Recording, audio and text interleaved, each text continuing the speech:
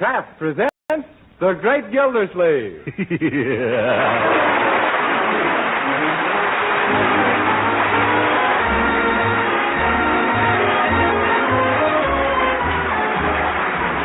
Kraft Cheese Company, who also bring you Bing Crosby every Thursday night, present each week at this time Harold Peary as The Great Gildersleeve, written by Leonard L. Levinson.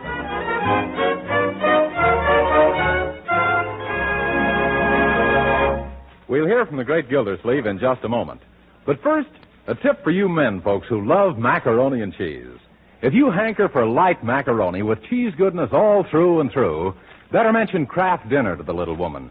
For with Kraft Dinner, she can make swell macaroni and cheese in just 7 minutes cooking time. You see, the Kraft Dinner package holds a special kind of macaroni that cooks tender in 7 minutes by the clock. And then you sprinkle the cheese goodness all through it with the Kraft grated that also comes in the Kraft Dinner box. You're all set, ready to fork in. Sound swell? It is. Just say to your wife, let's have that quick-made macaroni and cheese. Kraft Dinner. Remind her to buy Kraft Dinner tomorrow.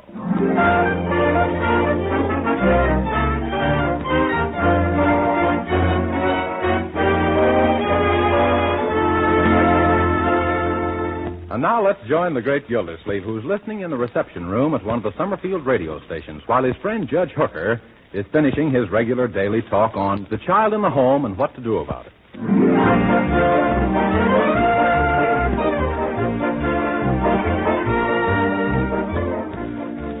I always say the hand that rocks the cradle rules the world. So in conclusion, remember all you dear mothers. Oh, hurry up, you old gas bag. Remember that as the twig is bent, the tree is inclined. Now he's branching off into forestry. Let us not forget that point in molding the little mind. You've certainly got a moldy little mind, Judge. And now I see that my time is up. So, until you next gather round your radio... With an axe in your hand. This is Judge Horace Hooker inviting you to send in your child problem. And you'll get a childish answer. Until then, good evening. Yes, maybe now we can get home and have some dinner. Imagine any silly woman listening to us. Now, you just going to have to excuse me, ladies. I must dash away. It was so sweet of you to drop in. Yeah, simply peachy. Come on, Judge. All right, Gildy. Goodbye, girls. Goodbye, girls. Sometimes I don't understand women, and this is one of the times. What do you mean, Throckmorton? Well, how can they listen to advice on raising children from a crabby old goat who hasn't any kids of his own? What's that got to do with it? Just because a hen lays them doesn't mean she's a judge of eggs, does it? I don't know about that. You lay them, too, and you're certainly an egg judge. I know what's troubling you, Gildy. You're just jealous. Jealous? Me? Of what? Of the popularity I've achieved on the air. Every time you hear some woman praise my program, you look as green as a pickle and twice as sour. I do not. I wouldn't be jealous of you even if you deserved all this silly attention you've been getting. Oh, now I don't deserve what I'm getting. No, and you're not getting what you deserve either. Why, I'd bet $100 you wouldn't last a month if people had any other program to tune in on instead of yours. Oh, you would you?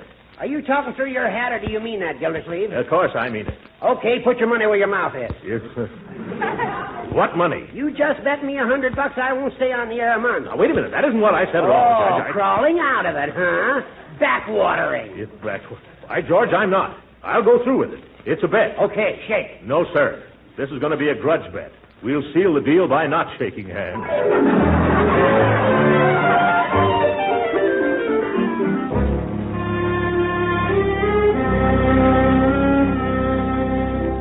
And the worst part about the whole bet, Leroy, is that I was so excited I forgot to ask for odds. Is that why you're writing all those letters to station WVU, telling them Judge Hooker should be playing snooker? But how else can I win? Why don't you get the station to put you on the air instead of the judge? What could I do, my boy? Well, maybe you could tell jokes. Who? Me tell jokes on the radio? What do you think I am, Leroy, a comedian? No, but, gee, there must be something you could do. You used to sing, didn't you, Unc? Yes, in college. In fact, when I was young, I had operatic aspirations. You did? Did they hurt much, Uncle Mort? Only the neighbors, my boy. Although for a while I thought I was going to be another Caruso. You mean the neighbors wanted to put you on a desert island? No, Leroy, not Robinson Crusoe. Enrico Caruso. He was a very famous tenor. What stops you from being a famous tenor, Unc? I was a baritone. You know, all this brings back memories of my old singing professor, Senor Tomás Bulcón. Oh, a Spaniard? No, Leroy, he was Portuguese, from Brazil. I still remember how he would talk to me. Throckmorton, he would say, if only Jew had less fortissimo in the pianissimo, your merendo wouldn't have so much crescendo.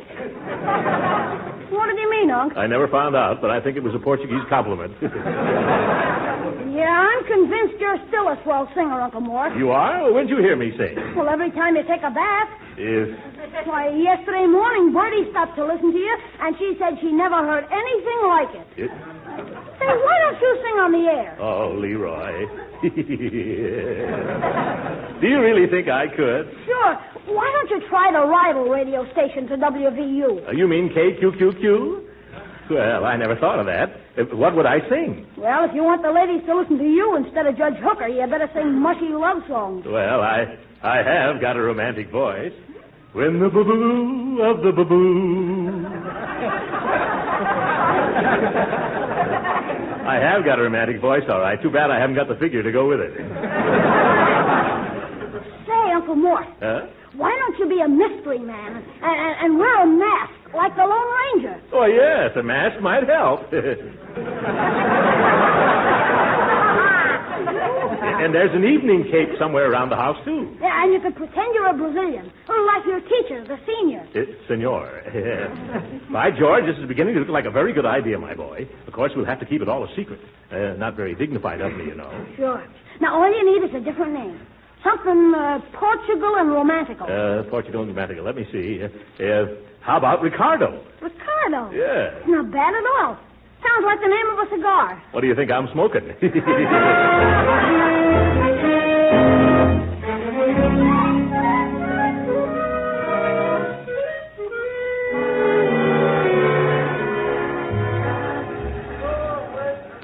Does this hat look all right, Leroy? Sure, Unc. It's a super duper. Yeah. Now wrap the cape around you closer so you don't look so spread out. How's that? That's swell. Now the mask. There. It's warm under here. I hope this doesn't slip down when I hit a high note. Me. Well, I guess it's all right. Now, don't forget your Brazilian accent, Unc. Oh, no, my boy. Well, as they say in Portuguese, adeus, rapazinho. Gee, what does that mean? That's goodbye in Brazil. Oh, well, carbolic acid, Unc. What's that, Leroy? That's goodbye in any language. Oh, for corn's sake, Leroy. You go back and sit in the car, young man.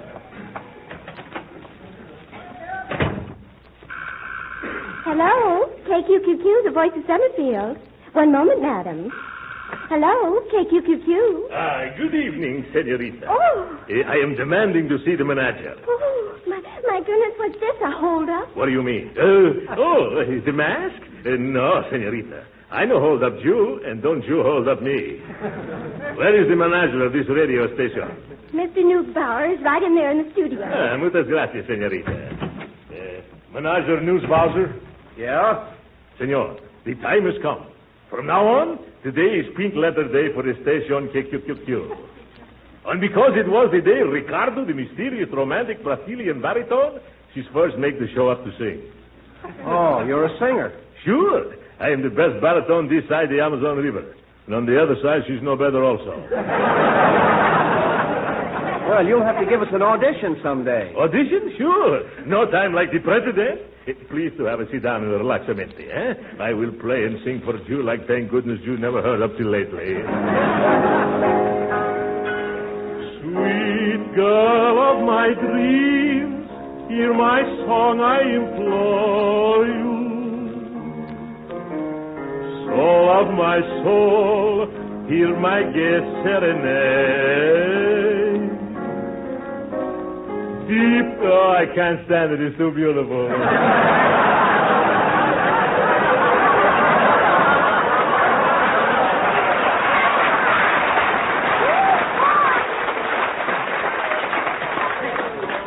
How you like, senor? Terrifico, no?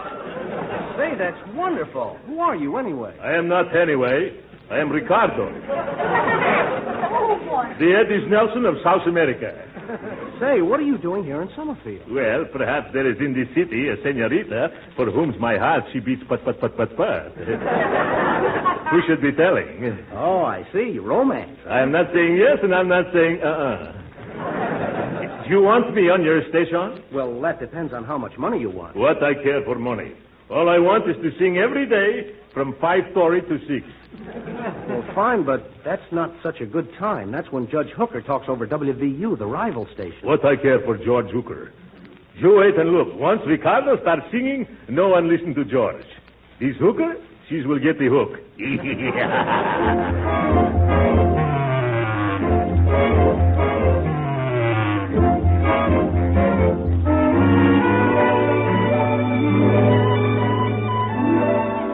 Ladies and gentlemen, tonight it is KQQQ's extreme pleasure to introduce for the first time on the air that sensational Brazilian baritone, the masked mystery of melody, Ricardo.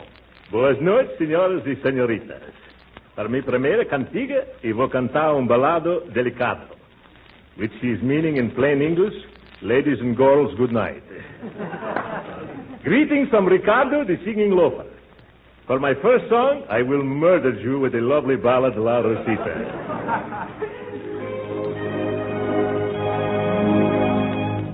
Sweet girl of my dreams, hear my song, I implore you. Soul of my soul, hear my gay serenade. Deep in my heart.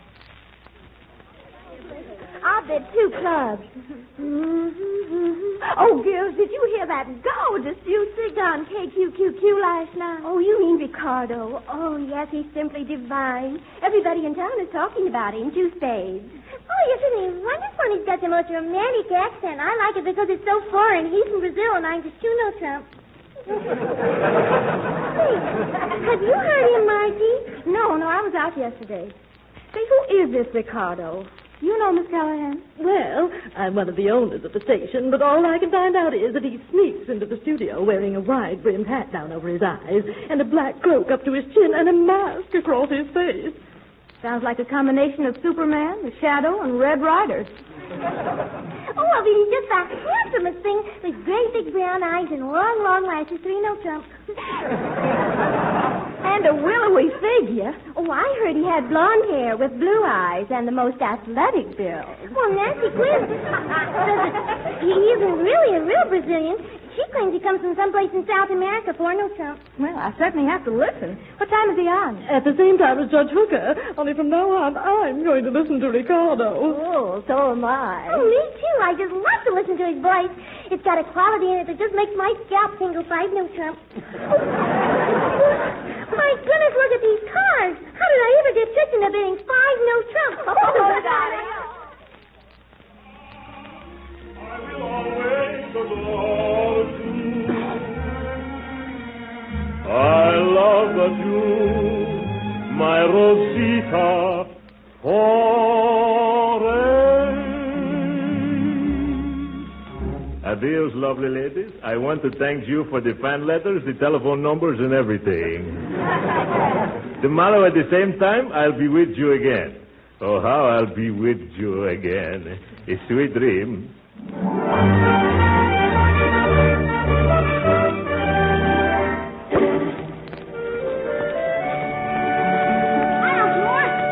Where'd you get all the cakes and cookies and donuts? Fan mail, my boy. He's all for Ricardo. Oh, can I have some, Uncle Ricardo? Yes, Leroy. Of course you can. Try that chocolate fudge cake, huh? Gee, did you see the card with it? Where? Just to show you what a little oven can do. From Miss Rosita Callahan. Little oven. That old maid. Say, she and her brother own that row of stores we've been trying to buy. Gosh, maybe now you can get it for a song, huh? No, Leroy. She wouldn't like it if she learned the truth. Oh, Mr. Gildersleeve, you've got visitors. Oh, who is it, Bertie? There's a gentleman and also Judge Hooker. Yeah, I'll be right there.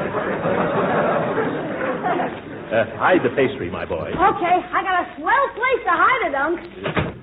Here's where I collect $100 from Judge Hooker. Ah, Oh, hello, Judge. How's Mother's little helper these days? I understand that since KQQ has had this wonderful new singer, you're getting about as much attention as Father gets on Mother's Day. Gildy, we came to talk to you about that fella. Oh, you know Pat Callahan, don't you? Oh, yes. Hello.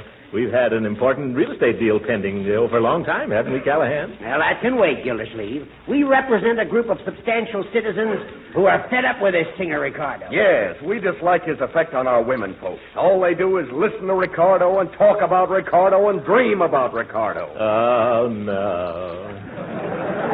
Oh, yes. Man comes home from work tired and hungry. What does he get? Ricardo. Is that bad? Terrible. Look at my sister. Just because her name's Rosita and this bum of a baritone sings a theme song called Rosita, she thinks he's warbling to her. As a result, what happens? I catch her baking cakes for this guy with sugar she got with my ration box.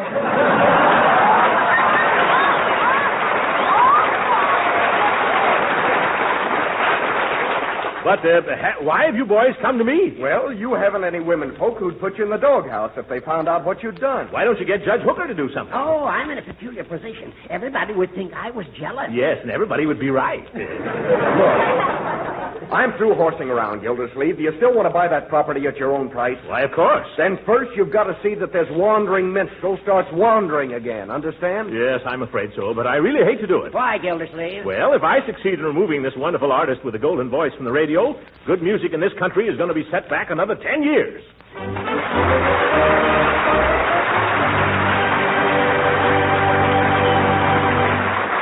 The Great Gildersleeve will be with us again in just a few minutes. Meanwhile, let's consider the chicken or roast you had left over from dinner today. Not quite enough for dinner tomorrow? Well, let me tell you how to stretch and glamorize what is left into a thrifty main dish. Cream the leftover meat and serve it in a delicious ring of macaroni and cheese. Macaroni and cheese that you cook in just 7 minutes. You do it with a product called Kraft Dinner. In every box of Kraft Dinner, there's a special quick-cooking macaroni. Also, some Kraft grated that puts the cheese flavor through and through in a jiffy. Just 7 minutes at the stove, and you have fluffy, tender macaroni drenched in cheese goodness. For a smart macaroni ring, press the macaroni and cheese into a ring mold. Let it stand for a few minutes, unmold on a platter, and pour your cream meat into the center. A very exciting-looking, thrifty dish. Kraft Dinner itself costs very little, so stock up tomorrow on several packages of Kraft Dinner.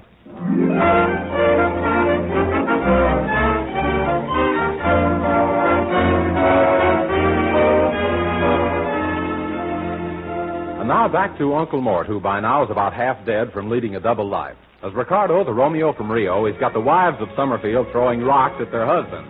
And as Throckmorton P. Gildersleeve, he's promised to run Ricardo out of town. But at the moment, Ricardo is still going to town.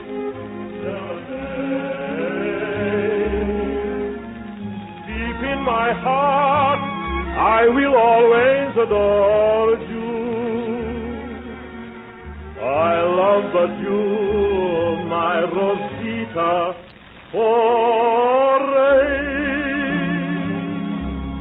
And so once more, Ricardo, she's saying adios, caras lindas, which means in the language of my country, bye-bye, all you sweet ladies. My art and me, we stop beating each other till we meet again. Good night. I'm telling you, Ricardo, that program was absolutely tops. Tops? Oh, yes, tops is yo-yos, what has been grounded, yes. No, it was wonderful. All the telephone lines are simply flooded with messages for you. Just messages? No more cookies? Oh, yes, lots of them, too. Wait a minute, Ricky. Before you sneak out the back way again, I'd like to talk business with you. No, Mr. Newsbuzzer. Music and business don't mix. So I am keeping the music and giving you the business. No, hold on. Don't go. Huh? I'm not going to keep asking you to reveal your identity or even take off that mask. But I'm in a spot and I need your help to get off it. Sorry, but Ricardo is not spots remover. No. Now, this is serious. One of our biggest stockholders phoned up and said that if I didn't arrange a meeting between the masked baritone and her, she'd fire me. Oh, what a dory trick.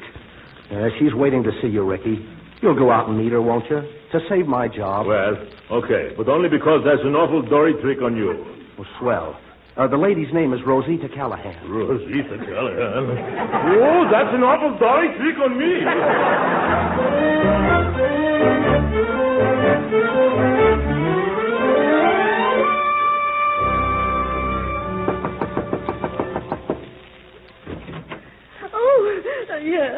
supposing to be having a disappointment with Senorita Rosita Callahan. Aren't you him? Oh, yes.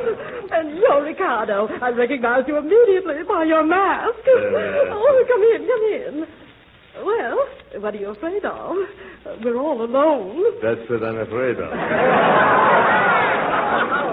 Oh, well, don't just stand there. Come in. Yes, thank you. Oh, I've got a lovely dinner just for the two of us. I prepared it all with my own little hands. I'm very sorry, but I never eat such big dinners. Oh.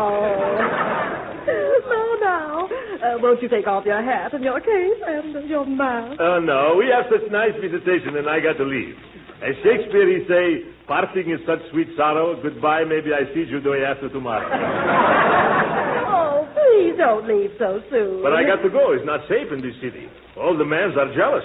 They are gunning for me with a rope. A rope? Certamente. They tell me if I'm not left Summerfield by noon tomorrow, they'll all take me out to lynch. Who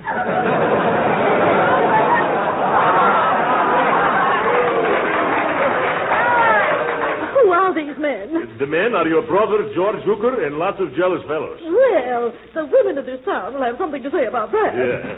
Oh, Rosita, I came home early. Oh, my goodness. That's my brother. He mustn't find you here. Lady, you are saying a house full. Oh, quick. Hide someplace. Get under the sofa. Sofa? Madam, I am a singer, not a midget.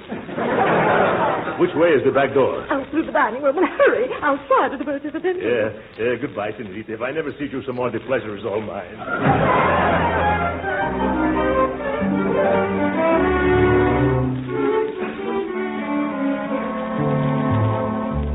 Da-dee-dee-dee-dee, da-da-dee-dee-da-da. Bertie, must you sing that song?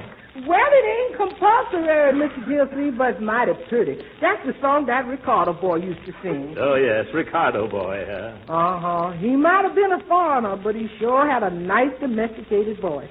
Any news in the paper? Let's see. Brazilian baritone missing. Failed to appear on scheduled program last evening. Foul play feared. Women storm City Hall. Police Chief Ken Dolan orders dragnet. Well, then he sure is a goner. Anytime they orders a dragnet, Doug, that means the worst has already happened. Now, Bertie, don't let this thing upset you. After all, the man was just a gypsy who probably tired of Summerfield and merely rolled up his tent and stole away. Well, he stole about the half away, too. Well, if you'll excuse me, I'll just finish my dusting later. Oh, my goodness, Bertie, too. Well, maybe I shouldn't have... do you mind seeing who that is, my boy? No. Oh, hello, Great Hooker. Step right in. There's your big fat. Oh, hello, Gildersleeve. Hey. Congratulations. That was a swell job you did. The job? What do you mean? Getting rid of that soft soap artist who made all of the ladies neglect my nice educational program.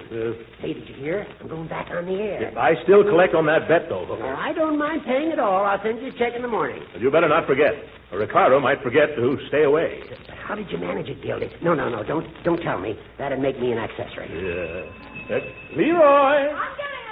Okay. Throckmorton P. Gildersleeve live here. Well, of course he does. If you don't use your eyes, officer, you see it right in there. And look who's with him. Judge Hooker. The one poor Ricardo told me had threatened him. What's that? Rosita Callahan. Oh, hello, Miss Callahan. To what do we owe the pleasure of this visit to us? Oh, don't you dare speak to me. I finally wormed the truth out of my brother. Oh, my goodness, you did? Yes. He told me how you threatened and intimidated my dear little Ricardo, and probably did away with him, too. Officer, arrest that man for the murder of my fiancé, Ricardo. Now, just a second, Miss Callahan. We haven't any evidence. Yes, don't you go around accusing a man of being your fiancé unless you can back it up. Quiet, you. We're investigating the disappearance of that singer from KQQQ. Did you do it? Me? Why, I never even heard him sing over at KQQQ. Have I, Leroy? Oh, no, you never heard him on the radio, huh? Yeah. Well, if that's true, lady, he hasn't got no motive for bumping the guy off. I tell you, my brother confessed the whole thing. It was a plot to keep me and my darling Ricardo apart. And Judge Hooker... Excuse me, I'm busy with an important case. So am I, Judge. Come on back here. One moment. You quit giving orders to my guest, officer. I know a little bit about law myself. If you haven't any evidence that a crime was committed, you can't come in barging in here bothering us. Guilty or right? Yeah, now drag those big flat feet of yours out of here. And take Rosita with you. I'm telling them, Unc. Come on, Miss Callahan, he's right. Hey, Teddy, how you doing? Oh, that's my partner. Never mind coming in, Wally. We can't pin nothing on this guy. Oh, no? Well, look what I found out in this guy's garage, in the trunk of his car. Oh, it's Ricardo's cape and mask and hat. It's what? Okay, Gildersleeve. What did you do with the body? You won't talk, huh? Why don't you tell him, Unc? You quiet, young man. All right. We're dragging you and the kid down to headquarters. We got wires to making you guys talk. Come on. Yo, this is going to be one of my bad days.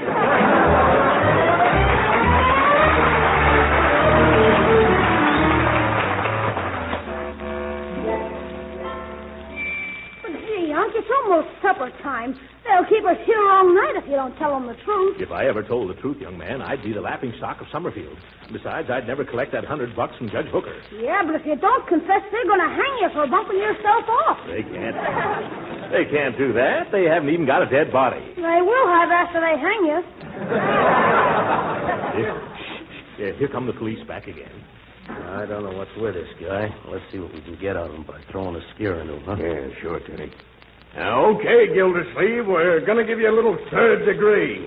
Teddy, you got the rubber hoses? Yeah, right here, Wally. Rubber hoses. Oh, great jumping jeeps. All right, let's commence. Sure. Only suppose he starts yelling. We don't want any kickback. Turn on the radio real loud so nobody will hear him. Yeah, okay. You guys cut that out. Leave my Uncle Mort alone. He never hurt anybody in his life. Don't you dare touch him. Hear my song, I implore you. Soul of my soul. Hey, wait a minute. That's him. That's the guy on the radio. Turn it off. Yeah, okay. Say, what's going on around here? I'll tell you what's going on. There'll be a suit for false arrest going on here if you don't let my nephew and me out of here right now. But I don't get it. You heard that fellow Ricardo singing on the radio just now, didn't you? Oh, yeah, but... Then how dare you hold me for his disappearance? Now open that door. Well, sure. No hard feelings, is there, Mr. Gildersleeve? No, none at all. But never do that to me again. Come on, Leroy. Gee, I don't get it. I don't get it either, Uncle Mort. How can you be here with me and still sing from KQQQ at the same time? Shh, Leroy, let's hurry out of here before these policemen find out that they were listening to an electrical transcription.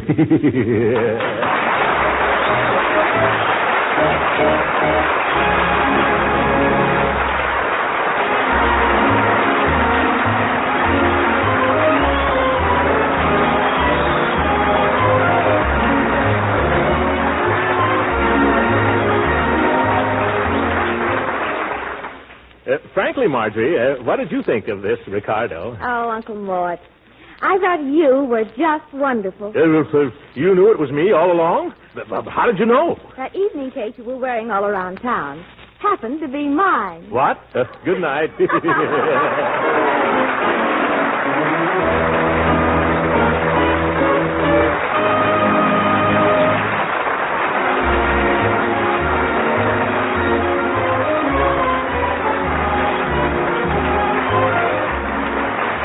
Original music heard on this program was composed and conducted by William Randolph. This is Jim Bannon speaking for the Kraft Cheese Company and inviting you to be with us again next week at the same time for the further adventures of the Great Gildersleeve. Ever wonder about how to cut down the food budget these days? Well, most homemakers do, so here's a hint. You can economize and please your family, too, by serving them Parquet margarine, the delicious spread for bread made by Kraft. You'll find Parquet margarine is a mighty good-tasting spread on bread or toast or rolls. Yes, and Parquet is so economical, you can use all you want in cooking, too, to add that delicate extra flavor that only a delicious spread for bread can give. So get a pound or two of economical Parquet margarine tomorrow. Remember, it's nourishing and wholesome, one of the best energy foods you can serve. And every pound contains 9,000 units of important vitamin A. Yes, tomorrow sure ask for Parquet. Parkay. Parquet margarine, one of Kraft's fine foods. This program has come to you from Hollywood. This is the National Broadcasting Company.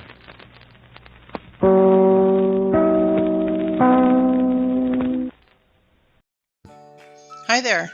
Welcome to Chesterton Radio. Where a thriving audience loves its radio shows.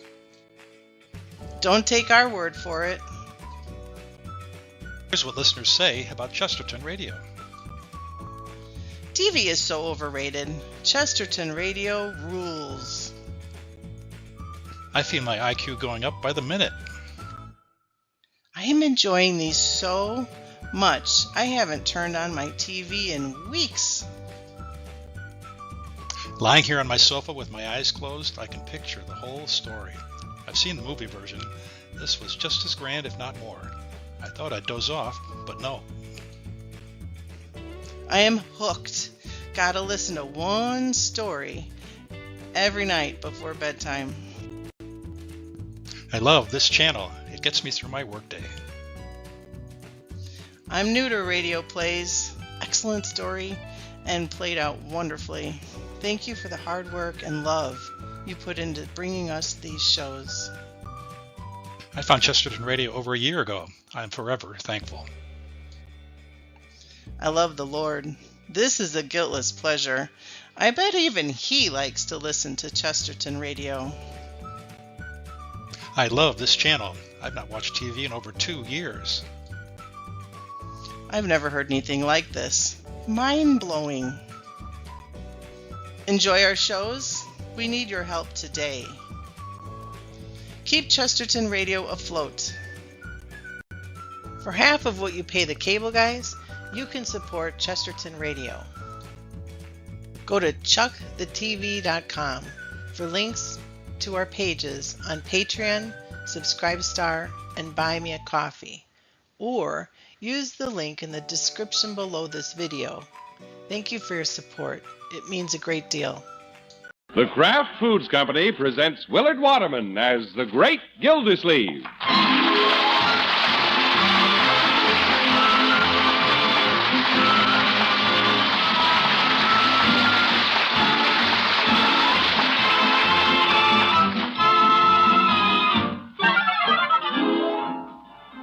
The Great Gildersleeve is brought to you, partially transcribed, by the Kraft Foods Company.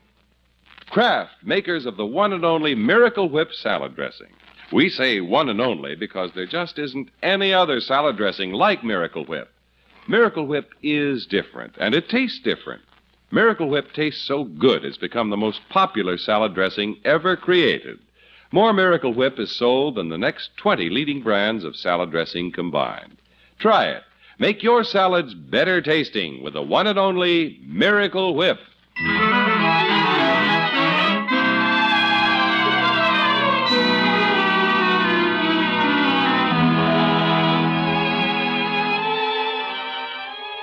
The Great Gildersleeve has never plunged into the sea of matrimony, but he does like to dangle his toes in the water once in a while. A few days ago, he met a Miss Gloria McKinley, manager of the complaint department at Hogan Brothers. He hasn't had a date with her yet, but this afternoon he has persuaded her to let him drive her home from work. Accordingly, we find him parked in front of the store with his motor running. I better leave it running, too. That policeman in the corner has his eye on me, and I'm parked in a loading zone. Well, I'm waiting to pick up a pretty little package. Right, George, I want to make a good impression on her. Should have washed the car. I didn't notice Leroy written in the dust on the hood. Oh, well. You, Gildy. Uh-oh, Judge Hooker. He would have to show up. Gildy, you're in a loading zone. I know it, Judge. And your motor's running. I know that, too. Why don't you turn it off before it boils over? Well, it is beginning to steam. You better start it up again, Gildy. You're too close to the fire plug. Oh, my goodness. The only backseat driver I ever saw who stands on the curb. Are you waiting for somebody? Judge, I'm not just sitting here trying to run out of gas. Oh, I know. It's closing time, and I'll bet you're waiting for Miss McKinley. Do you have a date? You bet. She's letting me drive her home. Well, I guess she figures that's better than taking the bus. Yes. She can save a dime and make fewer stops. Unless you plan to stop and watch the sun setting behind the reservoir. Judge, will you please go away? As it happens, Gildy, I must. I'm going home and read my 4th of July speech. I'm orating at Kraft Park. Well, I thought Congressman Greenhall was going to speak. Well, he's leaving for the convention, and I'm reading the speech that he prepared. Oh? I suppose you'll be there to hear me? There must be a better way to spend the 4th than listening to an old goat. Gildy, I don't exactly relish the assignment. Miss Matterhorn is vacationing at Virginia Lakes, and I'd planned to go up there for the 4th. Judge, I don't envy you reading somebody else's speech. Well, if I don't like what the congressman has written, I can always preface it by saying the views expressed in the speech do not necessarily represent the views of the speaker. Step aside, Judge. What? Here comes Miss McKinley. Oh, I'll open the door. Judge, let me open it. It's already open. Busybody. Hello, Miss McKinley. Sorry if I've kept you waiting, Mr. Gildersleeve. Not at all. I've kept him entertained. Judge, hop in, Miss McKinley. Oh, thank you. Judge, you may now close the door. Well, aren't you going to introduce me? Oh, all right. Miss McKinley, may I present Judge Hooker? How do you do, Judge? This is a rare pleasure, Miss McKinley. Look at him bow. If he isn't careful, he'll bump his head on the running board. Goodbye, Judge. Goodbye. Goodbye, Judge. I told you goodbye, Gildy. Why don't you go? Yes, yes. Come on, car. Could your car be out of gas? Oh, the water commissioner doesn't burn gas. He burns water. Oh, Judge. Darn car would have to embarrass me at a time like this. My, what a noisy car. Goodbye, Judge. Why don't you bring it to the park on the 4th and we'll use it instead of firecrackers? Courtroom comedian. Is Judge Hooker a friend of yours? He poses as one. Well, all in one afternoon, I've met a distinguished judge, and I'm being driven home by the city water commissioner. Well, Miss McKinley, you'd be riding in a new car if this wasn't election year. You've heard the cracks about freezers and fur coats and stuff like that, I guess. Mm-hmm. Uh-huh. You men in the public eye have so many things to think about. Well, scarcely a day goes by that I don't think about something. I've always wondered what important men talk about. So have I. Oh! You mean the judge and me? Of course. Oh, you don't have to be so modest, Mr. Gildersleeve. Well, thank you. Well, now, what problems were you two men wrestling with? Oh, nothing important, really. When you came up, we were just discussing the 4th of July speech. Oh, are you going to deliver the speech at the 4th of July celebration? Me? Oh, thrilling! Well, anyway, that's what the judge and I were discussing. And he was asking you to deliver the speech. Well, no, not exactly, Miss McKinley. Originally, our congressman was supposed to make the speech. But he couldn't be here, so he had to ask somebody else. So the congressman himself asked you. Are you a close friend of his, too? Well, I voted for him. He helped put him in office, I mean. How wonderful that he asked you to take his place. What are you going to say in front of all those people, Mr. Gildersleeve? Well, frankly, I haven't given it much thought. I don't suppose that's a problem to an experienced orator like you. Well, you can be sure I'll come up with something. I wonder what I will come up with.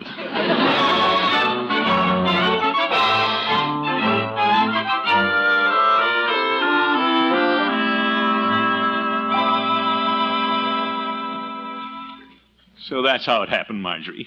Now I'm behind the 8 ball. Unky, why did you lead her to believe you were going to make the speech? I didn't. When a woman wants to believe something, she just believes it. I got an idea, Unc. What's that, Leroy? Tell her you can't make the speech because you have laryngitis. But I don't have laryngitis. Go get your feet wet and catch it. Leroy, don't be ridiculous. I'm not even supposed to give the speech. That's Judge Hooker's job. Why didn't you just tell her Judge Hooker was supposed to do it? Well, she made it sound like such a big thing, I couldn't say no. She'll probably be sitting in the front row, and if I don't appear, she'll think I'm a braggart. Yeah. She'll think I'm just trying to attract attention to myself. Yeah. She'll lose respect for me. Yeah. She'll think I'm just a big... Windbag? Yeah. Leroy. Well, just helping you out. Yeah, well, don't put words in my mouth. Okay. What are you going to do, Unky? Well, now that I'm in this deep, there's only one thing to do. Call her and tell her she made a mistake about the whole thing. She made a mistake.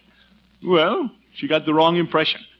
I'll tell her Judge Hooker is making the speech. Oh, I think that's very wise, Unky. You bet. She'll like me better if I tell her the truth. Yeah, I'll drive over and see her right now and clear up the situation. I'll get it! All right, Bertie. If it's for me, I'm just leaving. Yes, sir. It's Gildersleeve, President. One moment, please. It's you, Miss Gildersleeve. Bertie, I said I was leaving. Yes, sir, but this is a lady. And when there's a lady on the phone, I know you ain't going nowhere. Oh, well. Hello? Hello, Mr. Gildersleeve. This is Gloria McKinley. Miss McKinley? Oh, yes, Miss McKinley. Well, I was just thinking about you. There's something I want to talk to you about. Oh, I hope you don't think it's terrible of me to phone you, but there's something I must talk to you about, too. Good. Glad you called, but first let me clear up something about that 4th of July speech. Speech of yours is what has me so excited. I've just had the most marvelous idea. Oh? Hogan Brothers is having a special 4th of July window display. Yeah, fine. Now, about the speech. I'm coming to that. I'm so thrilled about your making the speech. I'm having our art department put a sign in the store window. The sign in the window? Telling people not to miss the important address to be delivered in Craft Park by Commissioner Throckmorton P. Gildersleeve. Zeke. What? Miss McKinley, you shouldn't have done that. Oh, it was nothing. Yes, it was. You don't understand. Suppose I don't even make the speech. But you said you were going to. Now, wait a minute, Miss McKinley. Mr. Gildersleeve, you weren't just leading me on, were you? Miss McKinley, I'd never do that. Oh, I'm sure you wouldn't. Now then, what did you want to talk to me about? You said there was something that needed clearing up. Clearing up? Oh, yes. Well, it's a little cloudy. I hope the weather clears up so I can give that speech. The sun is shining at my house. It isn't shining over here.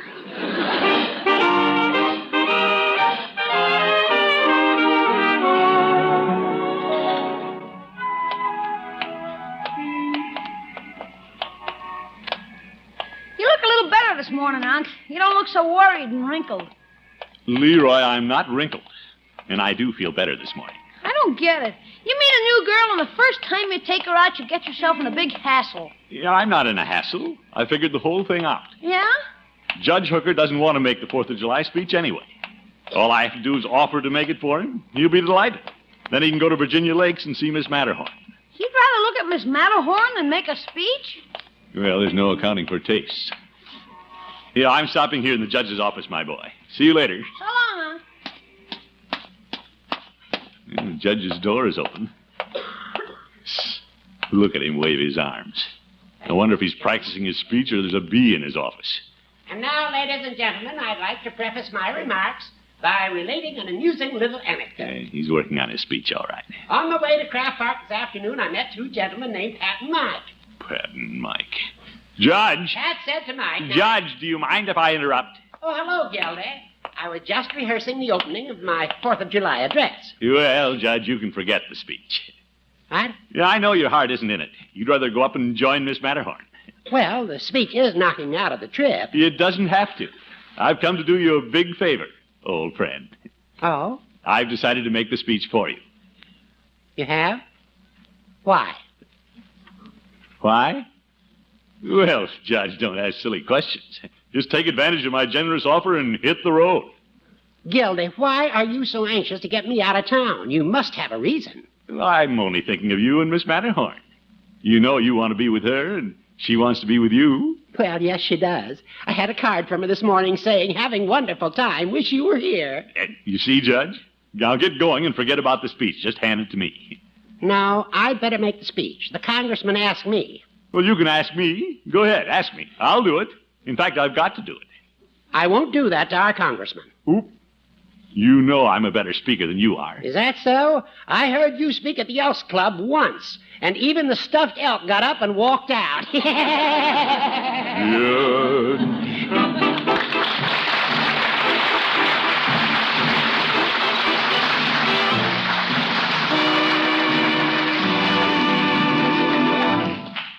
The Great Gildersleeve will be back in just a minute. The time is early evening. The place is your dining room. The table is set with your best linen and china and silver because you're expecting guests. And you, the hostess and star of this drama, are proudly bringing in the most beautiful and elegant-looking salad you've ever fixed.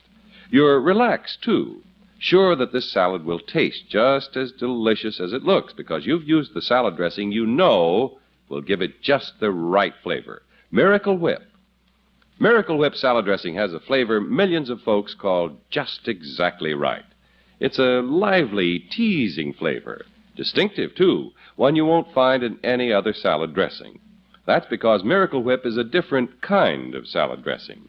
It's made from a secret Kraft recipe and gives you the best qualities of old-fashioned boiled dressing and fine, rich mayonnaise.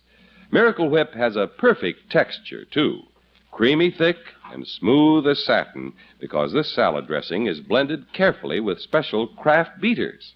No wonder it's America's favorite salad dressing, the most popular salad dressing ever created. So whether you're fixing fancy company salads or the simplest salad in the world for your family, remember to make it extra delicious. Make it with Miracle Whip.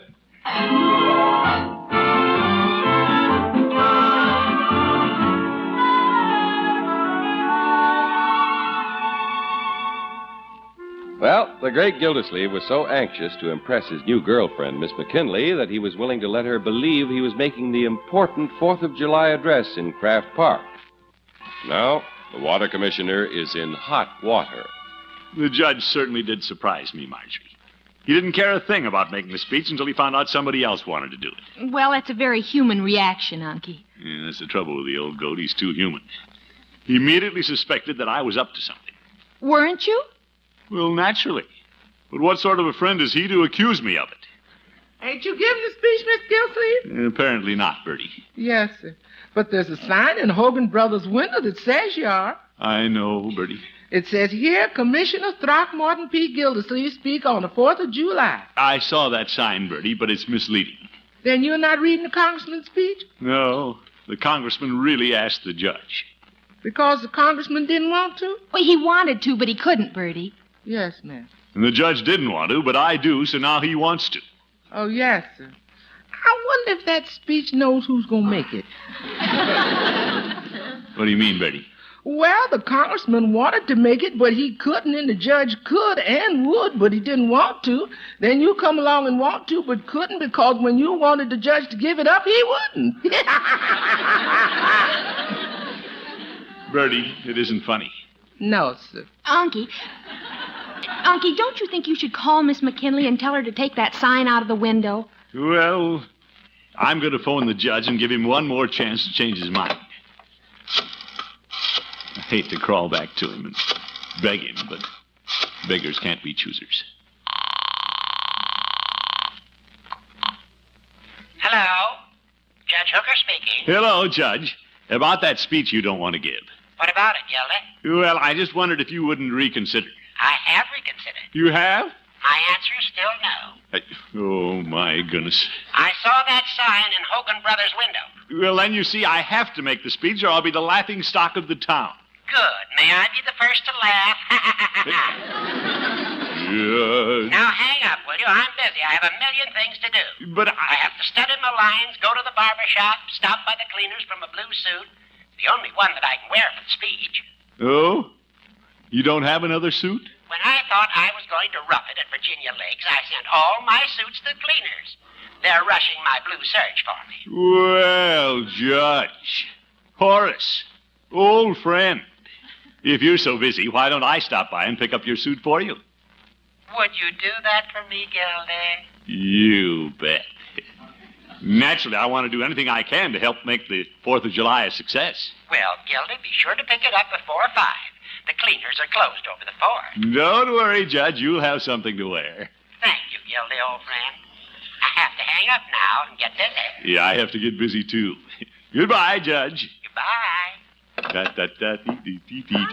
You don't seem the least bit upset about not getting to make the speech. Oh, not a bit, my dear. Just imagine. The judge doesn't have a thing to wear tomorrow. What's so funny? Unky, you are going to pick up the judge's suit, aren't you? Sure. But there can be many a slip between the cleaners and Judge Hooker's house. Bertie! Yes, sir? Is Leroy's little blue suit up in the closet?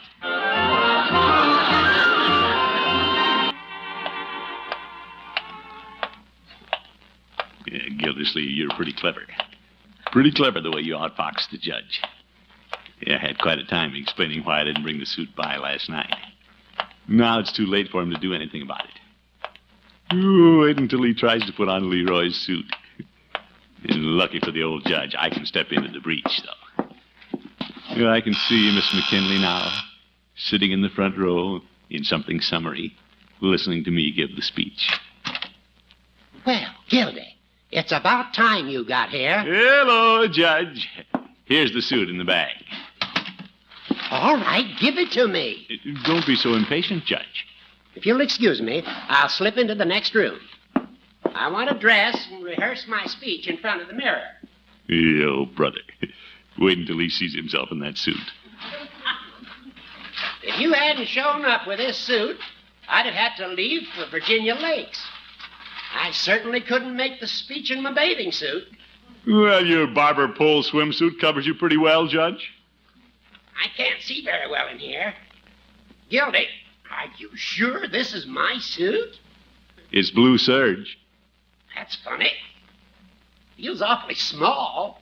And maybe you've gained weight, Judge. I might have gained a couple of pounds, but I know I haven't grown this much. Why, the pants cuffs come clear up to my knees. They do? Yeah, everything shrunk. Gildy, come in here and look at this. I'd like to. This is ridiculous. Oh, my goodness. Judge, you can't stand up in public like that. Stand up? I can't even sit down. Judge, don't try it. I can't bend. See? Oh, Leroy's suit.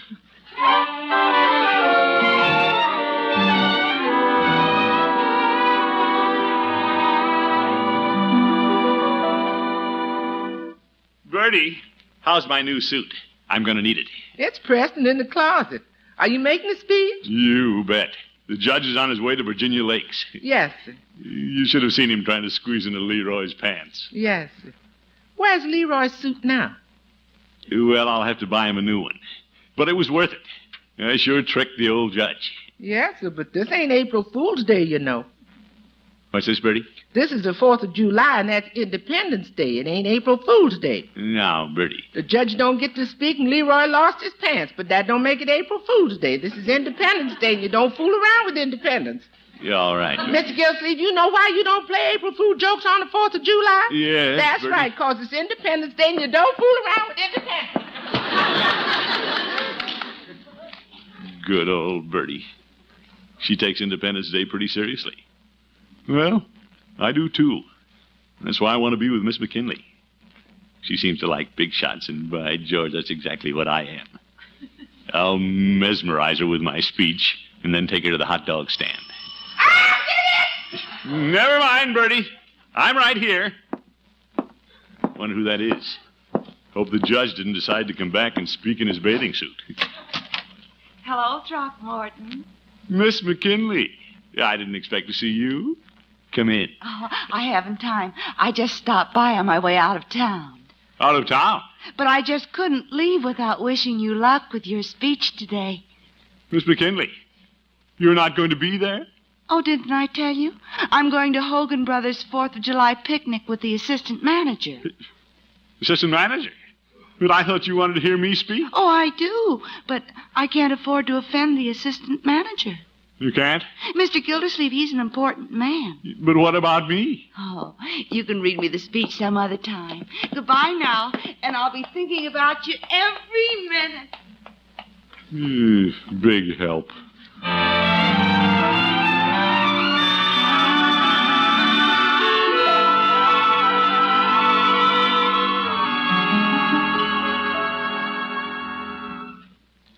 When are you leaving for the park, Unc? Oh, I don't care whether I go or not, Leroy. Somehow my heart isn't in reading the speech. Well, gosh, you sure worked enough angles to get the chance. Now, Leroy, all this is Judge Hooker's doings. What? What a sneaky thing to do. Run off to Virginia Lakes and have the time of his life, toss his old speech in my lap. Get him. Oh, brother. I don't have to make this speech. I'm not trying to impress anybody. Oh, that's right. She ran out on you, didn't she? Leroy. Mr. Gildersleeve, aren't you putting on your new suit? Oh, I don't know, Bertie. It's getting late. I see people heading for Craft Park. I'm going to parade with the Boy Scouts, Unc. Good for you, my boy. I just saw a man in a uniform pass here with a bass drum. There's going to be big doings today. Great. Leroy, I think I'll let you take the speech down and give it to somebody on the committee. Yeah? Who? Well, give it to Mr. Sprague. He likes to be in the limelight. Is this the speech here on the table? What's the speech about? It says freedom. And you ain't going to read it, Mr. Gildersleeve? Bertie, it isn't my job. Congressman Greenhall wrote the speech. It was his job to give it. Yes, sir. And then it was the judge's job. And then they wished the job onto me. Yes, sir. Hey, Unc, says here that freedom is everybody's job. What's that? The speech says the survival of our freedom depends on everybody. Oh? And listen to this.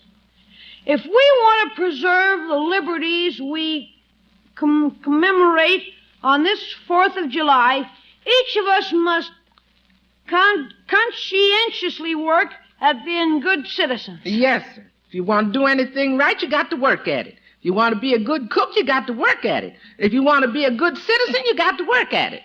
That's true, Bertie. Hey, get a load of this, Unc.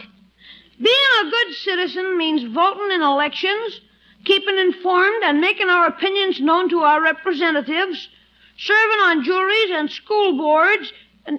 Unc, how about that time you wiggled out of jury duty? Well, I did get off the jury, but I was serving on the school board at the time. Let me see that speech, Leroy. Sure. Freedom. Represented. This makes a lot of sense. Our American heritage, the rights and liberties which we cherish, must be made an increasingly vital part of our everyday life. We must work together to keep our freedom, not just take it for granted. That's right. And by George, we'd better watch it. We could lose some of those liberties before we know it. Come on, Leroy. We're going down to Craft Park and tell them a thing or two.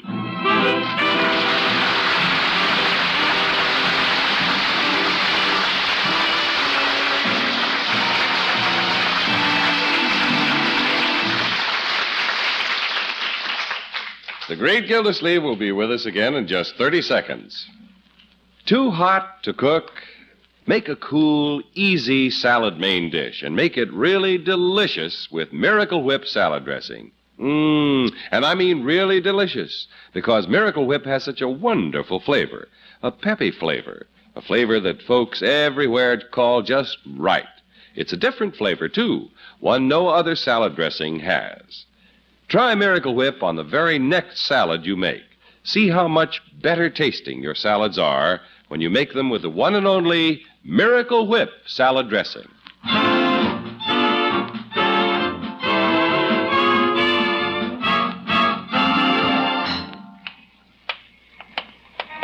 You got the speech, Unc? You bet. Right here in my inside pocket. Boy, if you lost that, you'd be sunk. Oh, I don't know. Well, you got to have something to read. You haven't got it memorized. Well, I'd get up there and say something. I know a few things, my boy. I've got quite a bit of history right at my fingertips. Yeah? Yes, indeed. Did you know, my boy, that yesterday was the 85th birthday of one of our closest neighbors? Oh, Mr. Bullard? Mr. Bullard, no. It was the 85th birthday of our country's good neighbor to the north, Canada. No kidding. That's right. The United States and Canada have been good neighbors for more years than you could count, working together, each contributing to the prosperity of the other. We have the kind of working friendship that should be a lesson and an inspiration to other countries all over the world. All right, George, let's all wish Canada a happy birthday. Good night, folks.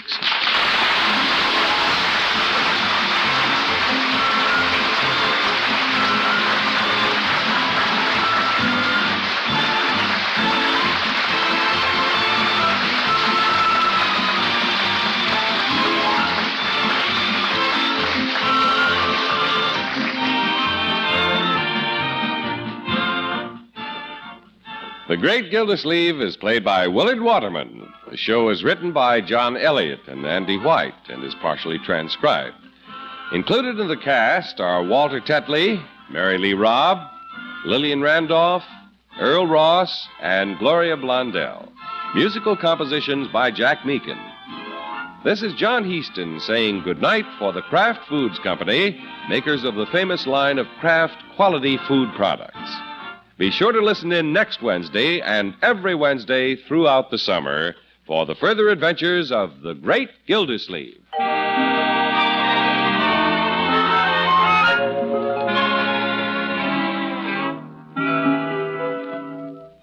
Who likes sandwiches? Just about everyone, when they're made with Miracle Sandwich Spread. Miracle Sandwich Spread gives sandwiches a wonderfully different, delicious flavor.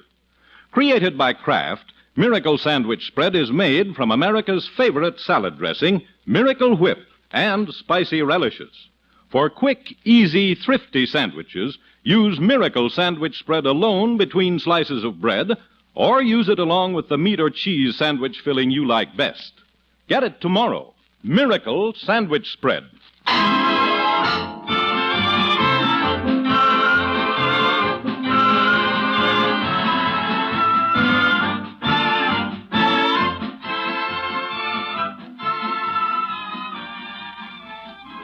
Tonight, hear the best of Groucho Marx on NBC.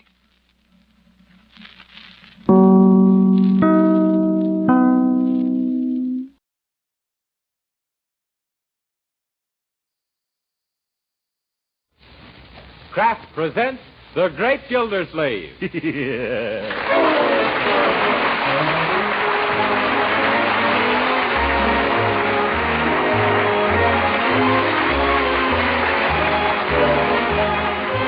Each week at this time from Hollywood, California, Kraft presents Harold Peary as The Great Gildersleeve, written by Leonard L. Levinson.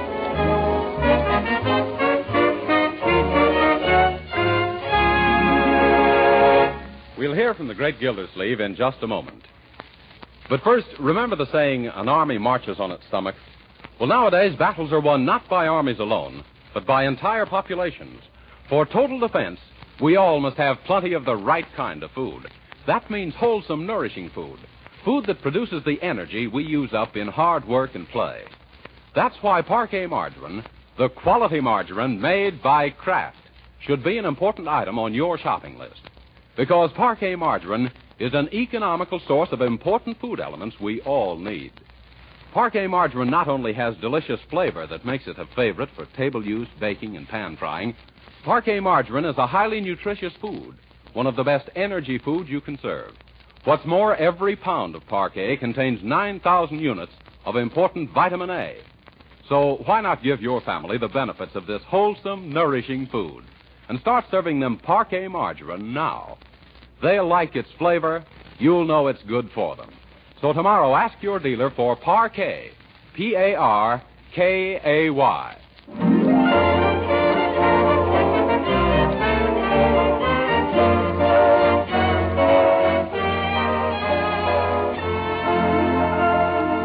And now let's visit our friend, the Great Gildersleeve.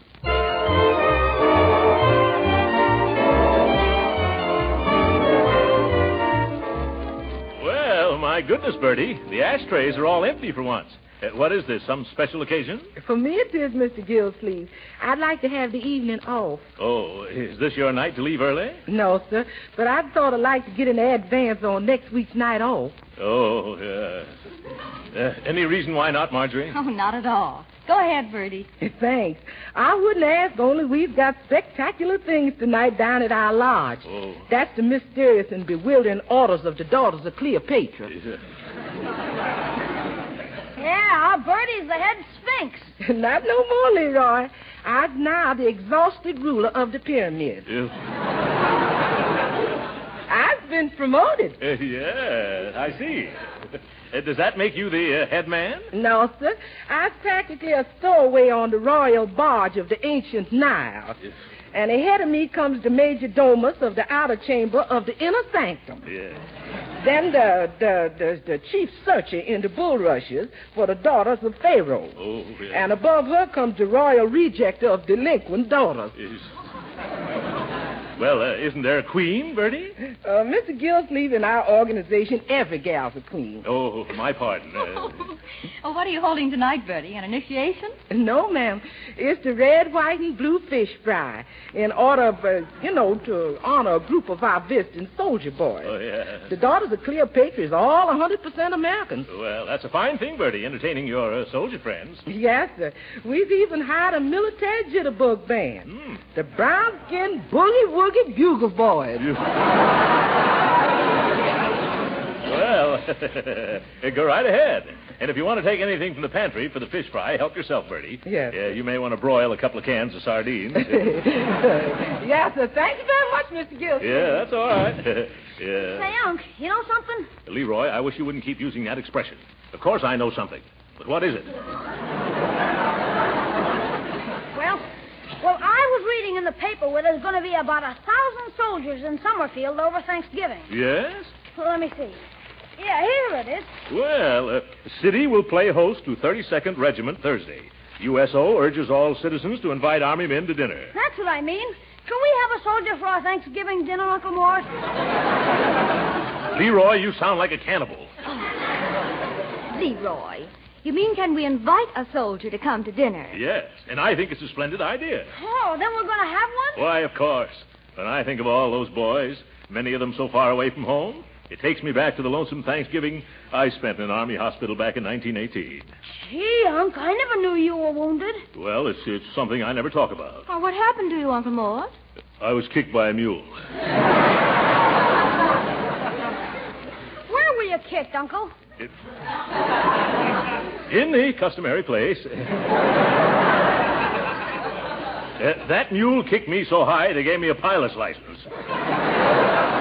I spent 3 weeks in bed, flat on my stomach. In those days, I had a flat stomach. But remember, kiddies, never mention a word of this to anybody. It's still a painful subject. Even now, I twitch when I pass a mule. Gee, Uncle Mort, where did this happen? In France? No, Leroy, in Missouri. I was buying mules for the Army. Sort of talent scout for jackasses. Yeah. Well, anyway, I got 9,000 of them before one of them got me. Say, I never knew you knew anything about mules. Oh, yes, Leroy. I had quite an asinine education. Yeah, but that was a long time ago. Let's forget it, children. Yes. Does that paper say how we go about inviting a soldier for dinner? Inviting? Let me see. Oh, yes, here it is. Patriotic families who wish to share their Thanksgiving dinner with members of the Army are requested to be at Bacon Square, opposite the City Hall, before noon Thursday to pick up their dinner guests. The Army men will be bivouacked at the square. What's bivouacked, Uncle? A bivouac is a place where barking dogs are cooled off in pup tents. Yes, I got to remember that. Also that word. Well, then it's very simple. Huh? Just one more for dinner Thursday. Yeah. You can drive down in the morning and pick up one of the boys, Uncle. Gee, that's going to be keen. We better ask Bertie if it's all right with her first, though. Bertie! Yes, it's all right with me. That woman's wasting her time as a cook. She could get a job as an airplane detector. Say, I have a better idea. Let's have a real celebration. We'll get a couple of extra turkeys and invite 8 or 10 boys. 8 or 10? Won't that be too much trouble, Marjorie? Oh, no. I'll ask some of my girlfriends to come over. Girlfriends? Oh, by all means. That'll be jolly for the soldiers, too. Oh, gee, Unc, the whole idea sounded great till you brought in the girls. Do we have to have girls? Why not, Leroy? Yes, what's wrong with them? Jeepers, don't you think those soldiers are doing enough for their country as it is without wasting their day off with a bunch of silly girls?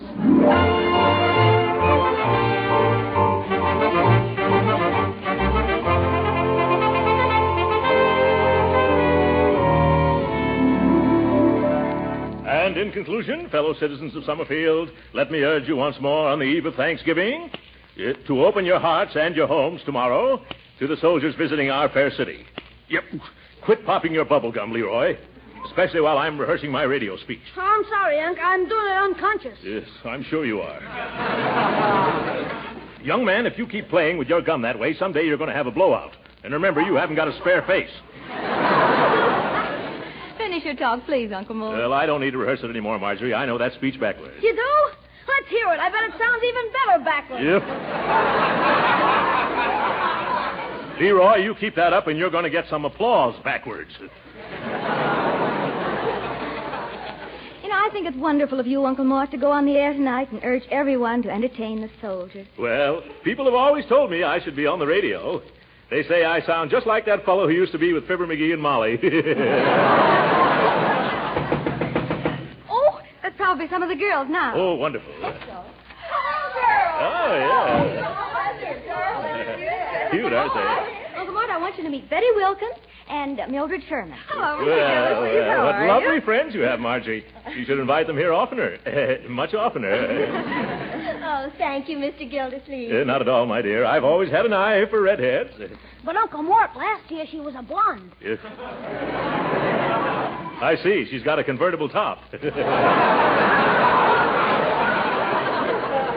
Mr. Gildersleeve, all of us girls think you're simply too tremendous starting these soldier parties. Oh, he ain't so tremendous. It's that suit he's wearing. Well, I like him just the way he is, especially that straight military bearing. Yeah. After all, he was an army man, you know. He was?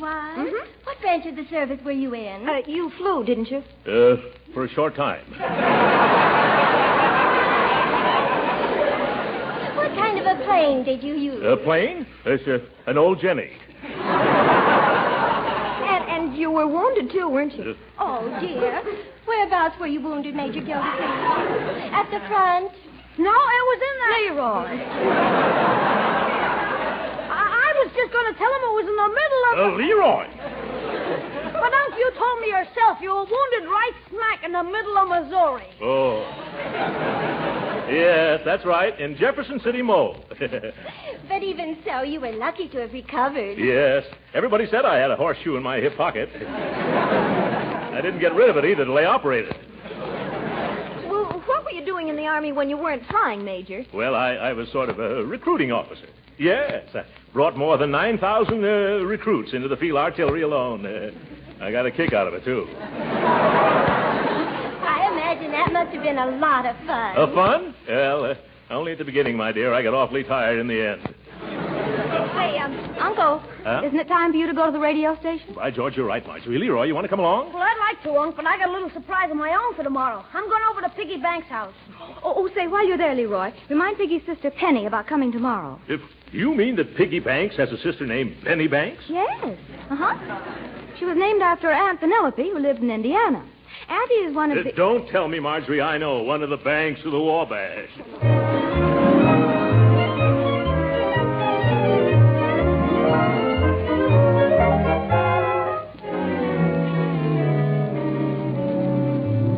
Look, Piggy, how's about lending me your bugle? Oh, I don't know, Meatball. What you want with it? I need it for Thanksgiving tomorrow. Oh, you got the wrong instrument. On Thanksgiving, you play with drumsticks. Now beat it. Oh, for corn's sake. Look, Pig, the reason I want it is because we're going to have a lot of soldiers for dinner. So what? We're having our cousin Rockwell. He's a city alderman. Oh, what's a measly old alderman? My uncle used to be a big shot in the Army. A major in the Missouri Mules. What you mean? Oh, that's what they called his outfit. Say, he recruited the toughest, meanest, fightingest outfit that ever come out of Missouri.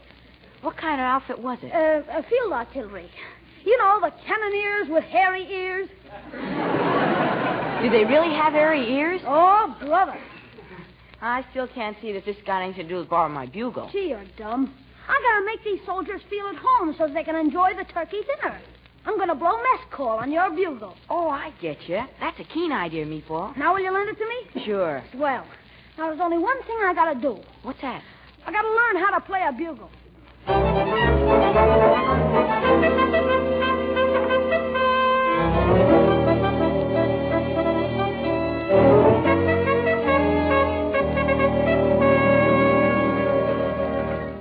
My, those turkeys sure look good, Bertie. You don't happen to have a spare leg, do you? No, sir, but I sure could use one with all the running around I got to do. No, Bertie, I mean a spare turkey leg. No, sir. I ain't going to subdivide none of them birds before the 0 hour. Oh. And when I serve them, they're going to be intact. A thing of beauty and a joy for about 2 minutes. Yeah. How about some stuffing, then? Nobody's going to do no stuffing nohow till everybody does. Yes. And that includes stuffing yourself with stuffed olives, too. Oh, yeah. You talking to me? Yes, sir. I've hardly got enough olives now to spell out welcome 32nd Regiment into mashed potatoes. Huh? You know, people have been coming to the door all morning asking for soldiers for dinner. Just because you went on the radio last night. Yeah, but I told them to go down to Bacon Square. Jumping jeeps? What's that? Oh, it sounded like it came from the living room. Well, it can't be anything serious. Then again, maybe it can. I'll find out right away. Leroy! What are you doing? Learn how to blow mess call, Unc. Was that mess call? Sounded more like a moose call.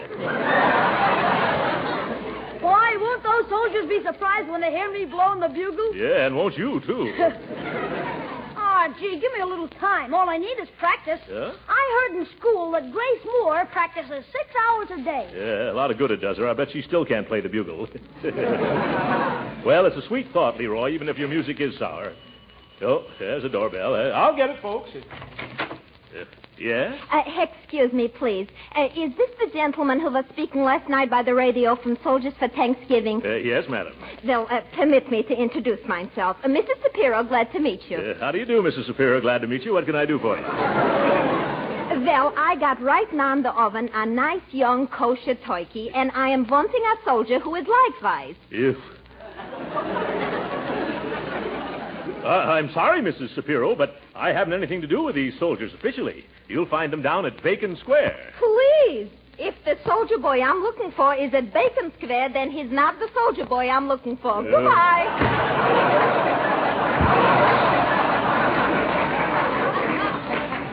Huh? You started downtown yet? You better get going. It's almost 12. Oh, all right, just as soon as I get my coat and hat. And Leroy. Leroy, come on if you're going downtown with me. Okay, Unc, here I come. Oh, stop that for a little. Young man, what are you doing swimming around in my old Army uniform? Gee, Unc, that's part of the surprise. How do I look? You and the mothballs look fine. Oh, girls, come in here and see Leroy. Looks cute at that. Look, he's got Uncle's uniform on, and it's all pinned up. Isn't it cute the way the breeches almost reach to the floor and back? Oh, Major Gildersleeve, why don't you put it on? Oh, I'm sorry, girls. But I couldn't get into that uniform if it were 3 times as big as it is now and I was twice as small as I am. Which would still be half again as large as the suit would be if it were double the size of what it is now, which it isn't, thank goodness, because if it was, I'd have to wear it, and I can't because it doesn't fit.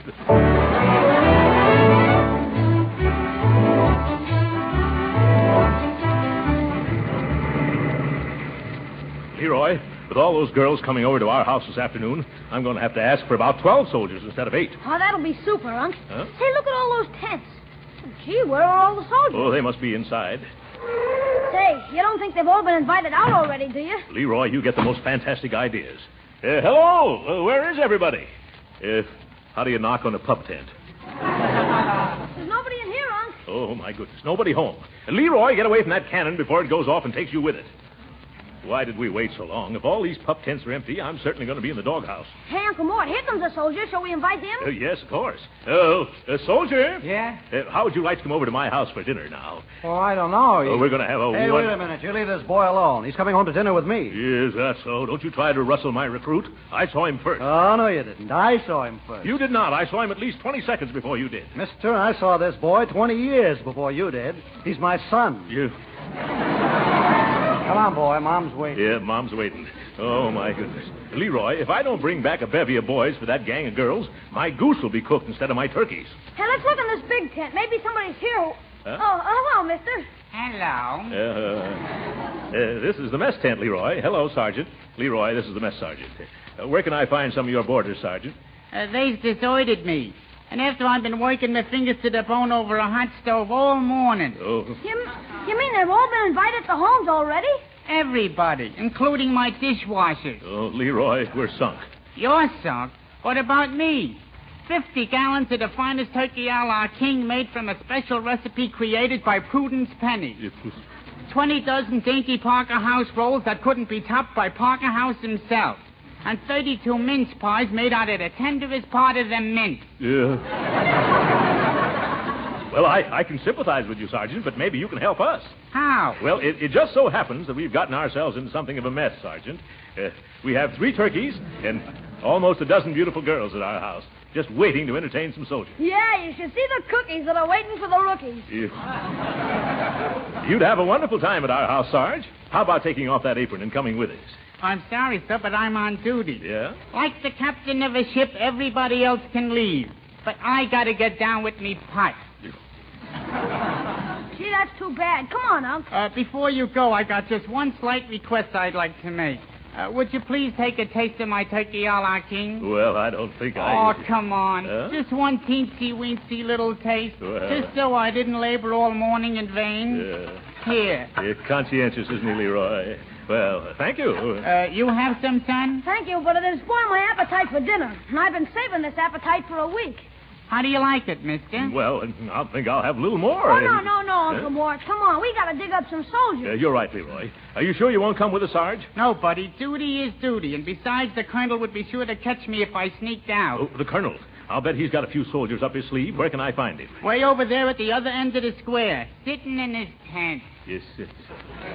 Well, come on, Leroy. We'll lay our troubles in his lap.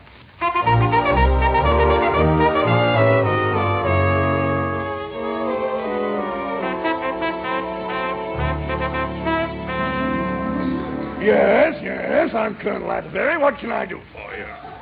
Colonel, my name is Gildersleeve. Oh, yes, very unusual name. What can I do for you? Colonel?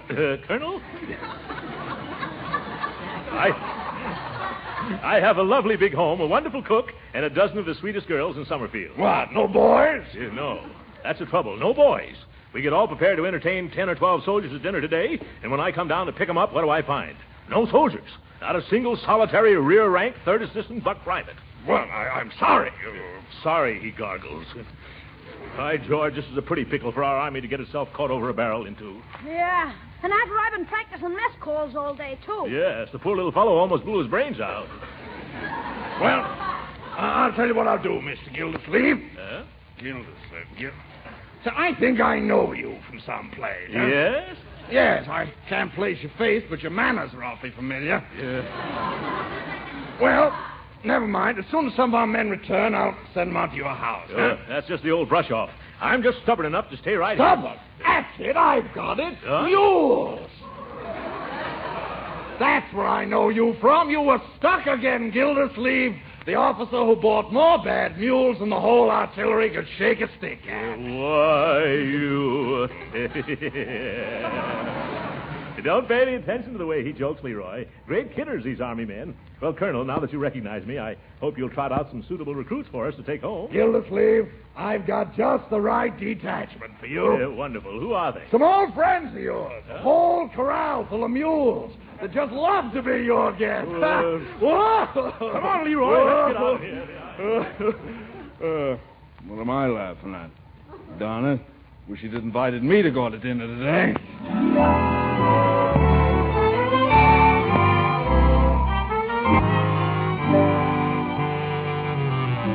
Leroy, you better run along home now and tell the girls I'll bring back some soldiers if I have to call out the Marines. Okay, Uncle, where are you going now? I'm going to try the USO headquarters. And if you see any soldiers on the way home, grab them, even if they're wearing Civil War uniforms. I'll do my best, Uncle Mort. See you when you get home. Yeah, all right, Leroy. Look who's standing on the corner. Well, hello, Judge Hooker. Hello, Gildersleeve. What's wrong? You look as though you've lost your last friend. But, of course, I know that happened years ago. Gildersleeve, I'll thank you to keep your nose out of my business. I'll be only too glad to. What are you doing hanging around street corners? Well, it's a long story. Huh? I happened to turn on the radio at home last night, and there was a fellow urging everyone to invite a soldier to dinner. Oh, he did. Ah, that speaker. There's a man. The way he told every citizen to do his duty by our new army was stirring and inspirational. It was, eh? Yes. Why, the first thing I did this morning was phone the best restaurant in town and order the most expensive turkey dinner out to my house. I was going to invite a soldier to share it. That's the effect that speaker had on me. Well, where is your soldier? Well, that's where the trouble comes in. People at the USO headquarters tell me that there would have been plenty of them to go around if this radio speaker hadn't wrecked all their plans by urging everybody in town to come down after a soldier. Oh, my goodness. So that was it. Of all the numbskull notions... Not a word against that man, Gildersleeve. He made a wonderful impression on me. Clean-cut, vibrant personality. One of nature's noblemen, I should judge. Wish I could meet him someday. Would you really want to? Yes. Well, then shake hands. Oh, you'd like to meet him, too? Good gracious, no, I am him. What? You? Why, you hypocritical hippopotamus. What? No, that's wrong with me.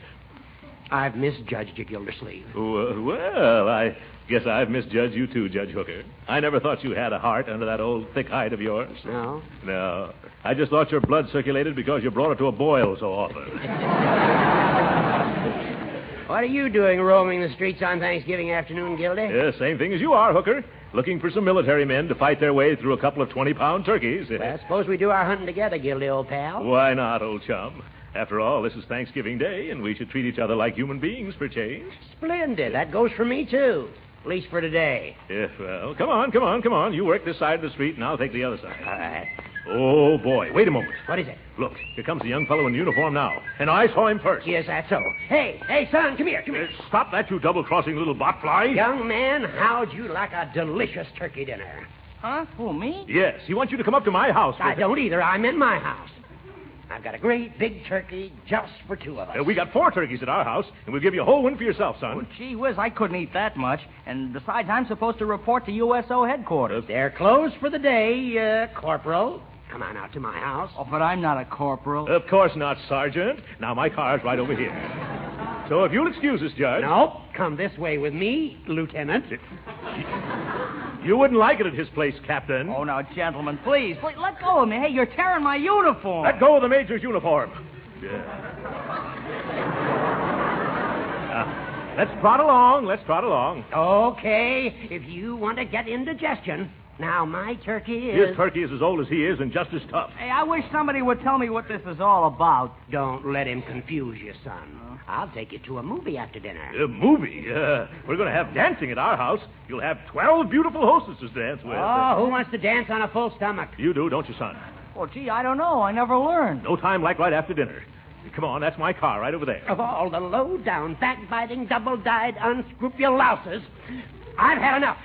Come back here, young man. Who, me? Yes, you. I'm going to start off entertaining you this afternoon by making this fat worm fold up like a road map. Here, hold my coat. I'll be very glad to. No, I won't. Now, see here, Hooker. You point a pinky at me, and I'll beat the daylights out of you and then back in again. Hey, gee, aren't you two fellas a little too old for this sort of thing? If you keep out of this. Who invited you to... Say, I invited you. Come on, let's go home. No, you don't, Gildersleeve. I'm going to knock you colder than an Eskimo mother-in-law's kiss. Why, you old... Oh. What's the use of quarreling like this? If you've got your heart set on taking this young man home, Judge, I won't stand in your way. Yeah, but haven't I anything to say? No. Gildersleeve, do you mean this? Yes, Judge. Go on and get your car. Hurry up now before I change my mind. All right. You just wait right here, soldier. I'll be back in a jiffy, and then we'll have a wonderful dinner. Yeah. Happy Thanksgiving, Gildy. Yeah. Gee whiz, mister. You got me all confused. Do I have to have dinner with that other gentleman? With that old goat? Of course not. Huh? Wait till he turns the corner. All right, come on. Now run like anything. But the judge went that way. I know that. My car's this way. Hurry up, boy. Huh?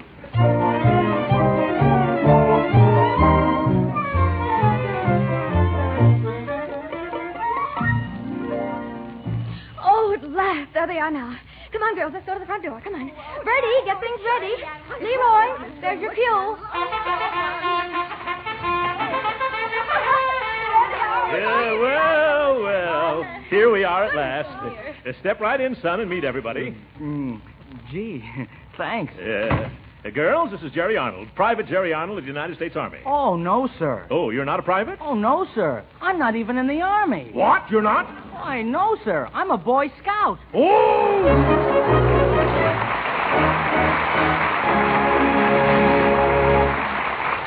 The Great Gildersleeve will be with us again in a few minutes. But right now, whether you celebrate Thanksgiving next Thursday or the week after, there's one thing that's the same everywhere. Yes, that turkey's going to taste mighty good with all its trimmings and fixings. And we all want to remember that we Americans still have plenty to be thankful for. And another thing that's certain, if you make your Thanksgiving cakes and pastries and cookies with parquet margarine, you're going to get plenty of compliments on their downright good taste. You see, the delicious flavor that makes parquet margarine so popular for table use makes it wonderful for baking, too. Yes, as sure as parquet is a delicious spread, it's a genuine flavor shortening, too, not a bland, tasteless fat. Parquet adds flavor to pan-fried foods, too, and it doesn't spatter or stick to the pan. So serve parquet margarine at the table, use it for baking and pan-frying, too. Remember, you can use all you want, because parquet margarine is economical and good for your family. Yes, parquet margarine is a wholesome, nourishing energy food and a reliable source of vitamin A. So right now, add parquet margarine to your shopping list. Remember, it's Parquet, P-A-R-K-A-Y.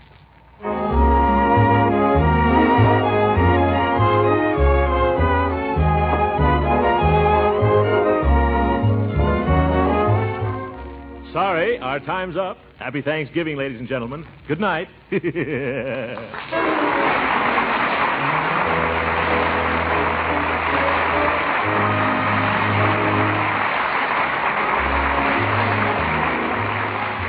Original music heard on this program was composed and conducted by William Randolph. This is Jim Bannon speaking for the Kraft Cheese Company and inviting you to be with us again next week at this same time for the further adventures of the Great Gildersleeve. This is the National Broadcasting Company.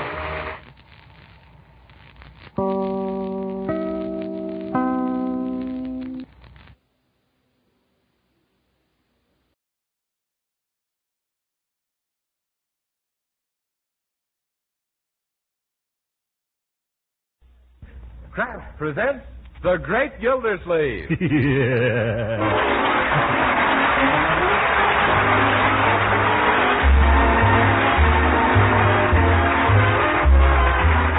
Kraft Cheese Company, who also bring you Bing Crosby every Thursday night, present each week at this time Harold Peary as The Great Gildersleeve, written by Leonard L. Levinson.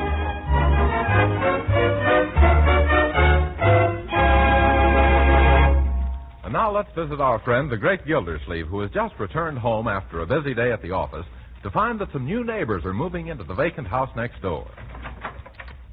Good afternoon, Marjorie. Hello, Bertie. Hello, Miss Gildersleeve. Well, I see the house next door has been rented at last.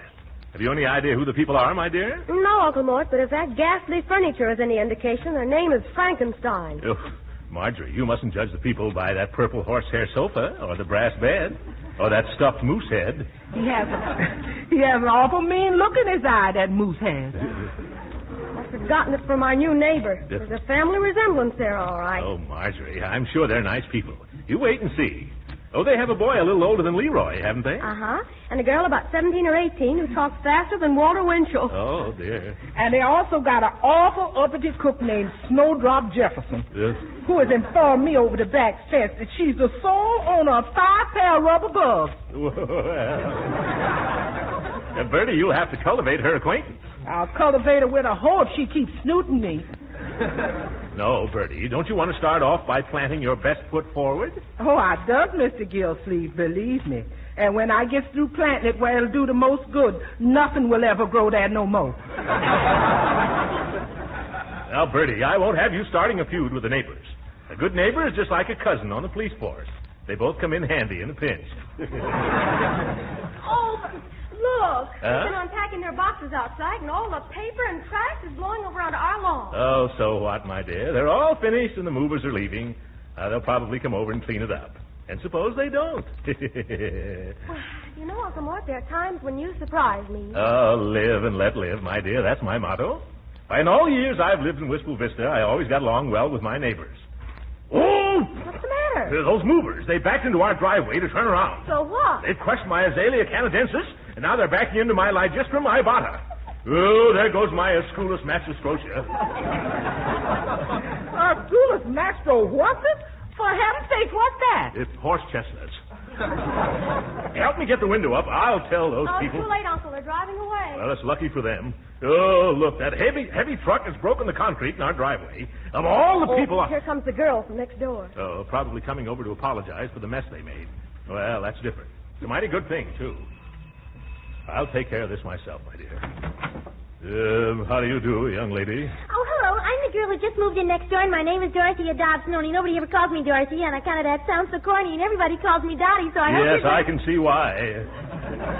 So you're Dottie, are you? Oh, no, I'm not Dottie. I'm Dottie. Though Mama sometimes says she fails to see the difference, and we're such an uproar that we can't find a thing. So would you please let us have a can of tuna fish and some sliced pineapple and 2 cups of sugar? Wouldn't you like a couple of inner tubes, too?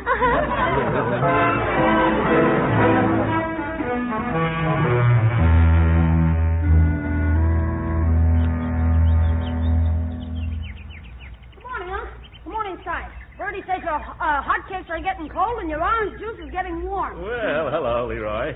I'm looking for the morning paper. All over the world, hundreds of reporters risk their lives to get the news, and thousands of workers stay up all night long to print it. And our delivery boy insists on hiding the paper in the bushes. Oh, you won't find it there, Unc. The dog that moved in next door took it. Leroy, you mustn't speak of our neighbor that way. I'm not talking about him. I mean their hound. Oh? He ran over here, grabbed it in his mouth, and scrambled back home again. He did it just like he was trained. Yes, he seems to have a nose for our news. Well, I'll just drop in on the Dobsons and explain the situation. Oh, I hope that dog hasn't chewed up Superman. Oh,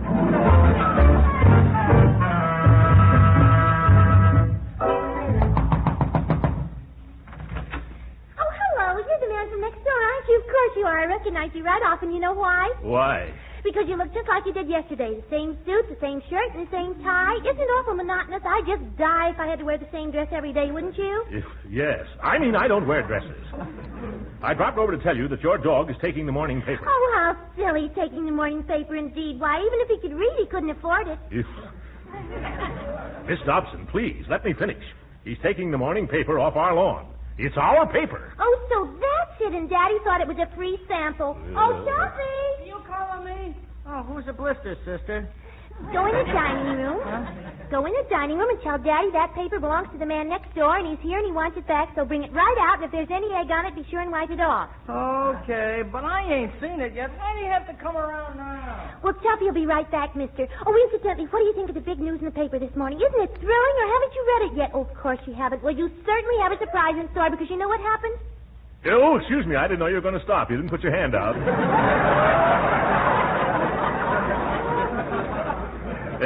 No, what happened? Well, it was the most exciting thing. It seems... Oh, but here comes Tuffy. You can read it yourself. I wouldn't spoil it for anything. Here's your paper. So it is. Thank you, Tuffy. You're welcome, Stuffy. You what?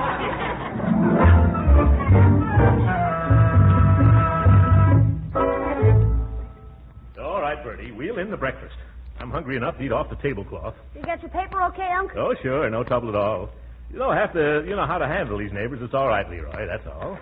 Yeah. Now to read the big news she was telling me about. Well, look at this. Roosevelt and Churchill meet in mid-ocean. What, again? Marjorie, Bertie, come here and listen to this. Washington, D.C., August the 4th. August. Never mind, go back. It's all a mistake. What is it, Uncle Mort? What happened? That kid next door slipped me a 7-month-old paper.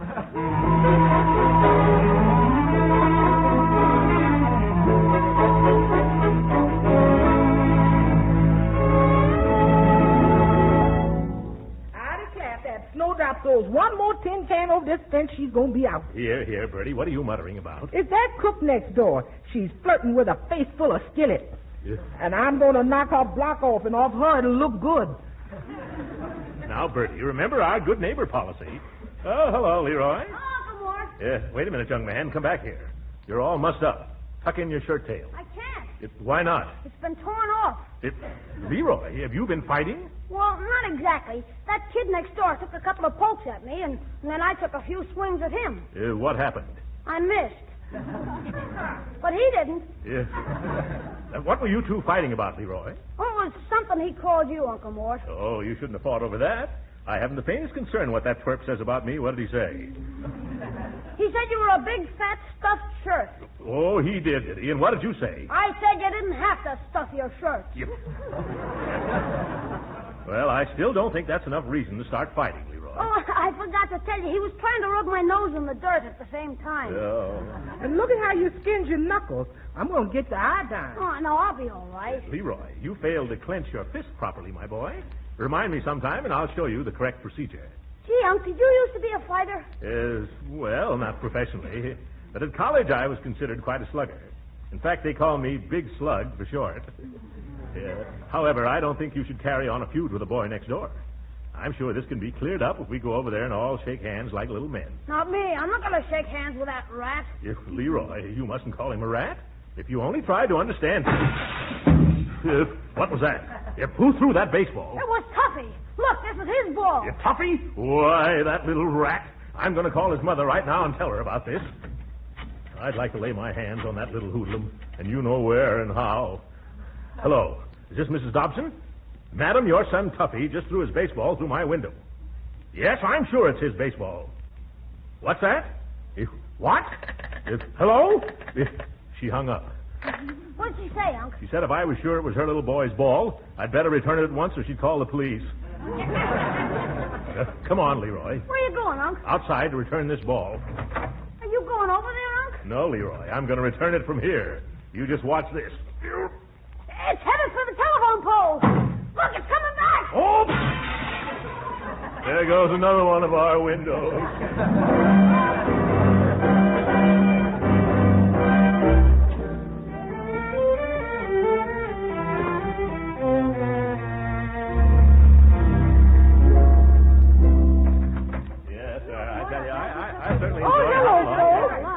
Why do you doubt the man from next door was here? Mr. Dobson? What did he want?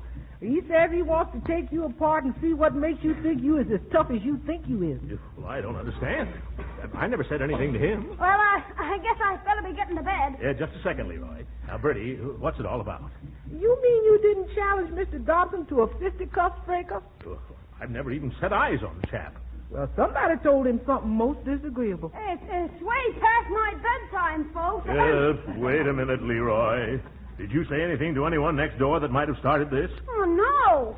Only I told that Tuffy that he better not monkey anymore, or you'd show his father what a big slug you are. Yes. I'm not afraid of him. Why, Leroy, how can you talk that away? That Mr. Dobson's twice as big as your uncle and only half as fat. Yes, What? He is? Oh, Leroy, what are you doing to me? Why, that man's as tough as a 30-cent steak. Oh, he's not so tough. Leroy, you better go to bed. Let's all go to bed. Okay, good night. Oh, Uncle Mort, what are you going to do? Now, don't worry, Marjorie. I'm sure we can settle the matter peaceably. However, just to be on the safe side, tomorrow I better find some good gymnasium where I can brush up on my boxing before Brother Dobson mops up on me. Hey, Unc, be sure and let me know when you tangle with Mr. Dobson. I wouldn't miss that for anything. Well, I would.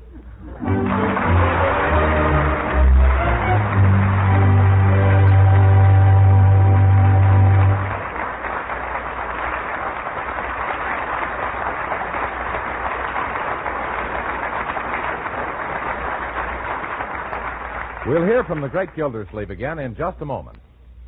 But first, ever stop to think of the progress made in the last few years? Nowadays, we have planes that fly 400 miles an hour, automobiles that are marvels of speed and comfort, radios that are static-free. Yes, and there have been plenty of improvements in food making, too. And one of the outstanding examples is parquet margarine, the delicious spread for bread made by Kraft. Why, people who remember the margarines of a few years back are amazed when they discover how deliciously good parquet margarine is. You see, parquet is not an ordinary margarine. It's one of Kraft's fine foods, outstanding for its delicate, satisfying flavor. You only have to taste parquet margarine once, spread on bread or toast or rolls, to find out how deliciously different it really is. Another thing, parquet margarine is a wholesome, nourishing food, one of the best energy foods you can serve. What's more, every pound contains 9,000 units of important vitamin A. So get acquainted with this thrifty, nutritious food. Order a pound or two of delicious parquet margarine tomorrow. Just ask for parquet, P-A-R-K-A-Y. Parquet margarine, made by Kraft.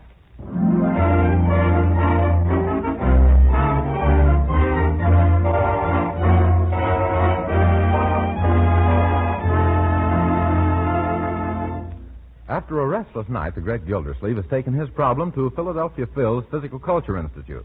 We find him dressed in gym togs, ready for his first lesson from Phil himself. Well, mister, so they did find a pair of shorts big enough for you after all. Yes, these shorts are a little tight. I only got them on by a great stretch of the imagination. Okay, come over here, Mr. Just call me Throckmorton. I want to keep it a secret. Of course. If my name was Throckmorton, I'd want to keep it a secret, too. No, I want to keep my visits here a secret. I'm having a little trouble with one of my neighbors, and I may have to slap him a few times to bring him to his senses. Yeah, I know how it is. Now, what experience have you had as a fighter? Oh, very little, except what I picked up at college and at the YMCA. You look as if the only thing you picked up at them places is yourself. Yes. Exactly. That's why I came here. I need to improve my wind if I'm going to fight.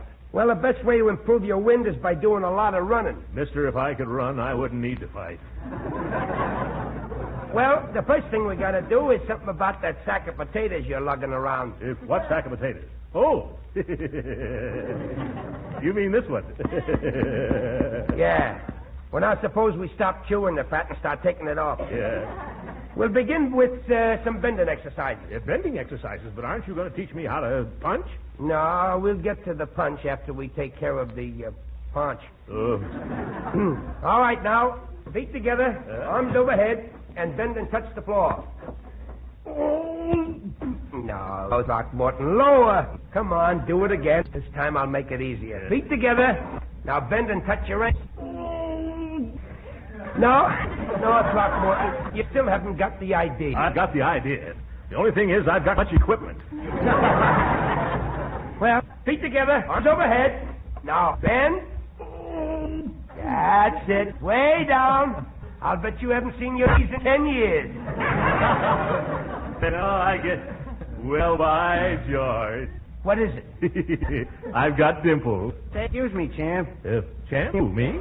Oh, I'm sorry. You must have made a mistake. I'm not one of the... Maybe not, but... Yeah, my card. Oh, thanks. Everything from heavyweights to dog racing. Oh. You got a terrific build for the job. Build? Yeah, and showmanship, too. Oh. I've been watching you. Hey, the crowds will love you. Oh, I can't quite picture myself as a champion fighter. Fighter? Who said anything about being a fighter? You're going to be a wrestler. If a wrestler? Well, sure. With your figure and the way you grunt and roll your eyes, and with a full beard on your face, boy, you'll be terrific. Hey, can you groan? Can I? Oh, my goodness.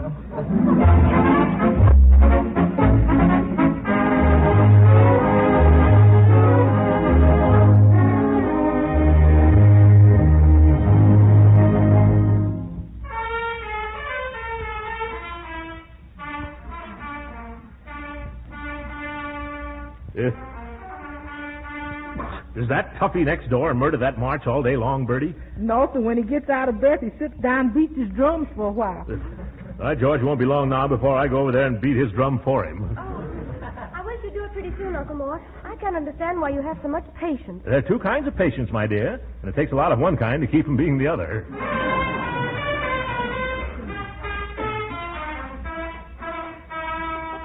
Someday he's going to hit the right note, and then they'll take that horn away from him. I don't see how his family can stand it. Yeah, they can't. They've just chased him out in the yard. Look, I wish he was my kid for an hour. A few quick tricks with my hand, and he wouldn't trumpet anymore. Oh, now he's right under our window. Yeah?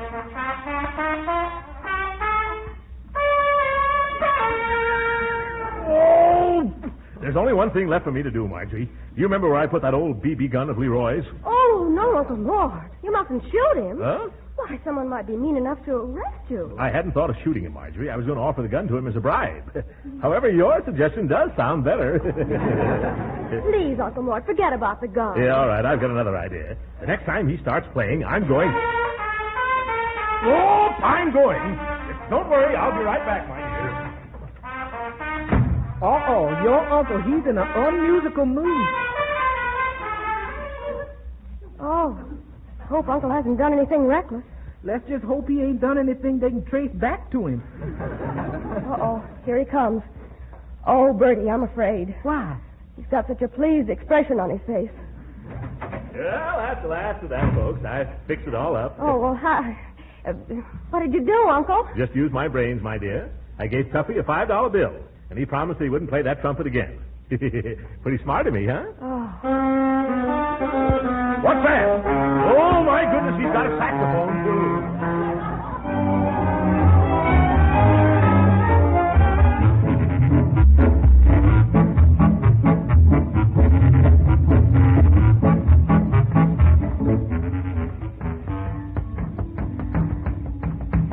Okay, Throcky, we can stop now. Oh, thanks. How am I doing, Phil? Well, you've become pretty good with the punching bag.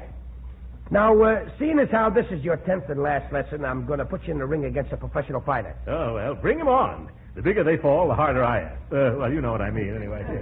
Well, I want to warn you. This guy's supposed to be good. That's all right. I feel pretty good myself. Which one is he? The big guy there, shadow boxing in the ring. Yeah. Oh, yes. He throws a pretty big shadow, doesn't he? Now, come on over to the ring and... No, Throcky, no. You're going toward the dressing room. Yes, I thought I'd save you the trouble of carrying me in there later. Now, don't talk that way. You can take this guy. Yes, I can take him, and I can leave him alone, too. You kidding? I'm dead on the level. Oh, my goodness, dead on the level. Come on, get in the ring, Throcky. Hey, Barrelhouse. Yeah, what is it, Phil? I want you two boys to go 3 or 4 rounds together. Shake hands with Battle and Throcky. Hi. Hi, Barrelhouse. All right, boys. Now, I'll keep time, and you get in there and put up a real fight. And remember, no waltzing. Sure, no waltzing. Excuse me, is a little rumba permissible? No. All right. Get going, boys. Get in there, Throcky, and trade punches. I'm trying to trade, but he doesn't want to do business.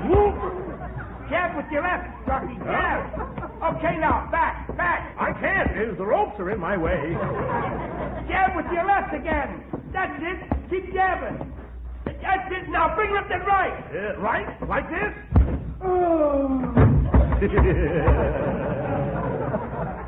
Oh, my goodness, Throcky. You shouldn't have done that. You've knocked him out. I did? Throckmorton, that ain't playing the game.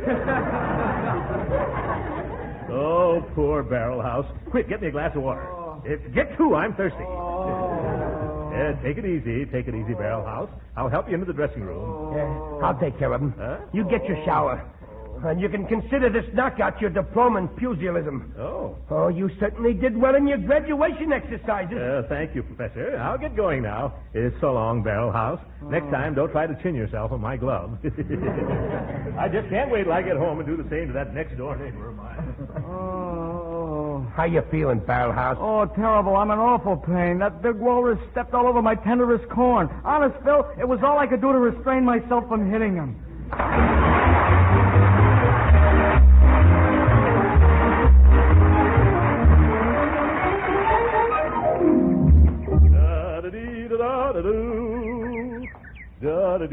Oh, Uncle Mort! Say, you know that Tuffy Dobson next door? Do I know that brat? Well, he kept picking on me today, till finally I just got good mad, so I hauled off and I let him have it. Well, good for you. Yeah, I fought him clear from the corner into his backyard and up on the screen porch. You should have seen him along the milk bottles. Then his father came home and pulled me off of him. Oh, he did he? Yeah. Say, he's looking for you, Unc. Oh, he is. Well, I'm looking for him. Come on. We're going visiting. This is going to be peachy fun. You mean you're going into Tuffy's house here? Yes, sir. Right now, I feel as if I could lick twice my weight in Dobson's. Will I give that big tub a thumping? Oh, hello. Well, I suppose you came to apologize for what he really did to poor Tuffy. Well, it's a good thing you did because Papa's so mad he could just simply... Silence! You go tell your Papa that Mr. Gildersleeve is here from next door and wants to see him. At once. Very well, though I warn you that's not the tone of voice to take with Papa on account of his... Go. Oh. All right, I'll tell him. Oh, Papa, there's a man... Leroy, could I trouble you to hold my coat for a few moments? Unc, it'd be a pleasure. There you are. Thank you, my boy. As soon as I roll up my sleeves here. I'm all ready now. Just let that Is big... there somebody out here says he wants to see Mr. Dobson? Oh, my goodness, it's Philadelphia Phil. Oh, this is going to be one of my bad days.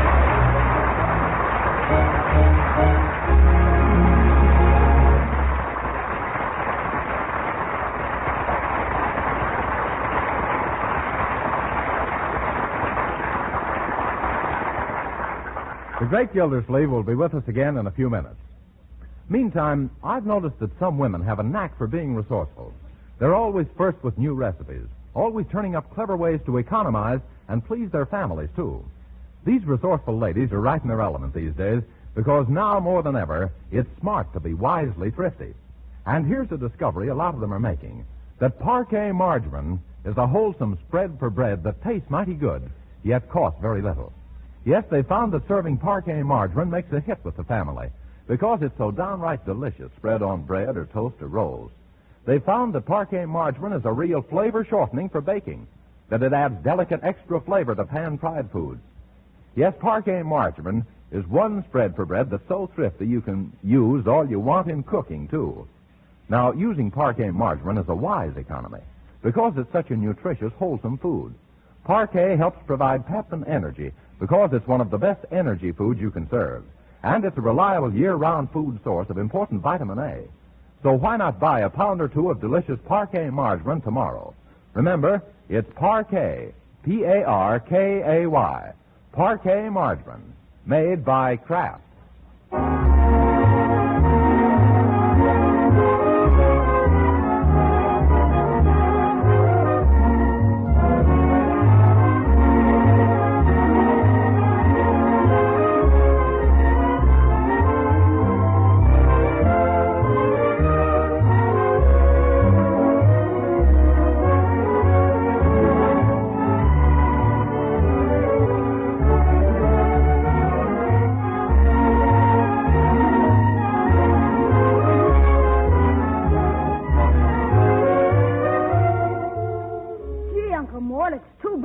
All those boxing lessons for nothing. Oh, it wasn't altogether a waste, Leroy. They'll come in handy next Thursday evening. Oh, what are you doing then? I'm going to visit on Rudy Valley program. Yeah, they've matched me with battling John Barrymore. Good night.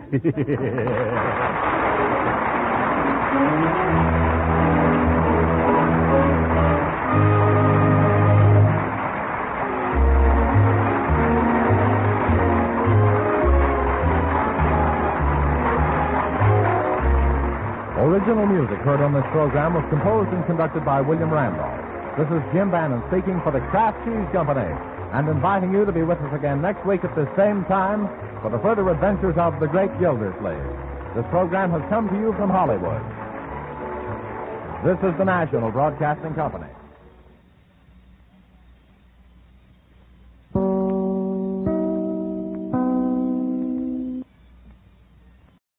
The Kraft Foods Company presents The Great Gildersleeve.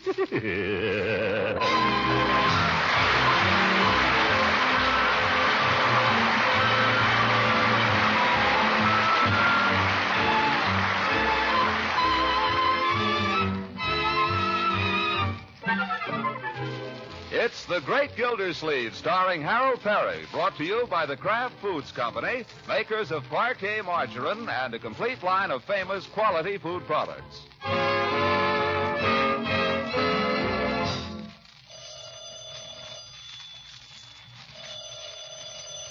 Telephone. I got it. Miss Gildersleeve's residence. I'm sorry that Miss Gildersleeve isn't up yet. Yes, ma'am, I'm surprised myself. Is there any message? Okay. I sure don't understand it. Mr. Gildersleeve is a man who'd rather eat than sleep any day. Got any more toast, Bertie? Who was that? Some lady for your uncle. Dames. Who was it, Bertie? I don't know, except it wasn't Miss Ransom or Miss Goodwin. Well, someone new. He didn't get in till pretty late last night. Here he comes now. Hi, Unc. Oh, good morning, Leroy. You aren't thinking of going anywhere in that sweater, I trust. Sure, why not? Because it's filthy. Change it. Good morning, Marjorie. Good morning, Bertie. Morning, Mr. Gildersleeve. Good afternoon, Unky. No, my dear. Your lady friends have already been phoning you. Lady phone? Who? I don't know, Mr. Gildersleeve. Except it wasn't one of the regulars. Yeah. I don't know what you mean by that expression, Bertie. She means it wasn't Mrs. Ransom or Miss Goodwin. Oh, did you tell her I was out, Bertie? No, I told her you was asleep. That might give people a bad impression, Bertie. If it was my secretary down at the office, for instance, she might... Well, it wouldn't be good for her morale. No, sir. You want some practice, Mr. Gildersleeve? Yes, Bertie, I'm good and hungry. And don't forget some more toast, Bertie. I ain't forgotten, Leroy. Marjorie, I'd like to see the morning paper if you're through with it. Almost, Unky. Why, it was pretty late when you came in last night, Unc. How did you happen to be awake? I wasn't. Not till you tripped over something in the hall. Yes, I tripped over your football, my boy. I've told you not to leave that thing lying around where people can fall over it. Oh, sorry, Unc. Where'd you put it? I need it this morning. I put it where no one will ever trip over it again for some time. But, Unc... I've warned you often enough, my boy. Oh, gosh. Whenever he stays up late, this is the way. Here's the paper, Unky. Look, I want to show you something. On the society page. I'm not interested in the society page. You will be. Listen to this. Music lovers in Summerfield will have a rare treat next Saturday when the Wings of Song Opera Company makes a special benefit appearance here. Oh, let me see that. The event is being sponsored by the exclusive Summerfield Women's Club in conjunction with the sponsors committee of other socially prominent citizens. Box parties are already being planned, and the whole affair promises to be one of the top events of the season for the Summerfield elite. Phew. What does elite mean, Unc? Means a bunch of stuffed shirts, my boy. Well, they can have their opera. But, Unky, you don't want to miss this. I'm evidently not socially prominent enough to be on the committee. That's no reason you shouldn't go and enjoy the music. I wouldn't enjoy it if I went. Opera in Summerfield can't possibly be any good. I don't see why not. It's a regular opera company. There are good opera companies and bad opera companies, my dear. To distinguish between them requires rare musical judgment. Now, who has selected this opera company? Mrs. Pettibone, the president of the Women's Club. She never heard an opera in her life. Now, if they'd seen fit to consult with me, but no. Oh, no. Mr. Gildersleeve isn't quite la-di-da enough to be on any opera committee. Oh, mercy, no. Jeepers, what's he all excited about? I'm perfectly calm, my boy. I'm a little disappointed, I'll admit, that there are people in Summerfield who think more of so-called ancestry than they do of real worth, that's all. I happen to believe that opera should be enjoyed by everybody, not simply by the favored few. I still don't see why you can't just buy a ticket. Because I'm not the kind of a person who likes to horn in where he isn't wanted. You mean just because you're not on the committee, you won't go to the opera? Oh, that has nothing whatever to do with it. The opera won't be any good, I'll tell you that. Some small-time company I never heard of. Any opera company that would come to Summerfield must have something to hide. I got it, Mr. Gildersleeve. Mr. Gildersleeve, President. Yes, ma'am. He's been up, about 5 or 10 minutes. Oh, Bertie. Yes, ma'am. I'll call him. Mr. Gildersleeve, I think it's the same lady. Yeah, Bertie, you don't have to tell people I'm asleep, and you don't have to tell them how long I've been up. Hello. Oh, yes, Mrs. Pettibone. Yes, I read about it in this morning's paper. Me? A sponsor? I'm pretty busy, Mrs. Pettibone. But, of course, where opera is concerned, I'll be glad to help. You bet. Any time at all. Not at all, Mrs. Pettibone. Thank you. Oh, solo mio. Da-da-da-da. What a character. You children have to hurry and get out of here now. Mrs. Pettibone and Mrs. Bullard are coming over to consult me about the opera. I'll get right out, Unc. I could play outdoors if I knew where my football was. It's in the laundry hamper upstairs. Gee, thanks, Unc. I'll do the same for you sometime. Yes, yes. Oh, solo mio, da-da-da-da.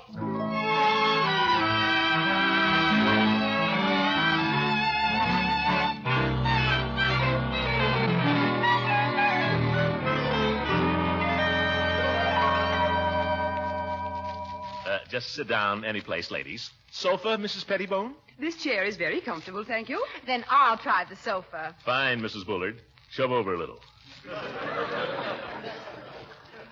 I can't tell you ladies how enthusiastic I am about this opera thing. I knew you would be. I said to Mrs. Bullard, I said, Mr. Gildersleeve is one man I know we can count on, I said. Didn't I say that, Mrs. Bullard? She certainly did, Mr. Gildersleeve. She sang your praises. She said you're a man that knows and appreciates music. Well, I happen to have, I've had a little musical training. Mr. Gildersleeve sings, Mrs. Bullard. Did I tell you Mr. Gildersleeve sings? Oh, I've heard him from across the street. I'm afraid sometimes I forget myself. That is, I forget what a big voice I have. You need a big voice in opera, of course. Mr. Gildersleeve, don't tell me you sung opera. Well, I appeared in 1 or 2 productions at college. What opera is the company going to present? Well, that's up to the committee to decide. We'll want your advice on that, of course, as one of the sponsors. Oh, at your service, ladies. Which opera do you prefer, Mr. Gildersleeve? Well, they're all good.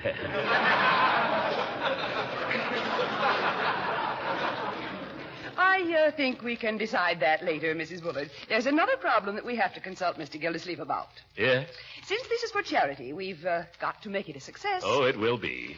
If it is, it'll be due to the efforts of a handful of men like yourself, Mr. Gildersleeve. We are not asking many sponsors. Is that so? Oh, very few, Mr. Gildersleeve. But your name is so well known. Well, everybody sees it on their water bill once a month. Say, how would it be if I sent out a little notice about the opera along with my December statements? I don't think that would be quite appropriate. Why not? Good way to sell tickets. Oh, we won't have any trouble selling tickets. People are going to be fighting for tickets. After all, Summerfield has never had an opera. I see. How much are the tickets? $5 apiece. $5 apiece? Yes, you see our problem, Mr. Gildersleeve.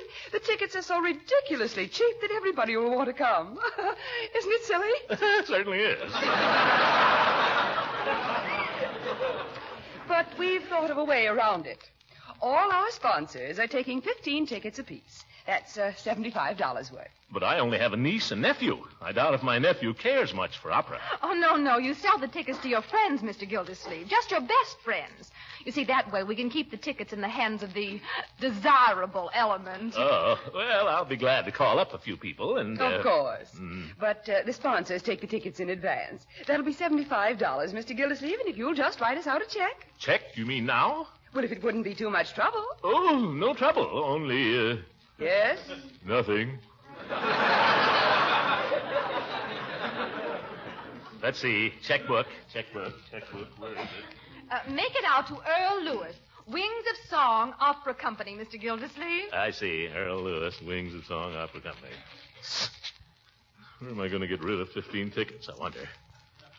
75 and hundreds. 15 tickets. Do I know 15 people that like opera? Do I know 15 people with $5? Throckmorton P. Gildersleeve.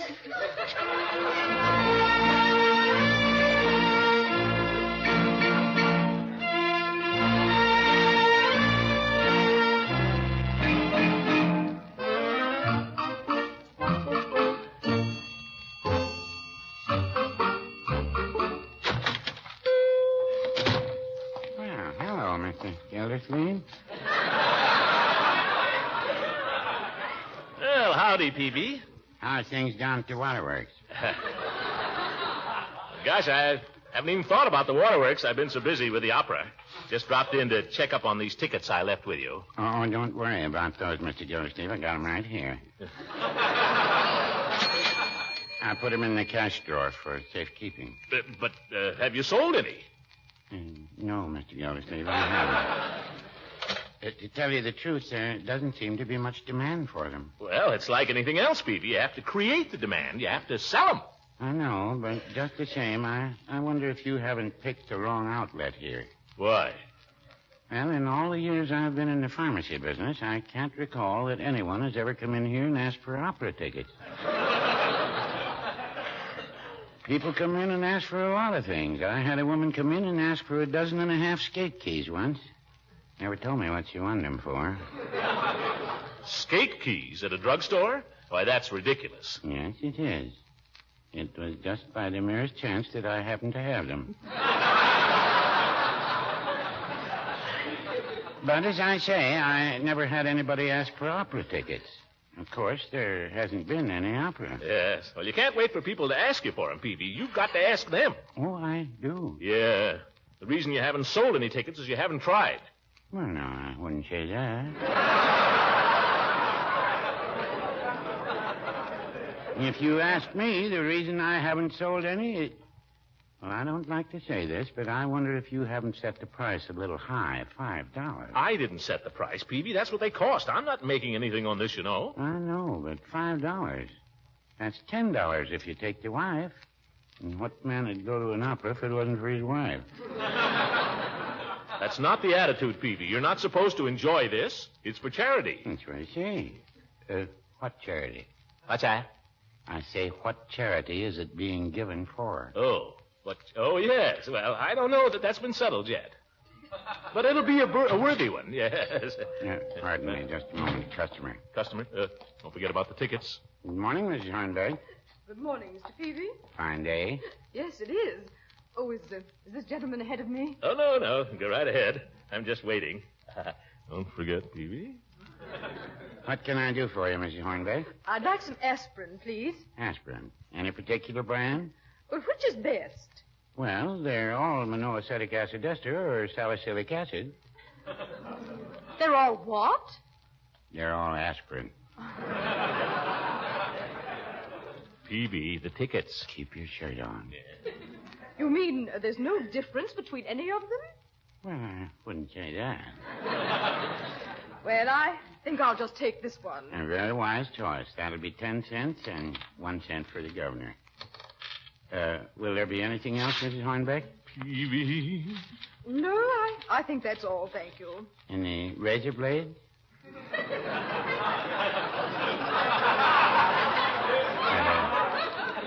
Shaving lotion? Cod liver oil? No, thank you. Peavy. Vitamin tablet?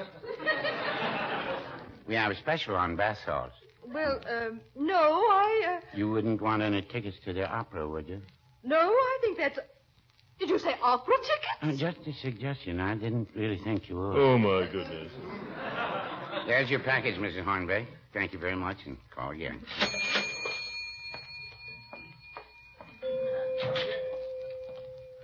There, you see, Mr. Gildersleeve? Peavy, you take the cake. By George, you couldn't sell mittens at 60 below zero. Well, no, I wouldn't say that. Give me back my tickets. I'll sell them myself.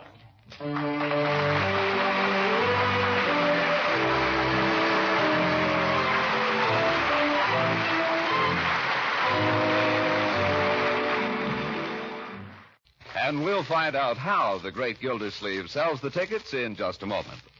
Mr. Lang, before you say anything about parquet margarine, do you generally have a big breakfast at your house? Well, we usually have a substantial breakfast. Most of my friends say breakfast at their house is such a hectic affair.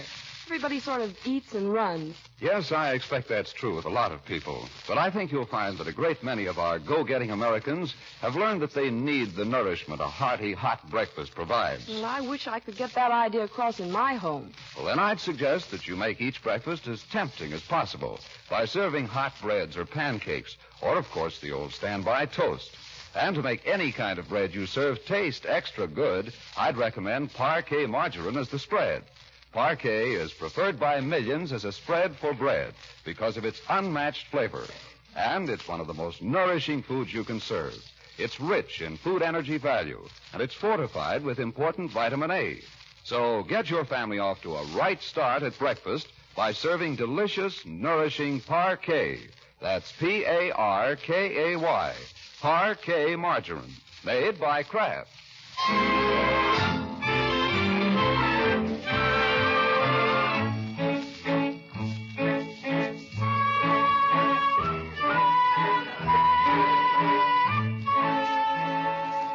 Hello, Mrs. Finley? This is Mr. Gildersleeve, Throckmorton P. Gildersleeve. You probably don't know me, Mrs. Finley, but I'm calling with regard to the forthcoming opera benefit, of which you have undoubtedly heard, and of which I have the honor to be one of the sponsors. Your name has been given to me, Mrs. Finley, as one of the... Oh, you're a sponsor yourself. Well, how's it going? Me too. Well, good luck. Uncle Mort, what are the chances of somebody else getting at that phone? Not now, my dear. Give me another name from the book, Leroy. We haven't had much luck with the F's. You want to try the G's? I'll try anything. But, Uncle Mort, you've been on the phone for hours. The way it's going, I'll be on it for days. But I've got to do my homework. Well, go do it. Pick a name, Leroy. But I've got to call Francie. It's algebra. You're not going to do your algebra on my telephone. Well, how can I do it if I can't call Francie? Do it in your head. How does anybody else do it? Next name, Leroy? Flack, E.J. Summerfield 0859. Black. Summerfield 0859. Don't stand there making faces at me, Marjorie. Go do your hello. Yes. Hello, Mrs. Hold the wire a minute, please. Leroy, what was that name? Flack. Huh? I think it was Flack. Maybe it was Flake. Or Fluke. Yeah, okay. Hello, Mrs. Flack. This is Mr. Gildersleeve, Throckmorton Gildersleeve. You probably don't know me, Mrs. Flack, but I'm calling with regard to the forthcoming opera benefit, of which you've undoubtedly heard, and of which I have the honor to be one of the sponsors. Your name has been given to me. Mrs. Fluke is one... Oh, you too, huh? Sorry to have bothered you. How can anybody sell opera tickets if everybody's going to be a sponsor? Doorbell. It's Judge Hooker. Oh, what does he want? Just when I'm... Wait a minute. Let the dear judge in, my dear. Let him come right in. Hello, Judge. Good afternoon, Marjorie. Horace, my old friend, welcome to our humble abode. Take the judge's coat there, my dear. Horace, I'm certainly glad to see you. Well. Leroy, get out of that chair. Sit down, old fellow. Sit down. Well, if it's all the same to you, I'll stand up, Gildy. No, thank you, Marjorie. I won't take off my coat. Sit down, stand up, take off your coat, roast to death, suit yourself. This is Liberty Hall here. We want to please you. Marjorie, how long has he been like this? Since birth, I guess. Horace, my friend, how much money have you got on you? None of your business. Why? Horace, my friend, much as I esteem you, I've always felt that there's one facet of your education that's been woefully neglected, and that is music. What bush are you beating around now? And if there's one field of music in which you're particularly ignorant, it's opera. Now, I am so fortunate as to have in my possession here a few little tickets. If those are opera tickets. They are. And if you were thinking of selling me any. It was in the back of my mind. Well, I happen to be the chairman of the opera's committee on arrangements. Horace, have you sold any of those tickets they stuck you with? To tell you the truth, Gildy, I've been so busy with all the committee work I haven't even tried. But I anticipate no particular difficulty. I just dropped in to tell you that owing to the many demands upon my time, I may be a little late for the Jolly Boys meeting tonight. Oh, I'd forgotten there was one. You're going, aren't you? I don't know. Well, if you do, ask him not to hold up the proceedings for me. Oh, and since you mention it, you might just take these opera tickets of mine and pass them around down there in case any of the members are cared to purchase. You go sell them yourself, Horace. I've got my own tickets to get rid of. Huh. Well, I may see you later then, if you decide to go. Don't worry. I'll be going. You're not going to get down there ahead of me, the old goat.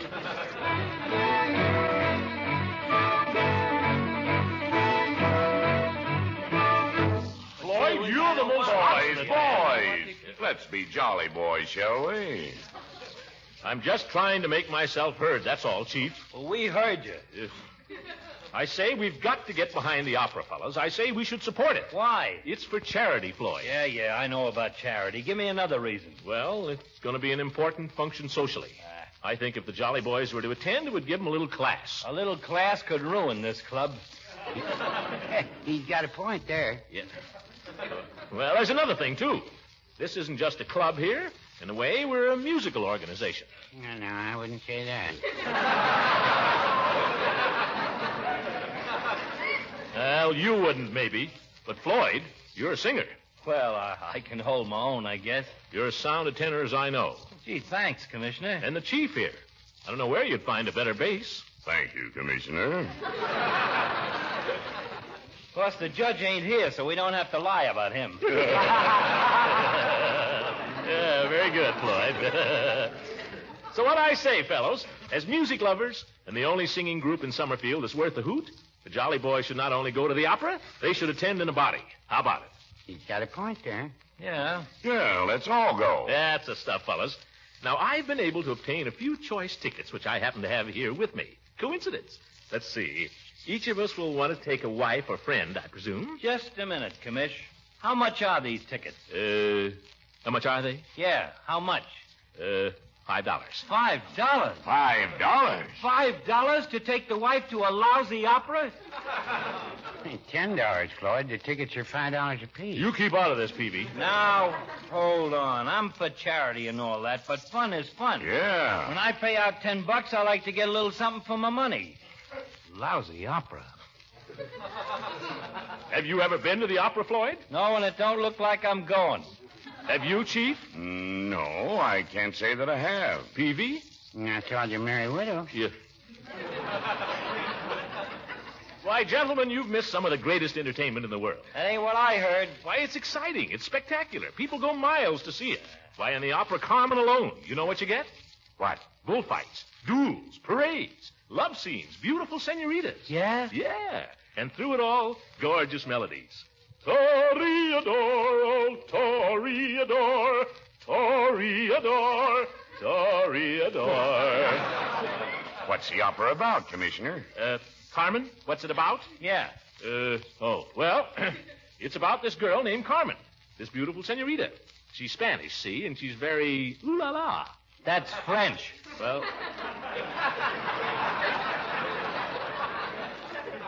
She's the French type, only she's Spanish. Oh. So in comes this fellow who's in love with her. His name is Don somebody, and he's about 6'6". He comes marching in. Toreador, oh, Toreador. You sang that. Yeah. Well, he no sooner arrives and start make loving. Well, who wrote this?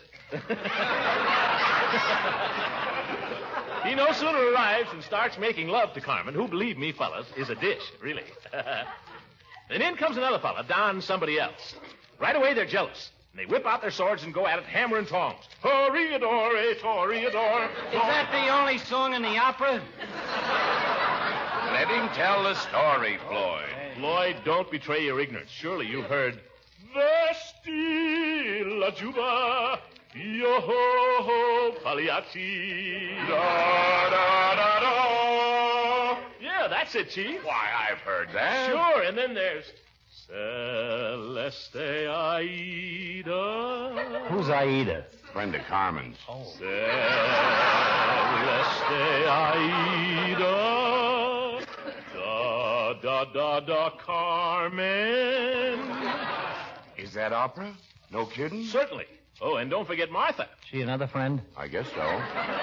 Martha, Martha, I implore you, leave me not to pine and sigh. Say, Chief, you know that, don't Why, you? I've got a record of that. Great. Say, this sounds like a great show. Oh, it's even better when you see it. Bullfights, fellas, beautiful senoritas, a band of 50 pieces. Mr. Gildersleeve, are there any elephants?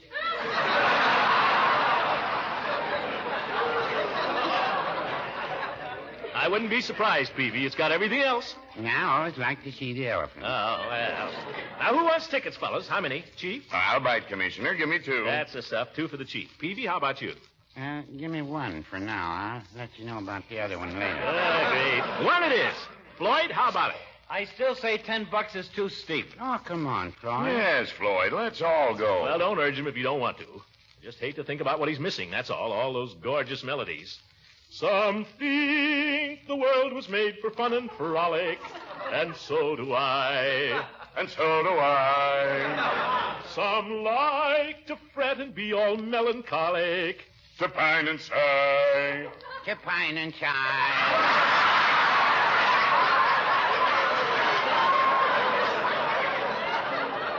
Great. Come on, how about it, Floyd? Nope. But I like to spend my time in singing some joyful song. Some joyful song. To set the world with laughter bravely ringing is far from wrong. Is far from wrong. Hearken, hearken, music fills the air. Hearken, hearken, joy is everywhere. Funiculate, funicula, funiculi, funicula. Joy is every... Floyd, I forgot to tell you about the biggest scene in the opera. What's that? That's where Carmen and her friend, these 2 beautiful senoritas, they get into a fight over this fellow. You know, Don somebody? Yeah. And I tell you, it's really something to see. They bite, they scratch, they even start to tear each other's clothes off. Tear each other's... Yeah? Right before your very eyes. But there's no telling how it might end. Only the dancing girls come in and pull them apart. Dancing girls? You didn't tell me they had dancing girls. Oh, hundreds of them. I'll take 2 tickets. Joy is everywhere. Funicularly, funicular.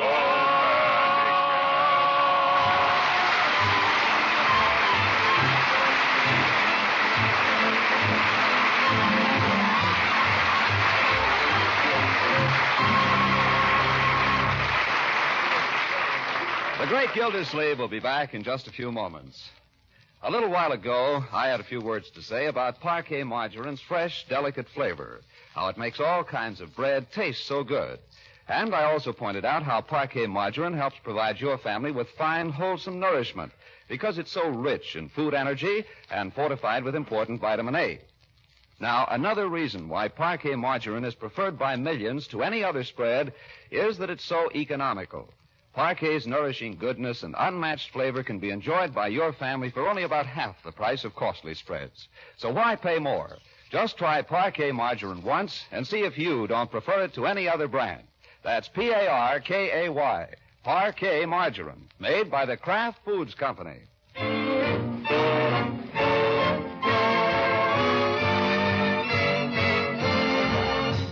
Ladies and gentlemen, there's just 1 week left in the Victory Bond Drive.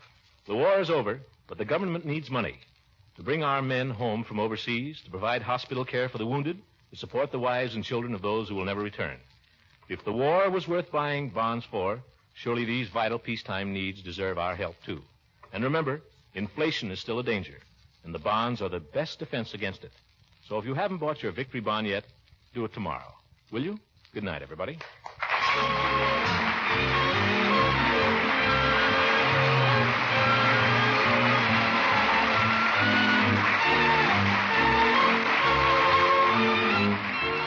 The Great Gildersleeve is played by Harold Peary. It is written by John Whedon and Sam Moore. The music is by Jack Meakin. This is John Lang speaking for the Kraft Foods Company and inviting you to listen in again next week for the further adventures of the Great Gildersleeve.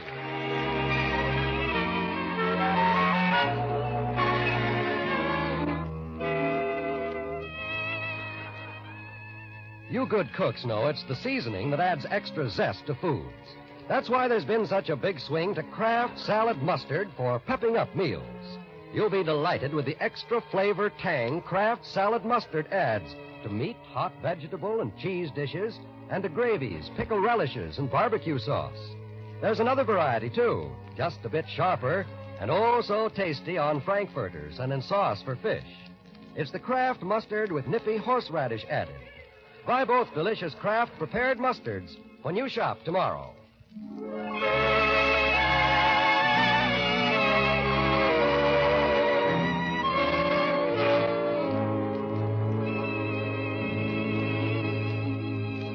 This is the National Broadcasting Company.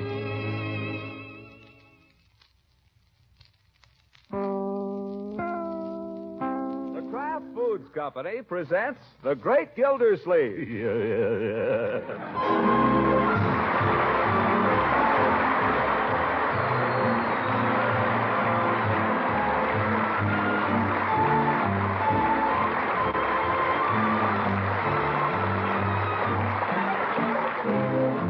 It's The Great Gildersleeve, starring Harold Peary, brought to you by the Kraft Foods Company, makers of Parquet margarine and a complete line of famous quality food products.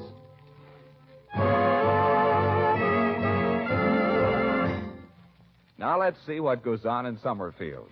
Well, you'd hardly know the place. Summerfield, which usually can boast no more than a second-run movie, is suddenly all aflutter over the prospect of an evening of grand opera. And how did this come to be? Well, it seems that Mrs. Rumson Bullard, while on a recent trip to New York, bought herself a very expensive evening gown. Do you like it, Rumson? Yes, it's very becoming. But where on earth are you going to wear it in this town? I know. That's the only thing. Never fear. Where such things are at stake, woman will find a way. And so it is that a touring opera company is scheduled for a single performance at the dusty old Summerfield Opera House underwritten by such prominent citizens as Throckmorton P. Gildersleeve and Judge Horace Hooker. In fact, the two of them are up early and in Mr. Gildersleeve's study right now discussing the matter. What seems to be your problem, Judge? Women. Yeah. How'd you come to get mixed up with women at your age? No, it's this darned opera. They made me chairman of the Committee on Arrangements. I don't know why I ever said I'd do it. Nothing but a lot of jealous women in my hair all day long.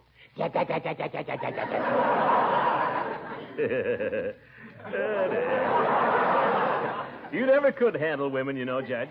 Well, you may be right. Say, Gildy, maybe you... Oh, no, thanks. I've done enough. I've sold my $75 worth of tickets for the opera, and that's plenty. But, Gildy, you're the man they should have appointed to head this committee in the first place. That may well be, but it so happens they didn't. Now let them try to get along without me. Gildy, that's not the spirit. If they want to appoint some tactless old goat who doesn't know the first thing about handling women, who puts his foot in his big mouth every time he opens it, and probably insults him when he thinks he's paying him a compliment. You're right, Gildy. I am tactless. I realize that. Handling women is an art, Horace. It's an instinct. You're either born with it or you aren't. That's so true. And you do it so well.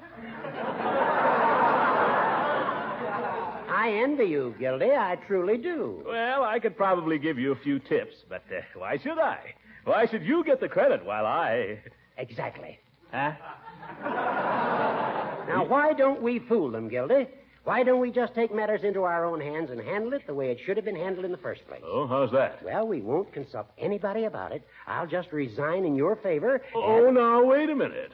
Well, you said yourself you're the obvious man for the job. Well, I don't know that I said it.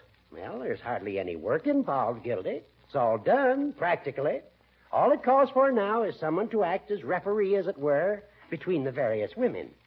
Someone with your deft touch, Gildy. Uh-huh. Someone who has a way with the ladies. You devil, you. Then you'll do it, huh? Now, well, wait a minute. Doorbell! I'll get it, Bertie. Now what? I got to be getting down to the office. Well, I'll drive you down, Gildy. Oh, Leela, hello. Get your hat and coat, Throckmorton. You're coming with me. Coming where? To the dressmaker's. What? I'm having a new gown made for the opera, and I'm having a fitting at 9:30. I want you to come and see it. Oh, but I can't. But I want you to pass on it, Throckmorton. I want to know if you approve. Some people might think it was a little extreme.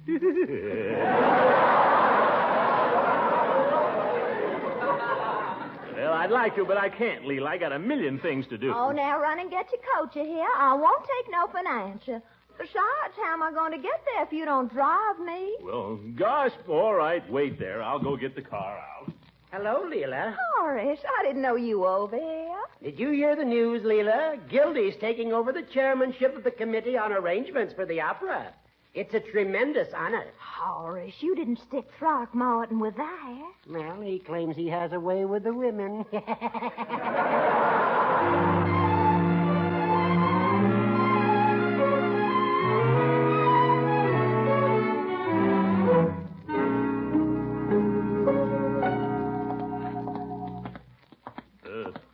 Is this the place, Leela? Wonder she wouldn't fix her gate. You wouldn't say that if you knew her. Why? Poor Miss Tate. She's as poor as a church mouse. But she's a wonderful dressmaker. Everyone in town goes to her. If everyone goes to her, why is she so poor? I guess she's just been too busy ever to stop and figure that out. Yeah. Where's the bell? Oh. Gosh, I haven't seen one of these since I called on the Peavies. Oh, come in, Mrs. Ransom. Oh, thank you, Miss Tate. This is Mr. Gildersleeve. How do you do? Aren't you afraid you'll swallow those pins? Oh, I'm so used to keeping pins in my mouth, I often forget they're there. Looks dangerous. I know you hate me for being late, Miss Tate, but I had to wait for Mr. Gildersleeve. Yeah. Huh? He just insisted on coming along to see my new gown. Yes. Oh, it doesn't matter. Everybody's late. They've all arrived at once. Dear, let me see. Now, where can I put you? The gown's ready. I finished it last night. Oh, you're going to love it, Throckmorton. I can't put you in the bedroom. Mrs. Pettibone's in there. Oh? And Mrs. Bullard's in the sewing room. Mrs. Bullard? I thought she bought her gown in New York. She did. But it had to be let out a little. Aren't I terrible? Anyway, here's yours. Now, if we can don't look, Throckmorton. Close your eyes, you hear? Close my eyes? Why? Because I don't want you to see it till I'm in it. Yeah. Okay.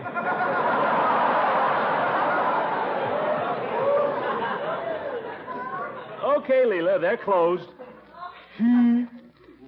Oh, dear, if everybody didn't arrive just at the same time. Oh, I know. I'll change in the bathroom. Oh, would you mind? Oh, thank you. I won't be but a minute, Throckmorton. Well, I won't hold my breath.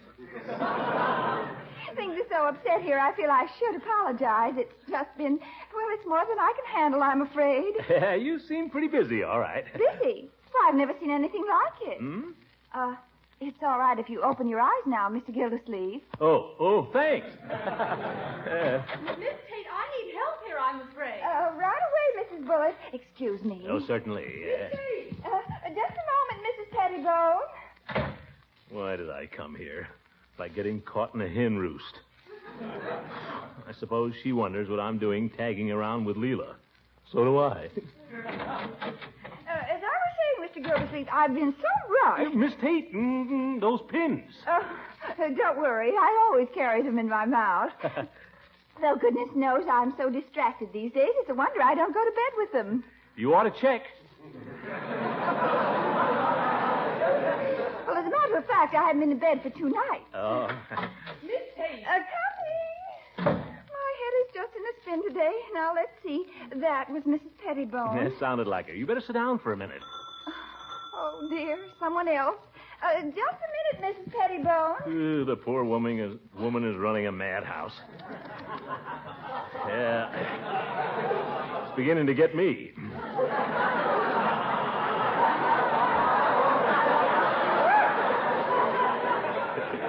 Yeah, I'd sure like to get out of here. Oh, come in. Miss Goodwin. Miss Goodwin. I hope I haven't come at a bad time, but I have an appointment in half an hour with Throckmorton. Hello, Eve. Well, what in the world are you doing here? Me? Well, I just happened to, I didn't know you were interested in dressmaking. Oh, I'm not. Well, I don't understand. Well, You're... here I am, Throckmorton. Oh, I see. Yes. Eve, you know Leela. Leela, you know Eve. Yes, indeed. How are you, Mrs. Ransom? Yes, I guess everybody knows everybody. Oh, Miss Tate. Oh, of course. Sure, you know them, sure. Well, aren't you going to say anything about the gown, Throckmorton? Yes, very nice, Leela. Say. It's a lovely gown, Mrs. Ransom. It won't fall off, will it? Oh, don't you worry about that. But I see one thing wrong with it. I'll just put a pin in here, so. I declare, I just don't know how the opera would ever get on without Miss Tate. Do you, Miss Goodwin? That's quite true. Miss Tate is really the keystone. And another pin in here, just... Ouch! Oh, I stuck you. Oh, do forgive me. I'm so terribly sorry, Mrs. Ransom. Well, watch it. I don't know how it happened. My hand shook, I guess. I'm so nervous today anyway. Now, let me try once more. I'll be very careful. Oh, dear. Where did I put those pins? Pins? Oh, in your mouth. Yeah. Oh, thank you. Now, one more. Miss Tate, how long do I have to wait? I've been here half an hour. Oh, dear.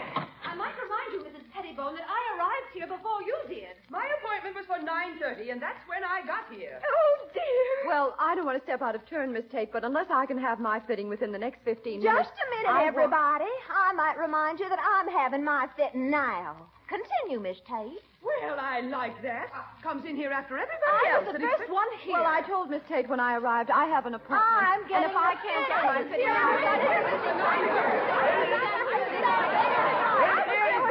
Ladies! Everybody's after me! Everybody's after me! Oh, I can't stand it! Yeah, but Miss Tate! Oh, catch her, Throckmorton. Oh, gracious! Oh, she's fainted. Fainted nothing. What happened? I know what happened. She swallowed those pins. Here, take her, somebody. Let a man handle this. Let me at that telephone. Well, there goes my fitting. Your fitting? There goes the opera.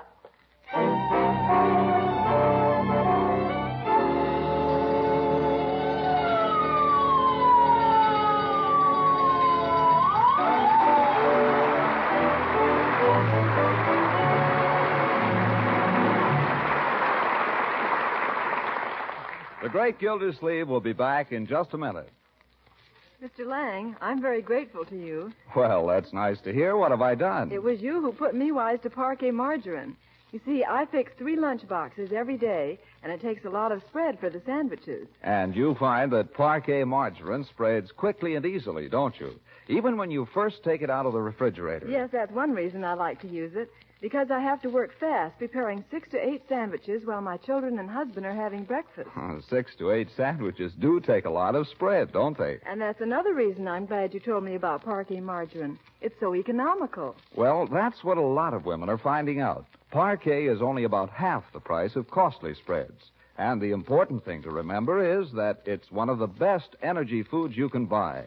Rich in nourishment and fortified with important vitamin A. I want to say, too, that my family likes parquet's fresh, sweet flavor. Well, now you've made me grateful to you, because I think you've convinced a lot of other people that they ought to try Parquet. That's Parkay. Parquet margarine, made by Kraft.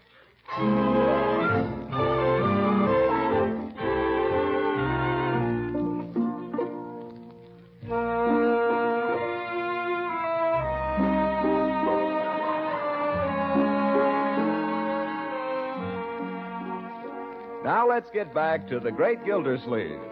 Several days have passed, and now we find him at home, wrestling with some of the operatic problems left unsolved by Judge Horace Hooker. Simultaneously, and with more or less assistance from the rest of the household, he's trying to get the checks in the mail for his November bills. All right, Leroy, what's next? Summerfield Meat Market, $32.25. $32 worth of meat? There isn't that much meat in the whole world. You want the items? November 1st, pork chops. November 2nd... Never mind, Bertie's checked it. Summerfield Meat Market. Telephone! 32 and 25 hundredths. Mr. Gildersleeve, President. Oh, yes, Miss Bullard, he's right here. Miss Bullard across the street, Miss Gildersleeve. Oh, thanks. Wonder what she wants. Keep working, Leroy. Hello? Oh, hello, Mr. Gildersleeve. I'm sorry to bother you, but a question has come up. That's what I'm here for, Mrs. Bullard. What is it? Well, it seems that there hasn't been any official decision on who is to be head patroness for the opera. Oh? But naturally, since the whole thing was my idea in the first place, why, naturally, I assumed that I... Well, yes, I suppose that's right if you thought the whole thing up. I was sure you'd agree with me, Mr. Gildersleeve. Absolutely. But I just wanted to make it official. Thanks ever so much. You're welcome, Mrs. Bullard. Goodbye. Bye. All right, she's head patroness, whatever that means. How are the envelopes coming, Leroy? Pretty good. Do I have to finish them now? Well, I'd like to establish my credit, so maybe I can do a little Christmas shopping. Let's get going. I made a blot on one envelope. Does it matter? This one. Well, you can still read it. Acme Cleaners. If they don't like it, they can clean it. What's next? Summerfield Light and Power, $2.60. Yeah, the thieves. Summerfield L&P, 2 and 60 hundredths. Next. Summerfield Water Department, $5.02. Outrageous. That's for 2 months. You didn't pay last month. I'll have to write myself a letter. Doorbell. I'll get it, Leroy. It's Miss Goodwin. I saw her coming up the walk. Oh, yes, Miss Goodwin. Something about the programs, I guess. Hello, Miss Goodwin. Hello, Marjorie. I know your uncle's awfully busy, but I'd like to see him just for a minute. Sure, come on in. Hello, Eve. Glad to see you. Hello, Throckmorton. Leroy? Hi, Miss Goodwin. How's the opera coming along? Oh, I think we'll get it on all right. Throckmorton, if you've got a minute. Sure, Eve. Sit down. Take off your coat. Take Miss Goodwin's coat, Leroy. Go out and play. But the bills. Go out and play. Marjorie, you too. Go out and play? I'm not a child, Uncle Mort. If you want me to leave the room, say so.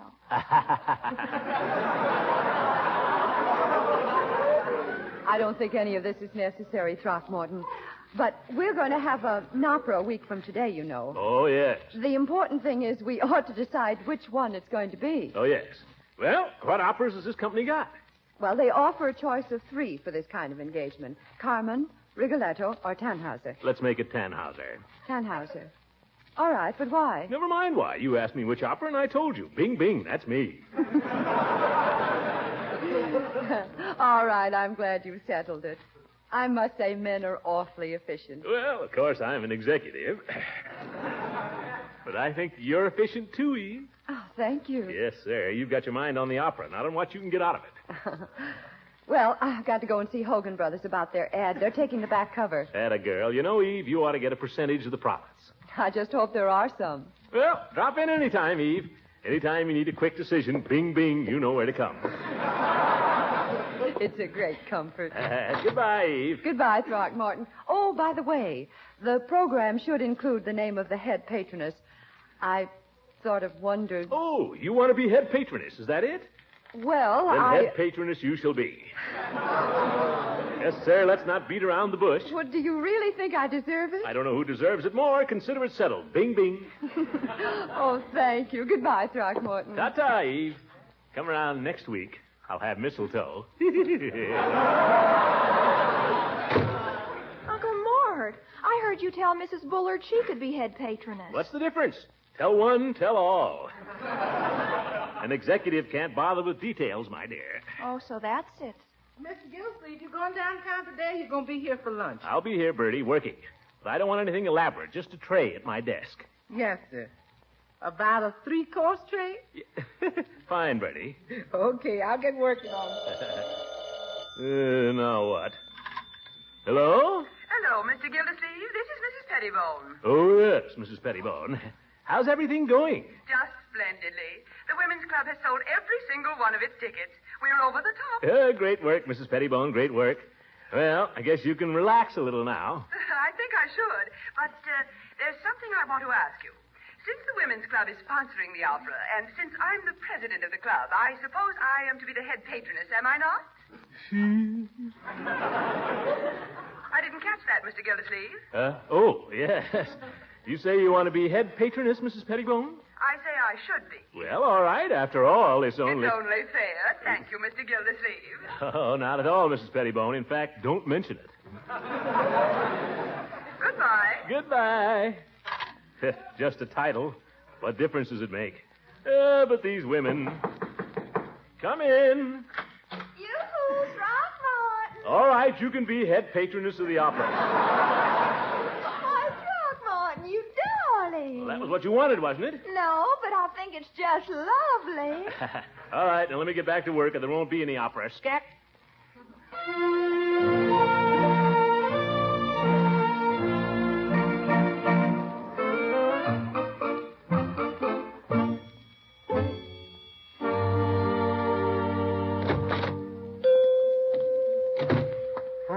Mr. Gildersleeve.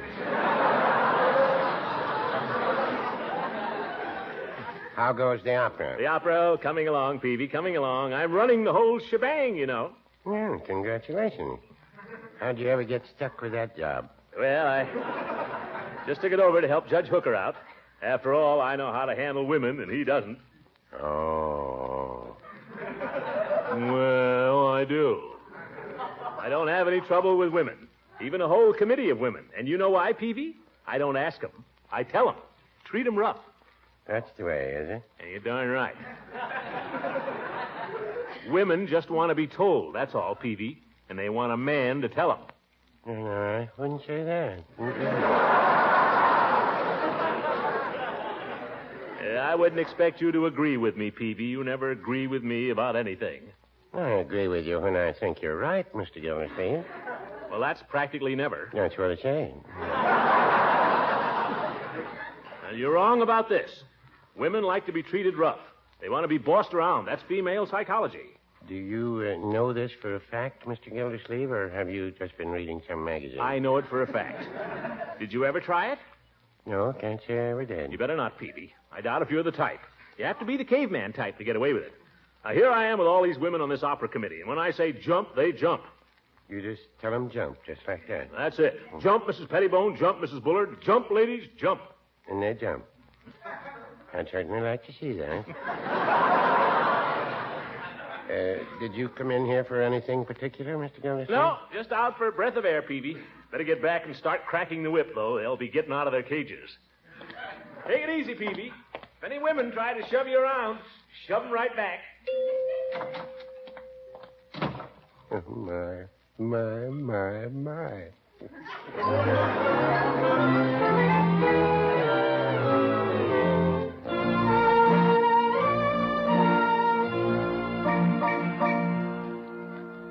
right, now, Leroy. We'll check the list of box holders. Gosh, Unc, I'm tired of checking stuff. Why can't Marge check anything? Your sister's going to see about her costume. Costume? Is she going to be in the opera? No, she's going to sell programs. Now, box A downstairs. Does that mean she gets to see the show? I suppose so. Jeepers, what about me? I didn't think you'd enjoy it, my boy. I enjoy anything at night. Well, we'll see. Now, box A. Doorbell, I'll get it. Oh, nuts. Whoever it is, tell him I'm not at home. Okay. Oh, hi, Miss Goodwin. Hi, Mrs. Ransom. Hello, Leroy. Is your uncle home? Of course he is. We saw him through the window. Well, that takes care of that. Come on in. Oh, my goodness. Well, Leela and Eve. Come on in. Leroy, you go in the study and check this list, will you, my boy? But, Unc. Christmas is coming, Leroy. Okay. Boy, it better be good. Well, sit down, ladies. Make yourself comfy. How's everything going? Everything's going all right, Throckmorton, only there's something you'll have to straighten out. Well, you know me. Bing, bing, I give my decision. Throckmorton, you told me this morning I was to be head patroness, and now I find Miss Goodwin somehow has the impression she was to be. Oh, that. Do you remember how I got the impression I was to be head patroness, Throckmorton? Well, now, let's see. Been so busy, so many details to be taken care of. You told me, that's how. I did? You couldn't have, Throckmorton, because you distinctly told me I could have it. I didn't even ask, remember? Well, I remember something about it. Do you remember your conversation with me? I guess so, only... Only what? Oh, I don't know. Is it possible, Throckmorton, that you've promised both of us we can be head patroness? Yes, it's possible. Ye gods, what difference does it make? It's just a title. Who cares who's head patroness anyway? Well, I certainly care. It's very important, Throckmorton. I don't see why. Well, the head patroness appears on the stage between the acts in a spotlight, and the star of the opera kisses her hand. Well, even so. You saw my dress, Throckmorton, and if anyone in town has a more impressive one... I don't consider it important. But it just so happens that I have the same dressmaker. Well... I didn't think you'd care about a thing like this. Well, I do. But perhaps not for the same reasons as Mrs. Ransom. She seems to have forgotten that the head patroness has to make a speech. I hope you'll want the committee effectively represented. Oh, yes, that's very important. Well, I hope you don't think I'm tongue-tied, Throckmorton. Oh, no. I once gave a talk before 1,000 people down home. The time the Sunday school burned down and they raffled off a Buick to buy a new one. You made a speech? I certainly did. Yes. The lucky ticket is number 93. Eve Goodwin, I made a regular speech. I may not be a school teacher, but I'm just as... Now, Leela... But I won't stand here and be insulted. And if you cared all about the appearance of the head patroness, you'll choose me. Not necessarily. Of course, if he wants a matronly type. Matronly? I'm not considered matronly. But even if I was, I'd rather be matronly than scrawny. Mrs. Ransom, you be careful. I won't. Throckmorton, make up your mind. Is it me or her? Yes, Throckmorton. Is it she or I? School teacher? Widow. Oh, ladies. For heaven's sake, let's be reasonable. All right. Give us a decision. You're the chairman. Well, now, let's see. By the way, whatever happened to Miss Tate? Don't try to change the subject. Oh, but I'm terribly concerned about her, Leela. After all, swallowing a pin. She coughed it up. She's perfectly all right. Now, who's going to be head patroness? Poor Miss Tate. Must have been very painful. Never hurt her at all. Now, stop shilly-shallying, Throckmorton. Well, now, ladies, I have to think. Oh, doorbell. Excuse me, ladies. Well, Mr. Gildersleeve. Well, hello, Mrs. Pettibone and Mrs. Bullard. Excuse me, I think I heard the telephone. I didn't hear anything. They're after me, Leroy. They're after me. Oh. Women, trapped in a hen roost. Now I know how that poor dressmaker felt. Leroy, quick! Get me a pin and a glass of water.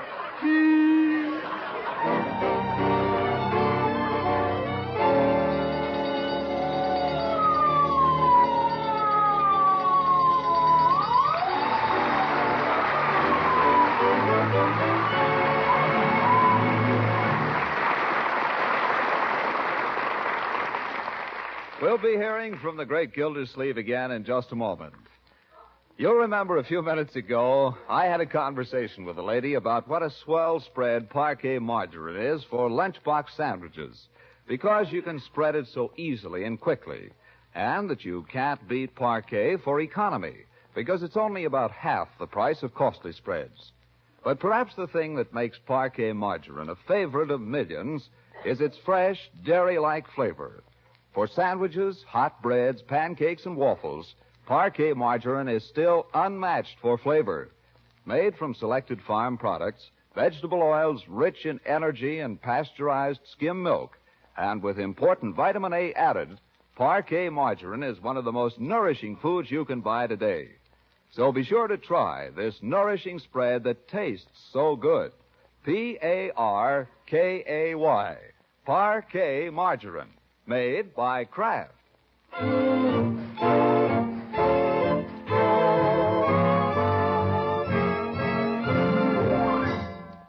Folks, you know how kids are, always pestering you to tell them a story over and over? Well, I thought, why not just have a phonograph record you could play, make the kids happy, and save yourself the trouble? And that's just what I did. I made 3 records: Puss in Boots, Jack and the Beanstalk, and Rumpelstiltskin. All good stories with pretty music, too. You can get the album at any music store right now. Make a mighty nice Christmas present. Just thought I'd mention it. Good night. The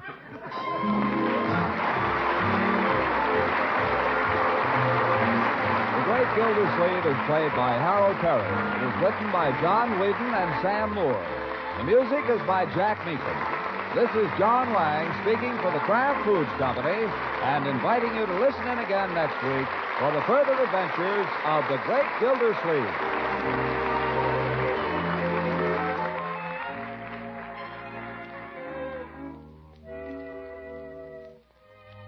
For tempting variety at mealtime, treat your family to food zestfully flavored with Kraft prepared mustards. Remember, there are 2 popular varieties: a tangy golden Kraft salad mustard that's mild and delicately spiced, and a sharper Kraft mustard with nippy horseradish added. They're both grand flavor treats in sandwiches and on frankfurters and cold cuts, and mighty appetizing blended into cooked foods, too. Buy both kinds. Ask for Kraft salad mustard and Kraft horseradish mustard when you shop tomorrow.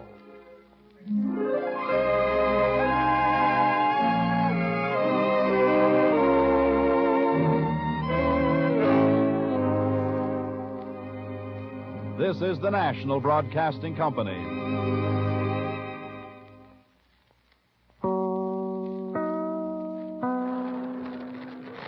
The Kraft Foods Company presents the Great Gildersleeve.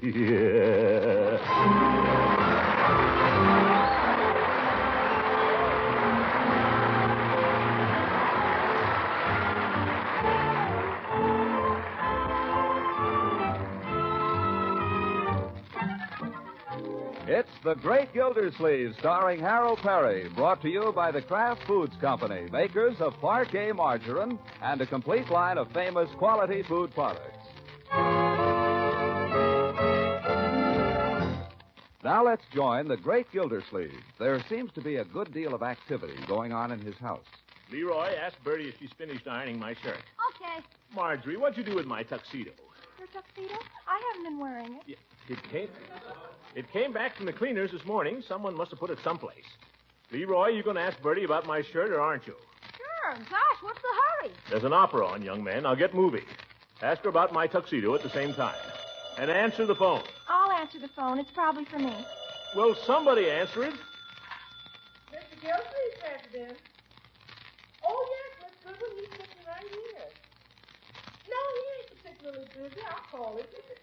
Mr. Gildersleeve, Miss Goodwin on the phone. Yeah, all right, Bertie, thank you. But I am busy. Do you know what happened to my tuxedo? It's hanging in your closet, Mr. Gildersleeve. Oh, well, what about my shirt? It's in your dresser drawer. Already? Wonderful. Well, wait a minute, Bertie. Don't go away now. Hello, Eve. How are things shaping up? Great. Look, how would it be if I pick you up around 8 o'clock? Okay, my chariot will draw up to your door at the stroke of 8. Shall I blow the horn? I was only kidding, Eve. I'll ring the doorbell. Am I dressing? You darn right I am. After all, an opera doesn't come to Summerfield every day. Okay, Eve. Ta-ta. Let me see now. If I forgot you were standing there, Bertie. Something you wanted, Mr. Gilsleeve? Yes, Bertie, very important. I wonder if you could press my black tie, give it a little backbone. I can try, Mr. Gilsleeve. Fine. Leroy, run upstairs and get my black tie. It's lying with my collar and studs on the bed. Gosh, all this work to go to the opera. Does everybody have to go through this? Men always dress to go to the opera, my boy. It's a tradition. Yeah? Who started it? Women, go get the tie. Okay.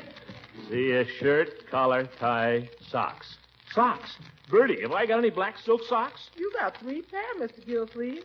One pair never even been mended. Well, one pair ought to be enough. Let's see.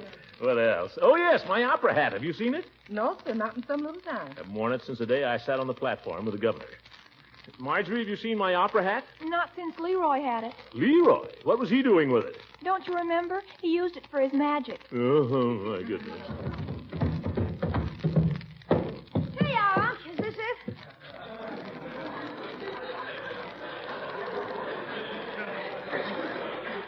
Where is my opera hat, Leroy? I thought you wanted the tie. Never mind the tie. Where is my opera hat?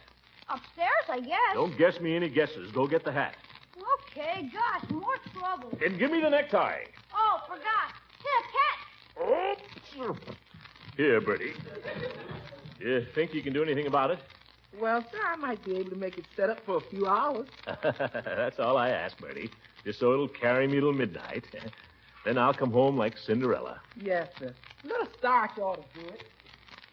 Marjorie, what kind of tricks was Leroy doing with my opera hat? Oh, you know. He used to pull things out of it. What kind of things? Eggs and stuff like that. That darn kid. By George, if he's... Leroy...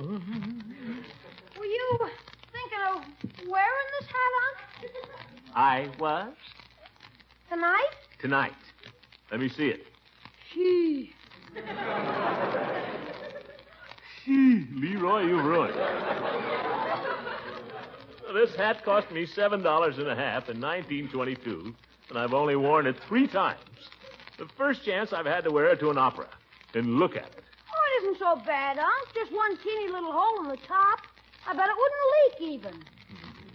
An opera hat is not worn to keep off the rain, my boy. Oh, well, I suppose the music will sound just as good if I wear a derby.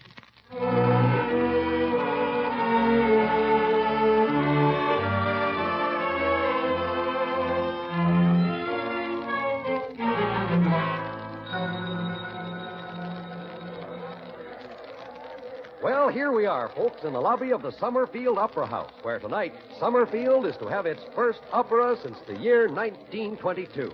Now, I'm going to try to bring to our microphone a few of the leading citizens as they arrive to take their seats. So, if you'll just be patient, we expect to present some of these leading citizens very shortly. Pardon me, buddy. Could you I'm sorry we're on the air. Oh, pardon me. I thought you were an usher. Look, Lovey, this guy's broadcasting the opera. You see the microphone? Yeah, I've seen lots of them in pictures. While we're waiting, folks, I might give you a little background information on tonight's opera entitled Tannhauser. It was written by Richard Wagner, a German, and was first presented in the year 1845 in the city of Dresden, He's Germany. reading all that off the paper. Yeah, I saw them. Oh, I think I see a gentleman coming now I'd like to present to you over our microphone. Oh, Mr. Gildersleeve. This gentleman is the chairman of the Committee on Arrangements for tonight's opera. Did you hear that, honey? Mr. Gildersleeve's going to speak over the air. Why? Mr. Gildersleeve, will you step over? Yes, pardon me, madam. And here is our first celebrity, ladies and gentlemen, just as we promised, Mr. Throckmorton P. Gildersleeve, our popular water commissioner. Oh, thank you. Should I talk or sing? Just talk. Oh, yes. Ladies and gentlemen, it's a great pleasure to be here this evening. And as chairman of the Committee on Arrangements, I want to say it's been quite a job getting this opera on. What I mean, ladies and gentlemen, is that I personally have sacrificed my personal time and energy. So I want... Thank you, Throckmorton P. Gildersleeve. Now, folks... Just a minute, I haven't finished. I didn't say anything about how good the opera is. Well, I'm sorry, Mr. Gildersleeve. Everything is timed to a split second. Oh. Now, I'll move our portable microphone around a little, friends, and bring you some of the other celebrities.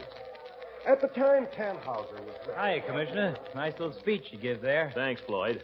Had some more I wanted to say if you hadn't been in such a hurry. Oh, well. Hi, Commissioner. What's the matter? You can't say hello now that you're a big radio star?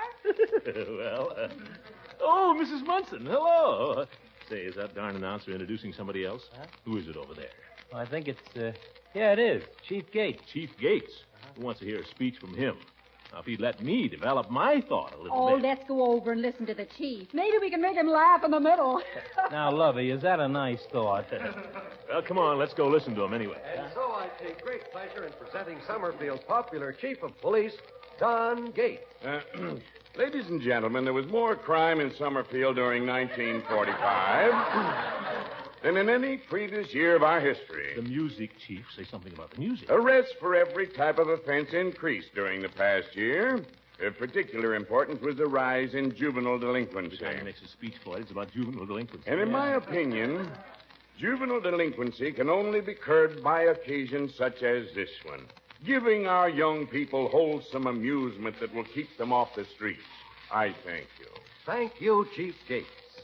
The story of the opera Tannhauser is a tragic one, dealing with a love and medieval... Well, good evening, folks. Mrs. Munson, nice to see you again. Hi, big boy. Hiya, Floyd. Hiya, Commissioner. Nice little speech, Chief. You talk into that thing like you was Gabriel Heater himself. Heaven's sakes, Chief, why didn't you say something about how much Summerfield has needed the opera? What a great thing this is for the music lovers in this town. Well, I gave my angle of it, Commissioner. You made it sound like a punishment for criminals. Well? You like it, Floyd. You like it. Well, I'll give it a listen. Come on, shouldn't we be finding our seats? Yes, by George, we should. Now, just follow me, folks. Okay.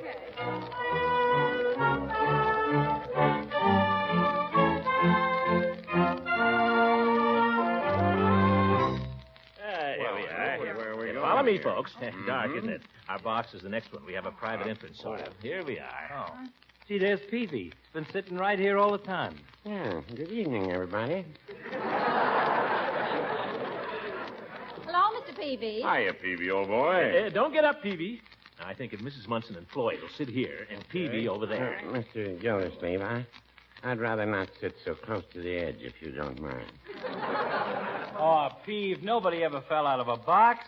Well, maybe not, but I've always had a nervous feeling about high places.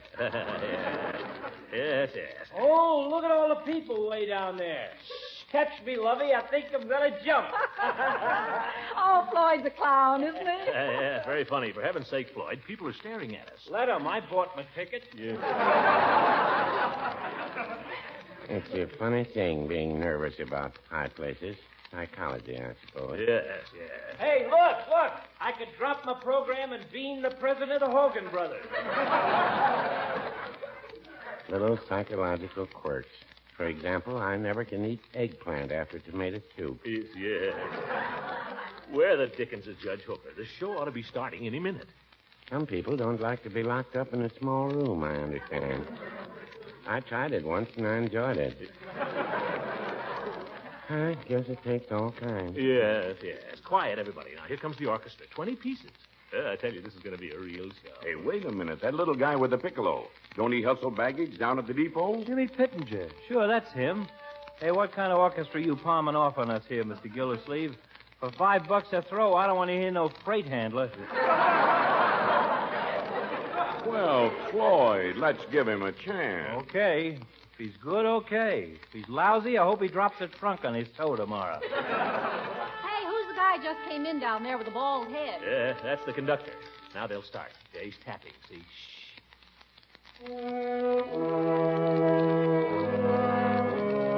Yeah, that's it. That's the overture to Tannhauser. Beautiful.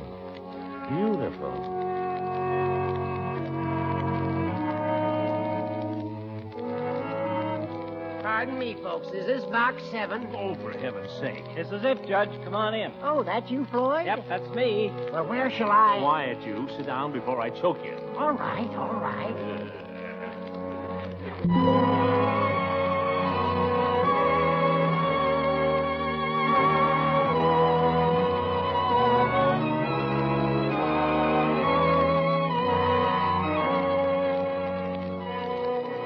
Ladies and gentlemen, WSUM, the voice of Summerfield, regrets that time does not permit us to bring you the opera Tannhauser in its entirety. We urge you, however, to stay tuned to this station. My, it certainly feels good to sit down and relax for a while. Don't tell me Christmas shopping has got you down. Yes, it has. I've never seen such crowds in the stores, Mr. Lang. I'm glad my shopping's just about done. All I have to do now is pick up a few things on my holiday food list. Well, don't forget your grocer also is a very busy man these days. And with quality foods in such big demand for special occasions, I think it might be wise to get in a reminder right now about homemakers shopping early for Parquet margarine. There's always a big demand, you know, for this popular spread made by the Kraft Foods Company. It's a favorite of millions. I'm glad you reminded me of that, Mr. Lang. We're going to be serving all kinds of hot breads over the holidays. And I know I can always count on Parquet margarine to make them taste extra good. You certainly can. Parquet margarine makes all kinds of bread taste extra good because it's still unmatched for flavor. That's why millions of American families prefer this delicious, economical spread to any other brand. So be sure to get Parquet from your food dealer tomorrow. That's Parkay. Parquet margarine, one of the quality foods made by the Kraft Foods Company.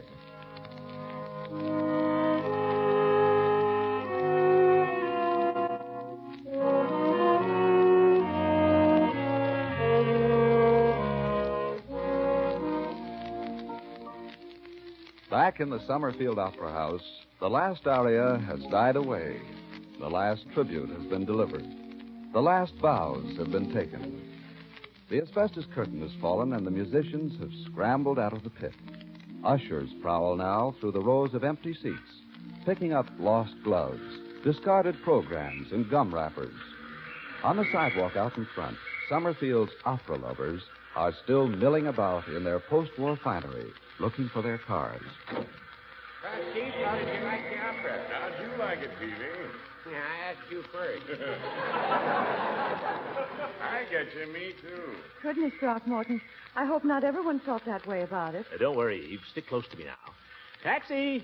Hey, taxi! Got away. I'll shut off his water. Wish I'd brought my own car. I thought parking would be so bad. Hey, Commissioner! Oh, there's that Mr. What's-his-name. He's calling you. Where? Sounded like Floyd Munson. In that car that just pulled up. Hey, come in. Oh, yeah, Floyd. Hello. Hey, nudge the ball and chain there, will you? If you don't see me. Where? Standing right behind you there with a mouth open. Hey, Dreamy. Oh, yeah. Hey! Now, Mrs. Munson. Oh, it's you, Mr. Gildersleeve. Well, I thought it was somebody getting familiar. Oh, no. On the contrary, Mrs. Munson, there's your husband waiting for you. Come on, come on. Well, it's a wonder you wouldn't blow your horn. I practically blew the insides out of it. You wasn't standing there gaping all around you. Hey, Commissioner, you got a ride? Can I drop you somewhere? What do you think, Eve? By your room. Glad to take your friend there, too. It's a ride, Eve. Would you mind? The taxi situation don't look too good. Well, I think it's very nice of them to offer. How about it? Thanks, Floyd. We won't be taking you out of your way. Ah, climb in. Go ahead, Eve. Mrs. Munson, you met Miss Goodwin. How do you do? Likewise. Pile in there, Mr. Gildersleeve. You think there's room for me in the back here? Oh, plenty. I'll just... Oh. Yeah, a little tight, isn't it? Yeah. All set? All set, Floyd. Where to? Home, Jane.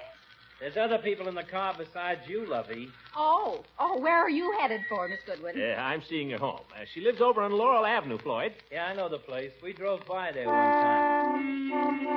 Ah, keep your shirt on. You think you're on the street?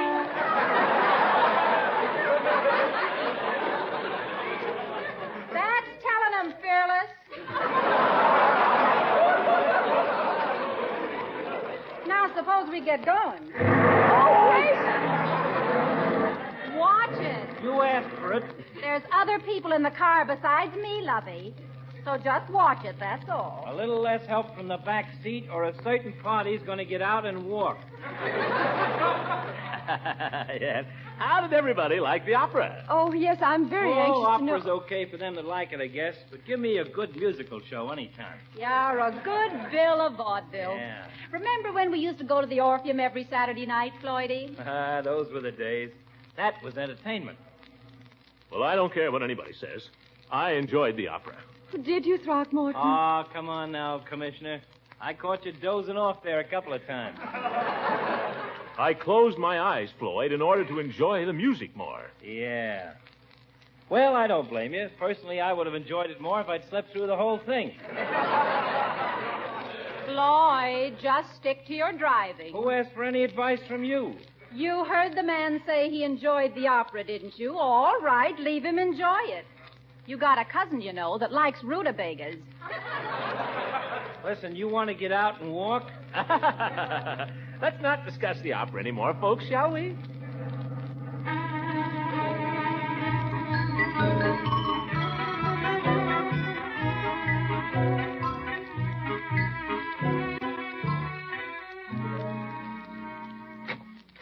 Do come inside for a minute, Throckmorton. Well, just to say goodnight. At least it's warm in here. Feels good. Let's sit down. Tired? A little. Aren't you going to take off your coat?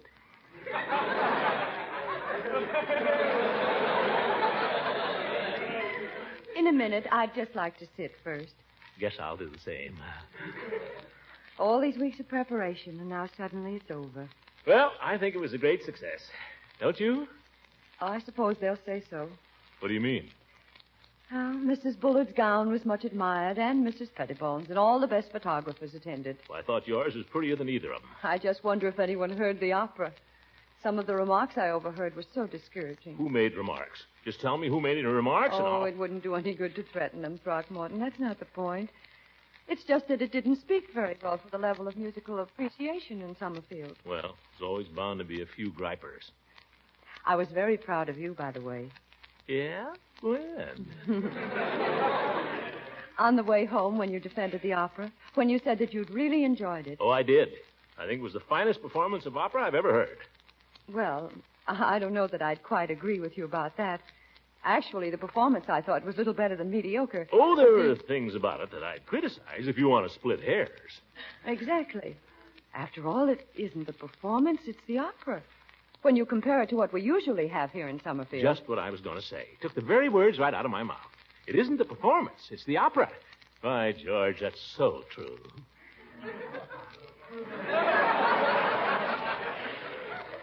You know, Throckmorton, perhaps I shouldn't say this, but I'd almost given you up for lost there for a while.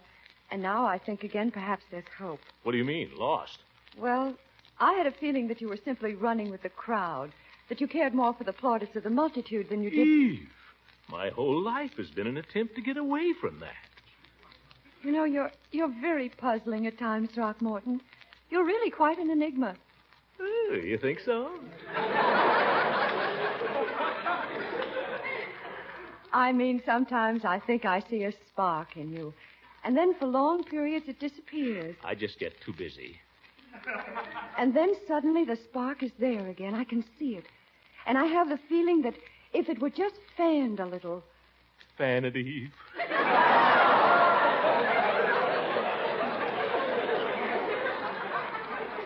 Don't misunderstand. I'm referring at the moment to your feeling for music. It's one of the nicest things about you. You know, Eve, when I was listening to the opera there tonight, I suddenly realized. You know, 20 years ago, it was a toss-up whether I'd take up music professionally or go into business. My talent for business won out. But I still wonder sometimes if it wasn't a mistake. Perhaps it's not too late. You mean you think I could... Oh, not professionally, perhaps, but you still have a lovely voice. Well, music has always been one of my great loves. Me. How does that aria go? Oh, evening star, da, da. Oh, if you studied, Throckmorton, if you really work. I will. I really will, Eve. I'll work and I'll study every spare minute I get. Oh, do. I'll let nothing stand in my way. I'll work till I've made up for all the years I've wasted. And then one day, I'll cast aside the waterworks and surprise everybody. Oh, yes, yes. Oh,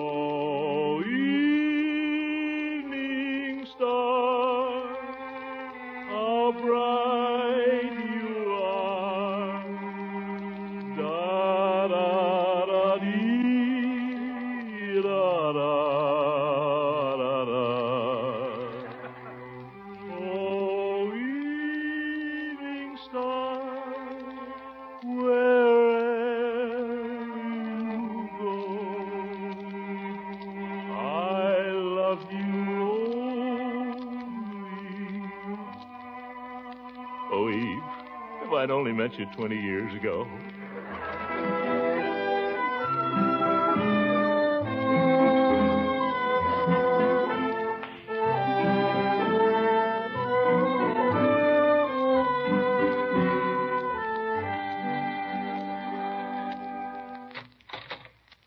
Good night, Eve. Good night, Throckmorton. Eve. Yes? No, I won't. Won't what? I won't ask to kiss you. Not till I've made... Good night.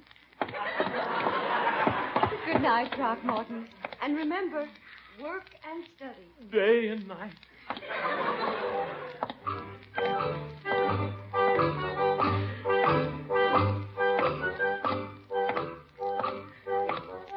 Oh, evening star, how bright you are. Da da da dee da dee da da. Oh, evening star, wherever you are, I love you. Quiet down there. Shut up! Oh, shut up yourself. Ignoramuses, all of you. But I'll show you. Oh, no, I better not.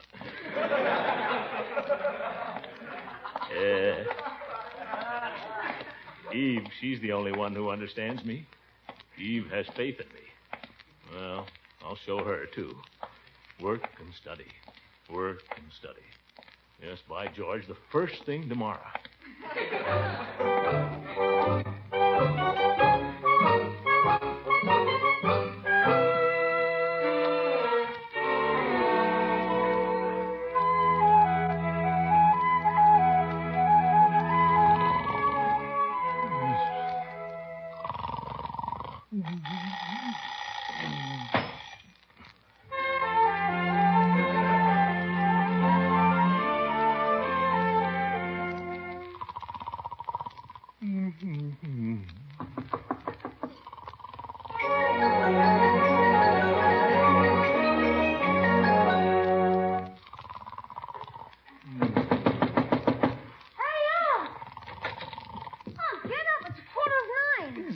What's it for?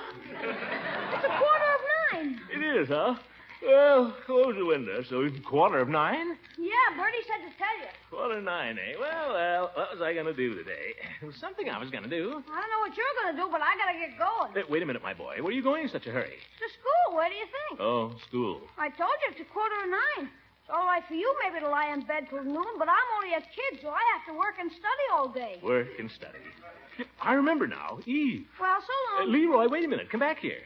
Now, what is it? Leroy, don't neglect your music, my boy.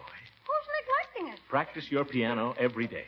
I always do. Work and study. Those should be your watchwords, my boy. Devote every moment you can to it, because there's no greater satisfaction in life to a man than music. Yes, sir. Well, I want you to study and work hard, my boy, so that Miss Goodwin will be proud of you. Yeah, well, In fact, beginning the first of the year, I think I'd like you to take 2 music lessons a week instead of 1. What? 2 lessons? You'll thank me for it, Leroy. When you're an older man, you'll thank me for it. One of the greatest regrets of my life was the fact that I didn't keep on with my musical studies when I was a young man. I'd even take them up again now, if I had the time for it. Close the door when you go out, my boy. I think I'll catch a few more winks before I get up. Up a little late last night. What a character.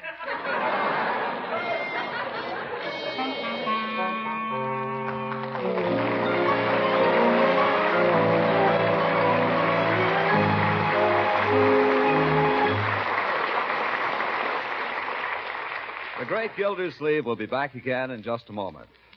One of the pleasant things we all look forward to in our house during holiday time is the tempting aroma of hot breads baking in the kitchen.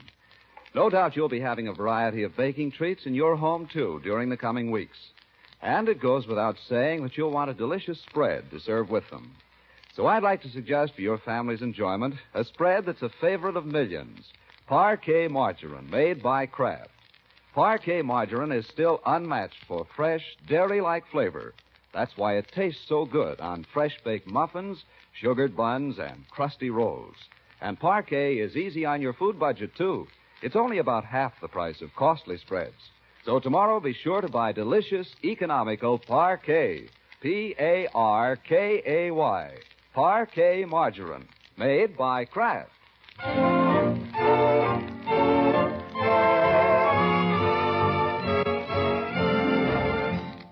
Ladies and gentlemen, one thought before we say goodnight. In the hustle and bustle of Christmas shopping, it's very easy to forget to buy the little Christmas seals that are helping our country to control mankind's most dangerous disease, tuberculosis. The tragic thing about tuberculosis is that its spread is preventable. We know how to control it, but it costs money. Most of us have known someone who's been a victim of tuberculosis. I do myself. So I make this plea very sincerely. Don't forget to buy some Christmas seals tomorrow. Good night.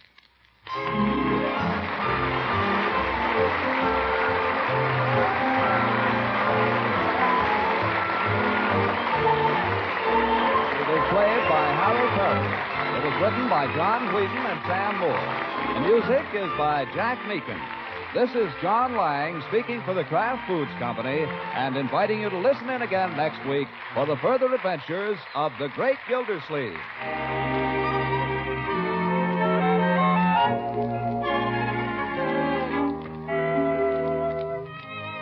We'll soon be into the holiday season, and that's time for bright, tempting dishes. So add a lively touch of flavor to your foods with tangy, golden Kraft salad mustard. You can serve Kraft salad mustard in all sorts of delightful ways. This delicious salad mustard adds extra flavor zest to cooked egg and cheese dishes, adds lip-smacking flavor to gravies, relishes, and sandwich spreads. And for the special zippy flavor some folks prefer, there's a sharper Kraft mustard, too, with horseradish added. So be sure to head up your holiday shopping list with Kraft quality mustards.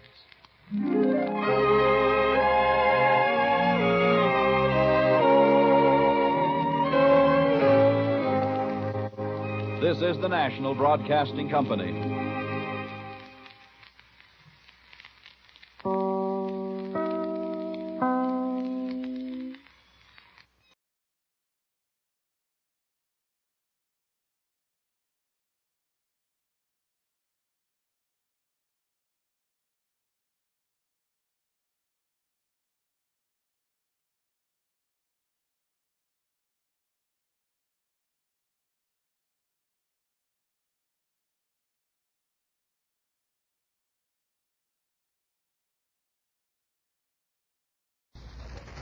Pabstet presents The Great Gildersleeve. The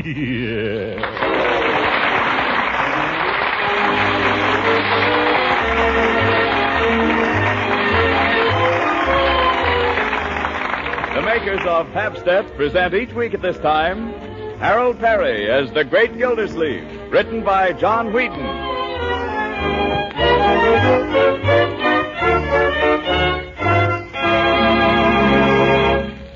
We'll hear from the Great Gildersleeve in just a moment.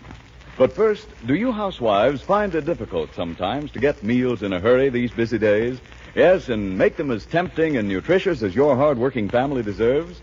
Well, that problem is much simpler if you have a package or two of Pabstet on hand. Because Pabstet is the delicious golden cheese food of 100 different uses. Pabstet spreads easily to make tasty, appetite-satisfying sandwiches. It slices neatly to serve with apple pie or fruit. It's easy to make smooth cheese sauces with Pabstet to pour over hot vegetables and other foods. Yes, and there are any number of main dinner dishes you can make in a jiffy. Why, in no time at all, you'll discover 100 or more ways to give tempting variety to everyday meals with Pabstet. So keep Pabstet on hand. Remember, it's easy to digest. A fine energy food that's wholesome and nourishing. Yes, ask your grocer tomorrow for Pabstet in the distinctive round, flat package. Remember, it's Pabstet. Pabst-ETT. The delicious golden cheese food of 100 uses.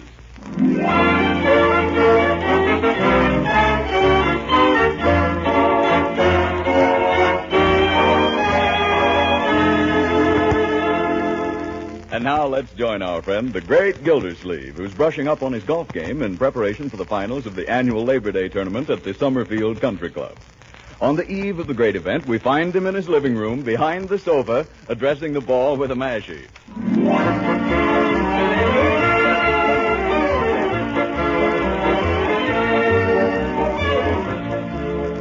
Well, now, let me see. This is a very difficult shot.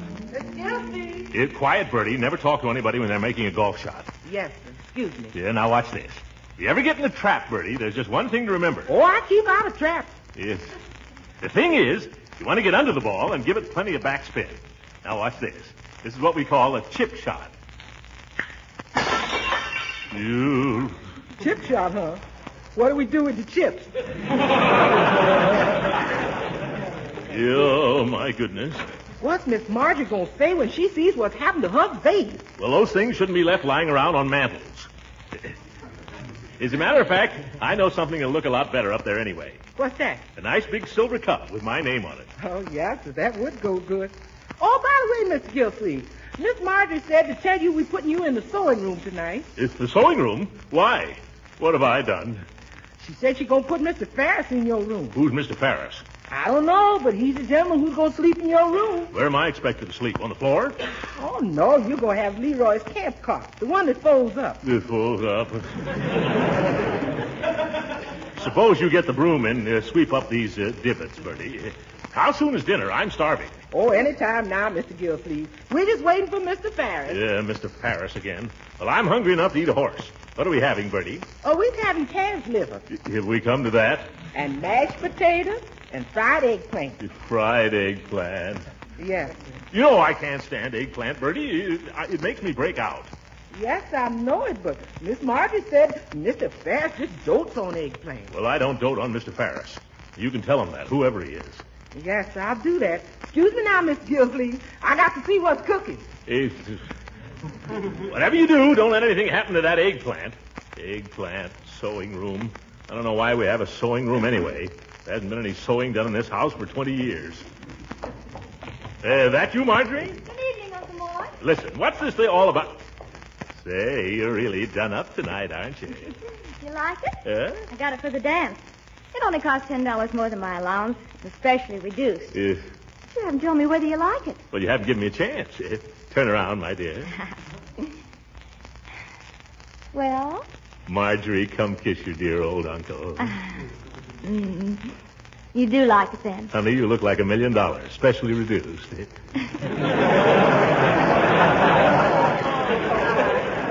Oh, I'm glad. There's only one thing. If you don't think that dress is a little... don't be old-fashioned, Uncle Mort. I'll bet probably every girl at the dance will be wearing a dress like this. Maybe I'll change my mind and go. Oh, please do. It's going to be such fun. No, my dear. I've got to get my sleep. I got to be in the pink tomorrow. Oh, come on. No, you and Doug go ahead and have a good time. Oh, I'm not going to the dance with Doug. You're not? No. Why not? Well, Doug and I have just had an understanding, that's all. You mean you're not speaking? No, it's all perfectly friendly. Oh, brother, that's worse. Well, who is taking you to the dance? I'm going with Leroy. Leroy? You didn't buy that dress with all those to go to the dance with Leroy. And another thing, since when does Leroy go to dances at night? I don't ever... Leroy! Oh, hello, Unc. Come back here, young man. Yes, Uncle Mort. Where did you get that necktie? Upstairs. No, I thought so. Suppose you take it right back upstairs. Yes, sir. Oh, by the way, Unc, can I go to the dance tonight? What do you mean, by the way? I mean, can I? Why do you ask me? You seem to be going. Oh, gee, thanks, Unc. I'll sweep out the whole garage tomorrow. Well, see that you get back here by 10:30. Oh, okay. I'll sweep out the tool shed. Oh, say, I forgot to ask you how you came out in the tournament today, Uncle Mort. Oh, the tournament? Oh, I'm doing pretty well. I played Judge Hooker in the finals tomorrow. Judge Hooker? Yeah. Well, the judge must have improved his game. He's improved his handicap. I think they added in his age or a social security number or something. Oh, you can beat him. Yeah? Why don't you come to the dance? After all, he's coming. I don't trust that old goat. He's just the type who would sneak home early and go to sleep. Besides, we got a good bet on this game. $2. Well, you're going to miss the best dance the club's ever had. That's right, Unc. And you know all the trouble we had over the band. Well, guess who we finally got? I don't know. Who? They got Bill Ferris. No. Yes. Who's Bill Ferris? Margie, tell him who Bill Ferris is. He's a band leader. He plays the trumpet. Just probably the greatest trumpet player in the world, that's all. Next to Molly Haynes. I never heard of him either. Oh, you have too, Uncle Mort. You know that record, I Don't Want to Walk Without You, Baby? I oughta. You played it night and day for 3 months. Well, that's Molly Haynes on the trumpet. Bill Farris plays a lot like him. Keep him away from here, then. Oh, don't be a Nicky, Uncle Mort. Nicky. As a matter of fact, he happens to be coming here to dinner tonight. We're putting him up for the weekend. Oh, he's the one who's sleeping in my little bed, huh? Oh, we couldn't ask a guest to sleep on a cot. He's the gent who's ordering the meals around here now, huh? Bill Farris. I put up with a lot of things, my dear, but this is the first time I've ever had to play second fiddle to a cornet player.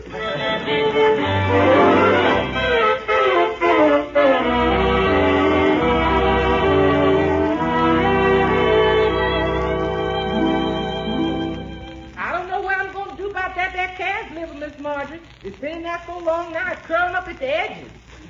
Well, I'm curling up at the edges, too, Bertie.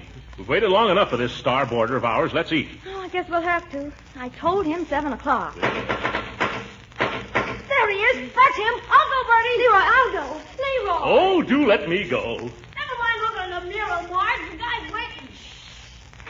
Hiya, sugar. Well, hello. Well, hello. She hadn't seen him since 4 o'clock this afternoon. Come right in. I don't care if I do. Well, I do. Sorry I'm late. I had to stop off to close the deal. Say, this isn't a bad little dump you got here. Yeah, thanks. Who's your fat friend? Uncle Mort, this is Mr. Farris. Just call me Bill. And this is my uncle, Mr. Gildersleeve. Hiya, Jack.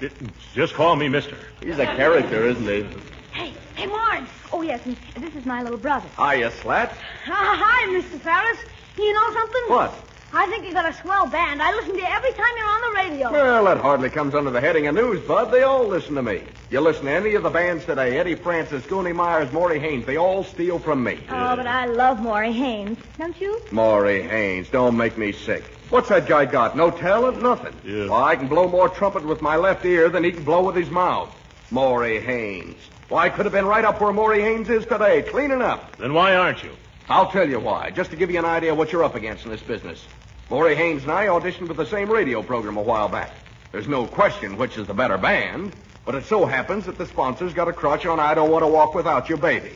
Well, I don't happen to have it in the books. Maury has. Oh, I love it, though. Well, I see I got to educate you, Sugar. I wouldn't be caught playing that tune at a dog fight. What's the matter with it? It's a lot of corn. That guy, Haynes. If it wasn't for that broken-down ballad, where would he be today? Well, I rather like it. Well, Uncle Mort, you I don't want to. I think it's got something. Well, don't sing it around me, brother. I can't take it. Excuse me, Miss Marjorie. Dinner's ready and then some. Oh, yeah, do you mind if we sit right down, Mr. Ferris? I'm afraid we'll be late for the dance. Oh, I couldn't eat anything. Matter of fact, I got a little hungry, so I grabbed a bite on the way over. Oh, well, you don't mind if we grab a bite after waiting for you for an hour. Oh, go ahead, Jack. Eat your head off. Don't mind me. Murder.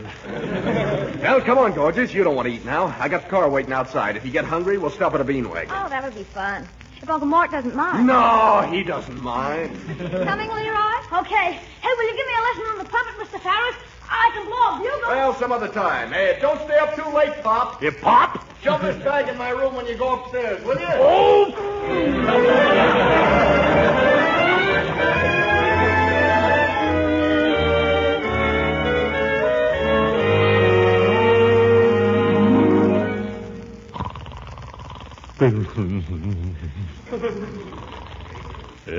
Hooker, watch this drive now.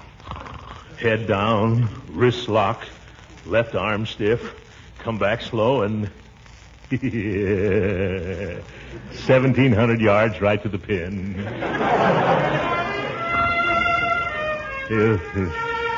Now we come to the water hole. Watch me drive this one across the Sleepy Lagoon. Even Sleepy Lagoon. Where's all that racket? What's going on out here? Oh, they must be back from the dance. This is a fine time for Sleepy Lagoon. I'll go down there and put that goon to sleep. Oh! He'll never get me in a folding cot again.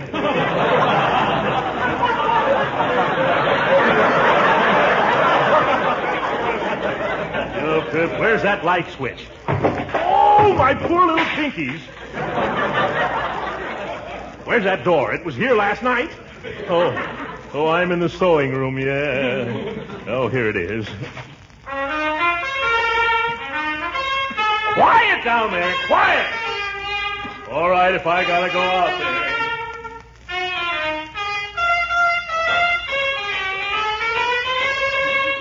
Boy, that was solid, Bill. Now let me try it. Okay, son, blow your brains out. Remember, take the second valve on that high one.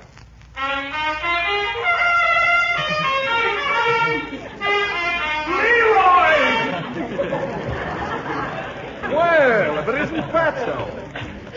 Where'd you get the nightshirt?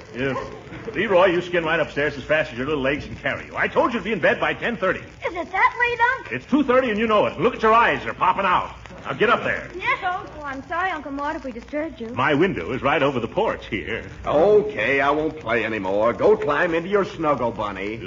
Snuggle bunny. Why don't you take that sour cornet and turn it in for scrap? It's fellas like you who are holding up the war effort. You better come up pretty soon, my dear. Right away, Uncle Mort. As soon as I turn out the light. Oh, what's your hurry? You can sleep any time. Let's park on the swing here and take a gander at the moon. Well, just for a minute. It's awfully late. Well, move over. Let's get acquainted. Well, I really must go. Oh, nonsense. I don't come to town every day, you know. Say, I hope you're not one of those old-fashioned types. Well, no. Well, then move over. That's better. Take a look at that moon, will you? You know, that moon was just made for you and me. You know, I really must... No, don't say anything. Don't spoil it. Nice out here, isn't it? Uh-huh. Marjorie!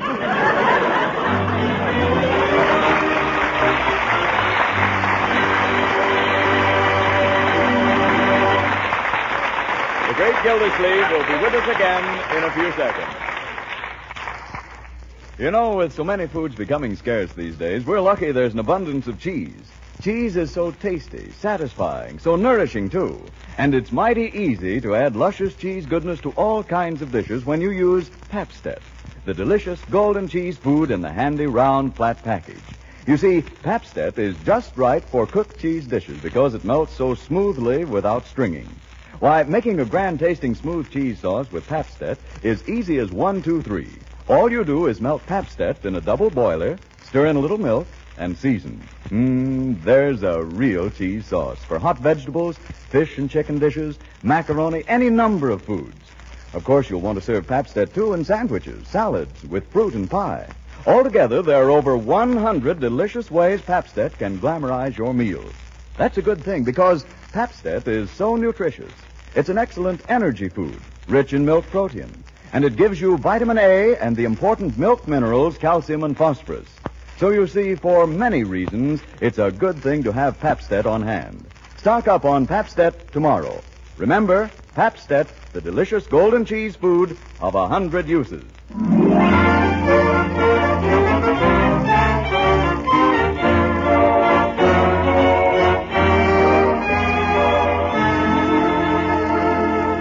Now, let's get back to the Great Gildersleeve. After a hard night in the sewing room, he comes down to breakfast with murder in his heart and circles under his eyes. Oh, what a night. I think I'll just have a poached egg this morning, Bertie. Yes, sir. Uncle Mort, I'm sorry about last night. Really, I am. I tried to... Think nothing of it, my dear. Think nothing of it. What's a mere golf trophy compared to one night of giddy pleasure? Oh, Uncle Mort. Oh, well, I guess I'll just give up the game. Would have been nice to win a cup, though. Just once before I die. Oh, Uncle Mort, don't talk like that. You're going to win. Anybody home? Oh, it's Judge Hooker.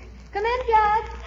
He always comes for breakfast. What does he want? I suppose he came over here to gloat. Old goat yourself. Morning, Marjorie. Why, Judge, what's the matter with your leg? Attack of gout. I've got it bad. Did you say gout? What'd you think I said? Can't you see it's killing me? Oh, Judgy, that's a shame. Here's something I ate. It kept me awake the whole night. Well, that's too bad. Bertie, cancel that egg. I think I'll have some hotcakes and sausages. Yes, sir. What'd you say, do with the egg? Cancel it. Oh, shucks, I went and poached it. Never mind, bring it on. I'll eat it anyway. Care to join me in an egg, Judge? No, thanks. Oh, it's too bad about your foot, Judge. That'll kind of spoil your game, won't it? Yes, I'm afraid we'll have to postpone the match, Throckmorton. What do you mean, postpone it? You either play it or forfeit it. Now, Gildy, you wouldn't want to win that cup by default. Well, it's tough luck, Judge. You wouldn't want people saying you took advantage of a fellow when he ate a lobster. You should have thought of that before you ate the lobster. Oh, have a heart, Gildy. You know I can't walk around that course. Hiya, Jackson. How's the kid? How's your sleep? You've got the nerve to ask me that. Hiya, Judge. What's the argument? Well, maybe you can settle it for us. You know anything about golf? Oh, do I know anything about golf? Don't make me laugh. Well, I've got the gout. I can't play today, and Gildersleeve here claims I have to forfeit the match. Well, that's easy. I'll play it for you. You? Oh, no, you won't. Why not, Gildy? It's better than a default. Oh, he's afraid, that's all. I am not afraid. I'll play this fellow if that's the way you want it. All right, Fatso, let's get going. Yes,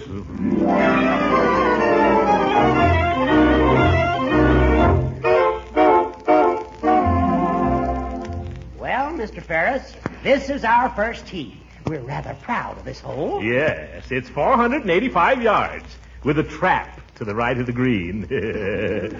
Better watch out for those woods at the left, too. Never mind the diagrams, Pop. Just show me the flag. Pop. Where's that driver? Well, keep your eyes peeled now. This one's going a long way. Oh, my goodness.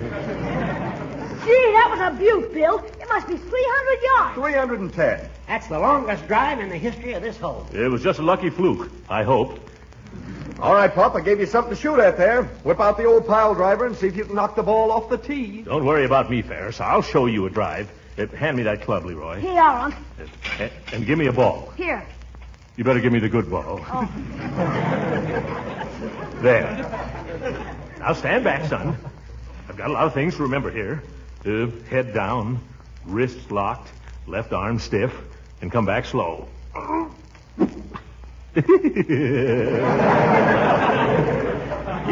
forgot one thing, Pop. You forgot to hit the ball.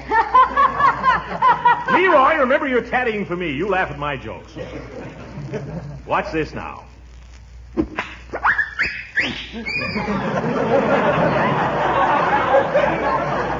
That's all I wanted to know. I'll see you boys in the clubhouse after the first 9.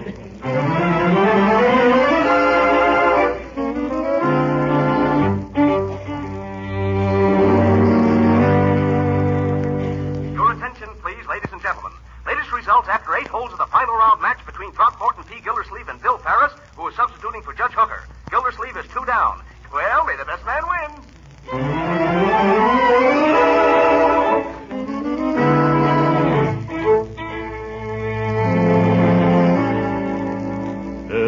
Am I away? Go ahead and putt. What are you getting down your knees for, Unc? You gonna pray? No, my boy. This is the 9th hole. I'm taking no chances. I'm going to sight this putt very carefully. Come on, come on. All right, all right. One side, Leroy. Take that pin out.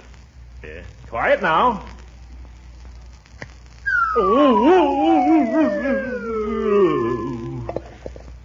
Sighted putt sank same.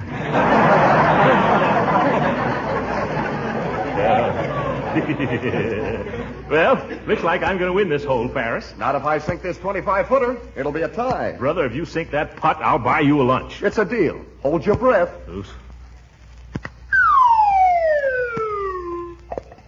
Come on, Fatso. Let's go to lunch.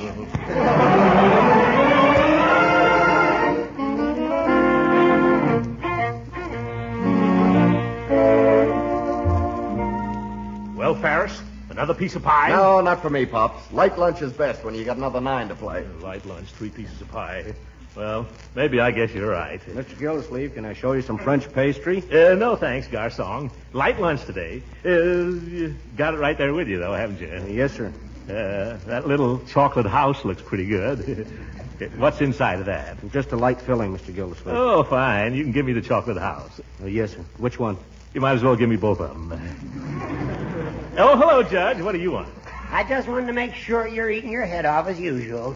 Well, Mr. Ferris, do you think you can beat him worse this afternoon than you did this morning? Oh, sure. I didn't have the feel of my clubs this morning. You hear that, Gildy? I ought to shoot better than 37 on a dinky little 9-hole course like this. No, just a minute, Ferris.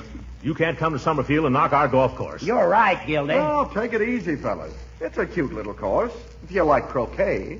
Croquet, nothing. I'll have you know that Walter Hagen played this course, and he said it was wonderful. The Hague said that? Yes. He said I've never played on anything like it in my life. Those were his exact words. They sounded better even when he said them. Well, I still say if this is a good course, I'm Bobby Jones. Well, you listen to me, Jones. Ferris. I'm just sore enough to make you eat those words. I'm 2 down to you on the first 9, right? I'll bet you $50 that I win this match. Did I say that? $50? Hey, Uncle, you off your stick? Yeah, I must be. No, by golly, I said $50 and I'm going to stick to it. What about it, Ferris? It's a bet, Pop. I never hoped to make $50 any easier. Come on. Wait till I eat this last roof.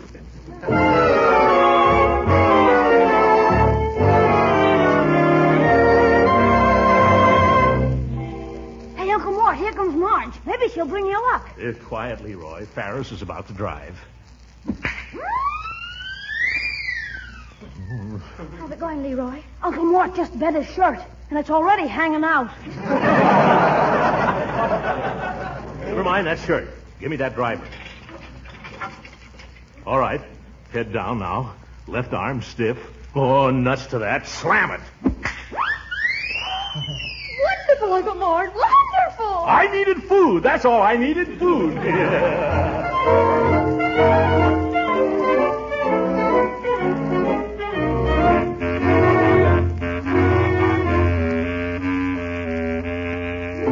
Attention, please, ladies and gentlemen. Latest results on the final round match between Gildersleeve and Ferris. Gildersleeve has staged a great rally, and the players reached the 18th tee all even. They're playing the deciding hole now. And once more, may the best man win. You know something, Unc? I think Ferris has been cheating on the last 2 holes. Cheating? Oh, no, my boy. He wouldn't do a thing like that. Still, he's a cornet player. Yeah, I know for a fact he forgot to count a couple of his shots. He did? Why, that's terrible. Hurry up, Fatso. Let's get this over with. All right. Go ahead. It's your shot. Give me that club.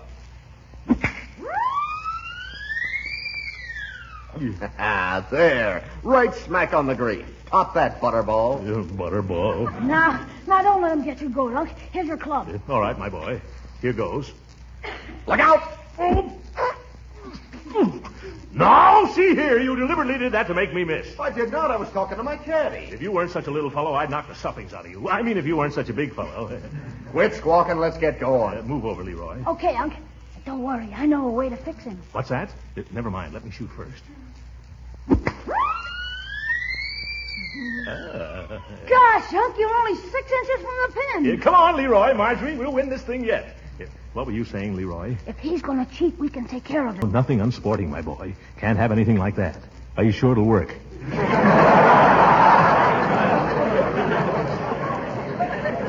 Don't you worry, Uncle Mort. Just leave it to me. Yeah. Well, Pop, looks like you'll be home in 5, but if I make this putt, I'm down in 3 and the match is over. Yeah, I can't deny it, Ferris. It's only a 6-foot putt. Want to concede it? Concede? Throckmorton P. Gildersleeve concede? Never. There's a principle involved. What principle, Unc? $50. That's the spirit, Uncle Mort. Well, have it your way, kids. The cup means nothing to me, but oh, that cash. Hand me my putter, son. Do it now, Leroy. Now, okay. I don't want to walk without you. Hey, quiet. I told you I can't stand that song. Quiet. The boy is just musically inclined. Go right ahead and putt. Darn kid. No. All right, I missed it. But if I sink this one, I still win. Oh, yes, I can still lose.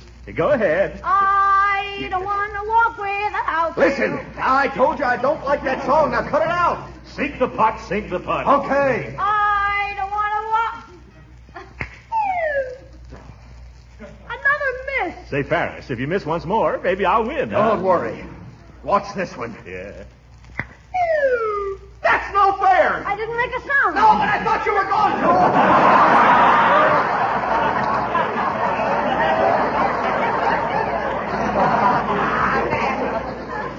Say, if I make this putt, I win, don't I? Quiet now. You victory. Wonderful. By golly, Throckmorton, I'm glad you won. It was worth $2 to see you beat that stuck-up trumpet player. Horace, you're a pal. Come on, let's get up there to that 19th hole, huh? I don't want to golf without you. No, sirree.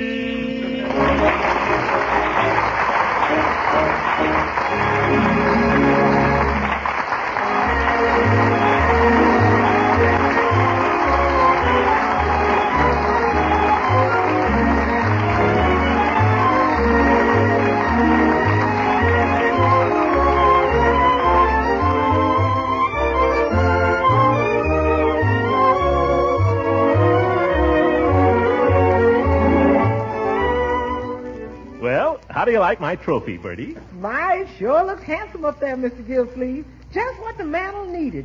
But I thought they were going to give you a cup. Well, none of the clubs are giving cups anymore, Bertie. The government needs the metal for scrap. But this is a very valuable Ming vase. It's gorgeous, all right. Yeah, you should have seen how I won it, Bertie. I was lying about 50 feet from the hole, you see? Yeah? Here, give me that club. All right. Thank you. I'll show you. I took my trusty number 5 iron. I swung it easy like this. Oh, good night, everybody.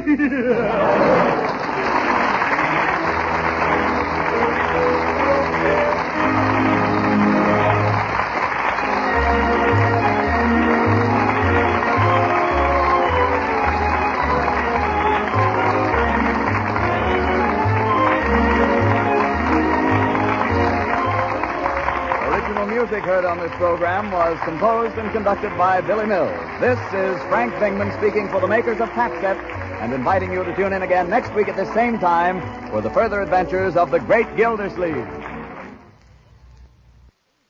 Have you discovered the speedy way to make swell macaroni and cheese? These days, clever women make that favorite dish without any fuss of grating cheese, without any bother with blanching and baking the macaroni. They simply open up a package of the product called Kraft Dinner. They cook the special Kraft Dinner macaroni quickly in boiling water, and with the Kraft Grated, which also comes in each Kraft Dinner package, they sprinkle the cheese flavor through and through. Presto, the dinner main dish is ready in only 7 minutes cooking time. But the best part of it is, Kraft Dinner macaroni and cheese is extra special good. Fluffy, light, and drenched in cheese flavor. When good cooks discover this 7-minute way of making macaroni and cheese, they say never again to the old-fashioned slow method. And Kraft Dinner is a money saver as well as a time saver. So tomorrow when you're shopping, get ready for quick, tempting main dishes of macaroni and cheese. Ask your dealer for Kraft Dinner. This program came to you from Hollywood. This is the National Broadcasting Company.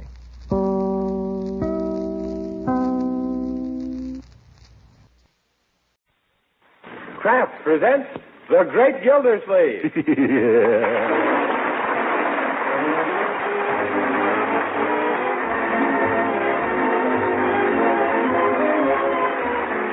The Kraft Cheese Company, who also bring you Bing Crosby every Thursday night, present each week at this time Harold Peary as The Great Gildersleeve, written by Leonard L. Levinson.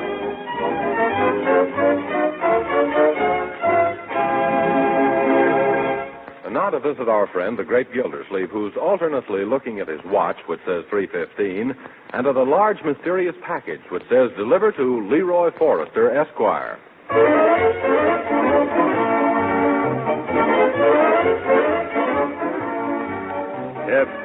Isn't Leroy ever going to get home from school, my dear? Now, Uncle Mort, you've been fussing over that package ever since it came. You shouldn't be so curious. I'm not in the least bit curious. I was just wondering what was inside. I think it contains magazines. It says Leroy Forrester, Esquire. No, Bertie. By the way, where's it from? Some place called Fragile. No, the name on the other side. Oh, you mean, Use No Hooks. Use No Hooks, Colorado, yes. The name of the firm, Bertie. Turn it over. Oh, yes, the Metropolis Merchandise Company. Well, this has me worried. Let me look at it once more, Bertie. Here it is, Mr. Gildersleeve. Thank you. Oop. Oh, darn it, it almost flew open, but not quite. Don't lift it by the string, Uncle. It'll break. Oh, yes, so it will. I'll try to be more careful, my dear. Now, let me examine it. If you examine that box any more strenuously, it's going to fall apart. Yes, I suppose you're right, Bertie.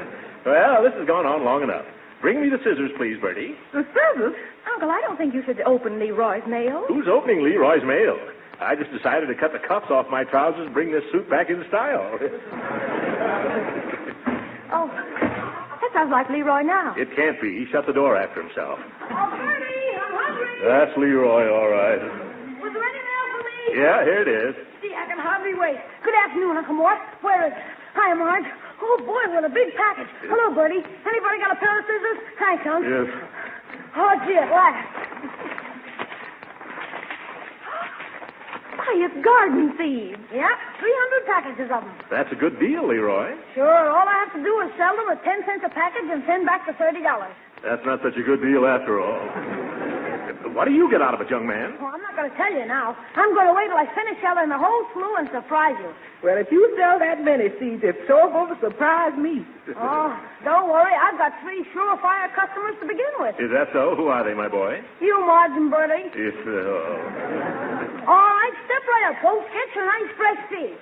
Which kind do you want, Bertie? Well, let me see. Oh, you got flower seeds, too? Sure thing. Petunias, hollyhocks, cucumbers, onions. Yes. Yeah, and sweet William. Oh, that's what I'll have. There's a boy in the army named William I'd sweet on. Okay, that'll be a dime, Bertie. How about you, Marge?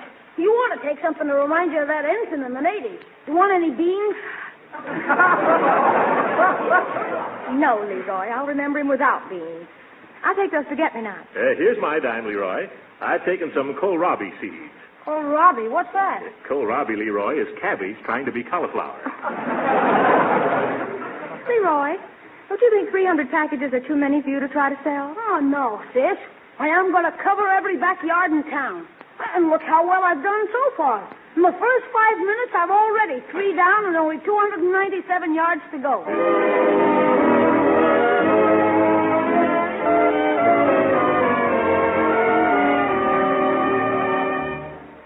Look, Piggy, why don't you buy your mother a package of flower seeds for Mother's Day? Yeah, but a package of seeds is a lot cheaper than a bouquet. No, I'm sorry, I can't trust you. Now, in the instructions, the company says they trust me, but I'm not supposed to trust anybody else. Well, at least think it over, will you? Okay, goodbye. By the way, Leroy, it's just a week since those seeds arrived. How many have you got left? 263. No, Leroy, I don't mean the number of seeds. I mean the number of packages. That's what I mean, too, Unc. If... Business would have been a lot better. Only half the kids in town are selling seeds. Oh, well, it's the best salesmen who win out. Gee, Unc, you used to be a super salesman, didn't you? Well, yes. When I started selling the Gildersleeve girdle, I developed some pretty snappy tricks, my boy. But the principal thing to remember is politeness.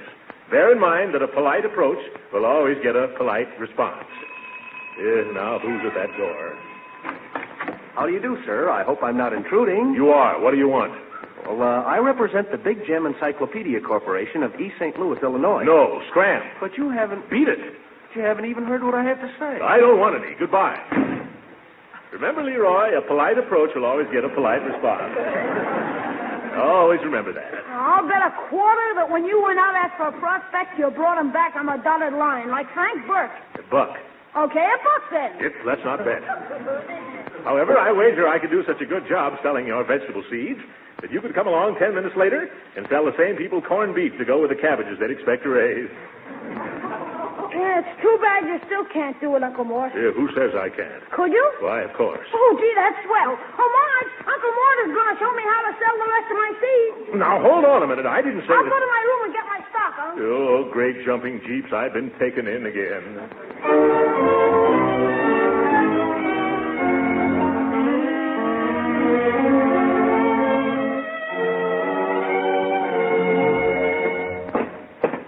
Now, remember, Leroy, the important thing is to start talking first and don't stop till your customer says yes.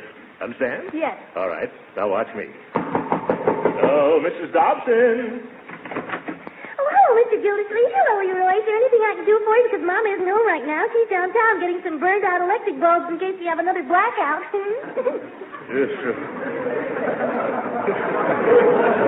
Well, excuse me for cutting in, Donnie, but I'm helping Leroy sell these wonderful garden seeds, and I thought maybe you folks would like to buy some. Oh, garden seeds? Well, I don't know whether we're going to plant a garden or not this year on account of I tried one in 1941, but I didn't have a bit of luck. You didn't? What'd you plant? Peanuts. I planted a whole bag of them, but nothing came up. Well, do you think the salt kept them from growing, Mr. Gildersleeve? You. Well, maybe I should try something else this year. Have you got any popcorn? I'm crazy about popcorn. If you have any, I'll take 10 cents worth if it's hot. You know. Dottie, I'm sorry. However, we have lettuce and spinach and eggplant and oyster plant. Oyster plant and eggplant? Oh, you can't fool me. Eggs come from nests and oysters don't grow on plants either. You catch them with a harpoon. You harpoon. Well, I think I'll just plant birdseed this year on account of the birds always get it anyhow. Well, goodbye now.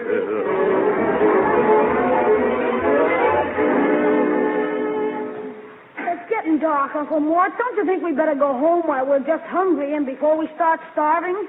No, Leroy. I'd still like to show you how to make a sale. Now, I have a feeling that things are going to be different at this house. Okay, I'll ring the bell. Yeah. Now, observe the way I give them the politeness approach. Yes, what is it? Oh, how do you do, sir? I'd like to sell you some wonderful garden seeds. They grow so quickly that all you have to do is stick them in the ground and jump back fast. Say, don't you live over on Parkside Avenue? Well, yes. How did you know? Don't you remember me? No, I can't say that I do. Well, I came to your door this afternoon selling encyclopedias. You did? Yes, I did.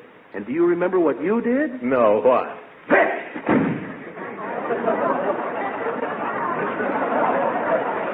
Yes, now I remember.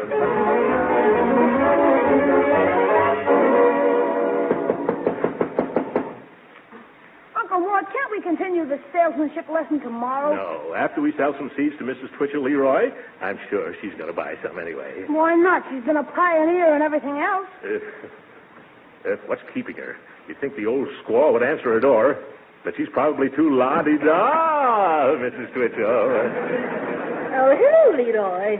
How do, Mr. Gildersleeve? What brings you here? It's these seeds of Leroy's. He had quite a lot of them, and I suggested to him that you might want some. Well, that's very thoughtful of you. I could plant some in my garden. You see, Leroy, your Uncle Mort knows. How about 3 or 4 packages of corn, Mrs. Twitchell? Are you sure you can spare it?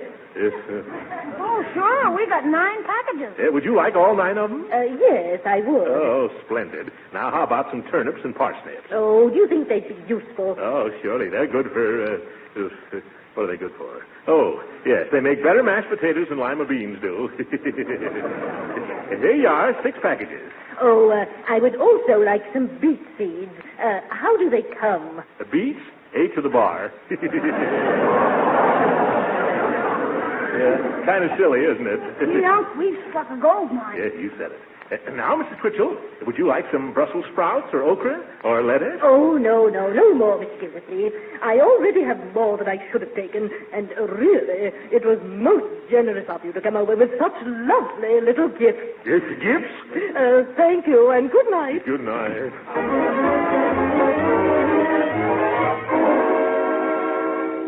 Now, Judge Hooker, the first thing we want understood is that we're selling these seeds, not giving them away. I understand, Gildersleeve. You're no congressman. The reason you should buy these seeds is to start a victory garden, Judge. Yeah, everyone should have a victory garden. Right. Food will help win the war. Food is as important as ammunition. Yeah, and all the money we save raising our own food, we can put into war-saving stamps and bonds. Hey, that's a very good point, young man. Hey, yeah, and look at the exercise it'll give us. Sure, and that way you can get rid of that spare tire, Gildy. Well, I wasn't aware that I had any spare tires. Just look in any mirror, Gildersleeve. Oh, yes. The judge made a joke, Leroy. Let's laugh. I'm glad you agree with us, though, Judge. How many packages of seeds do you want? None. None? Why not? Well, I planted my garden a week ago. Gee, too late. You mean that pint-sized plot in your backyard? Well, you can't raise enough stuff there to feed your next-door neighbor's bantam chickens. Well, I haven't any more room here. If I had a place out in the country, I could sure go to town. Oh, out in the country. Oh, say, there's an acre that belongs to Marjorie and Leroy's estate right outside the city limits. There is? Well, we'd let you plant a big garden out there if you bought your seeds from the right party. Oh, an acre's too much for me to handle by myself. But I take half if you plant the other half, Gildy. That's an idea, Uncle Mort. Between the two of you, you'd use up all the seeds we haven't sold. Yes, well, I don't know. Remember, Gildersleeve, food is ammunition. Yes. Especially the food you grow. We can use it to throw at the enemy. Yeah, well, that's all. Well, I'll show you. Leroy, how many packages of seeds have you got left? $23 worth. All right. That'll be 11.5 from you, Judge, and the same amount from me. Now, how about making it a sporting proposition? I'll toss you to see who pays for the whole thing. Okay, he's going to toss me. You call it, Hooker. Ready? Head. It's a head, all right. Head, I should have mine examined.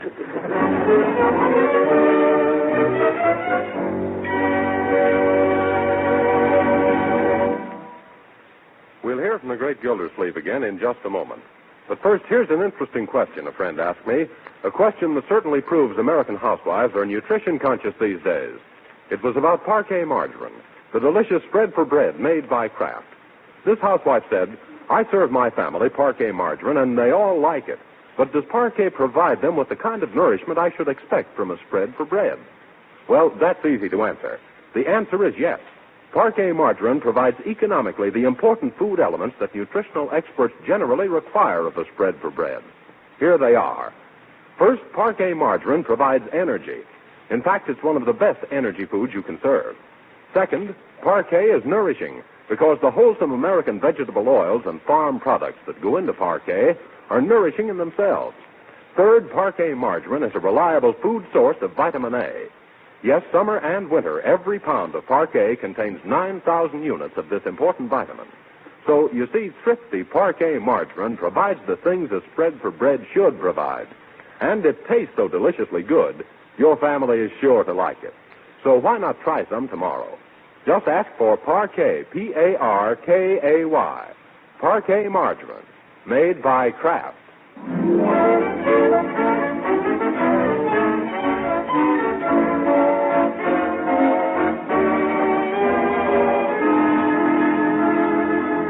Have you ever tried to locate a piece of property from the legal description on the deed?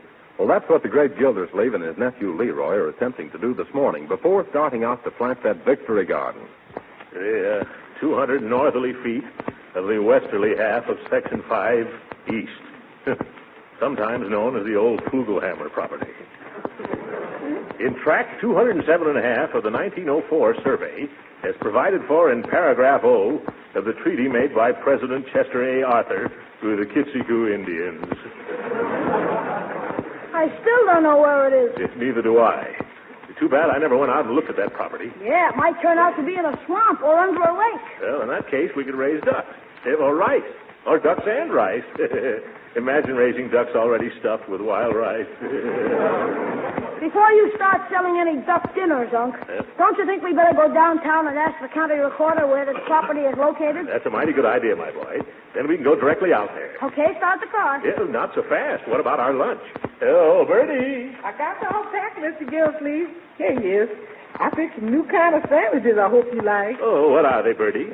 I call them Birdie Burgers. Yes, Bertie Burgers. They consist of half a cold chicken between 2 slices of baked ham. Oh, boy. Come on, Unc, let's hurry out there so we can dig in. To the sandwiches, I mean. You're going to do a lot of other digging, young man, before we come to the Birdie Burgers. Are all the garden tools in the rear compartment, Leroy? Sure thing. Start her up, Unc. It seems to me we've forgotten something. Tools, lunch, old clothes. I guess we've got everything. Well, thank you, Bertie. Welcome. Now, take it easy the first day, and don't try to chew more than you can bite off. Yeah, okay, Bertie. Have a good time while we're away. Yeah? You sure the funniest looking farms I done ever seen. Well, so long, folks. Yeah, so long. Did you hear that, Leroy? Bertie says we're two of the funniest looking farmers he ever seen. Whoa! Steve, what's wrong, Unc? Bertie just reminded me what I'd forgotten to take. All that seed.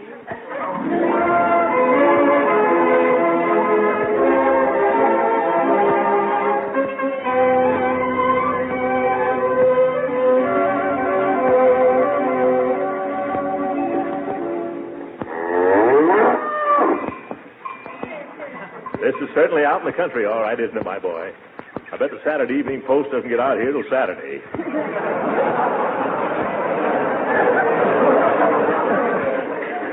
How did the estate ever happen to have property this far from town? Well, it was taken in on a bad debt that we were taken in on.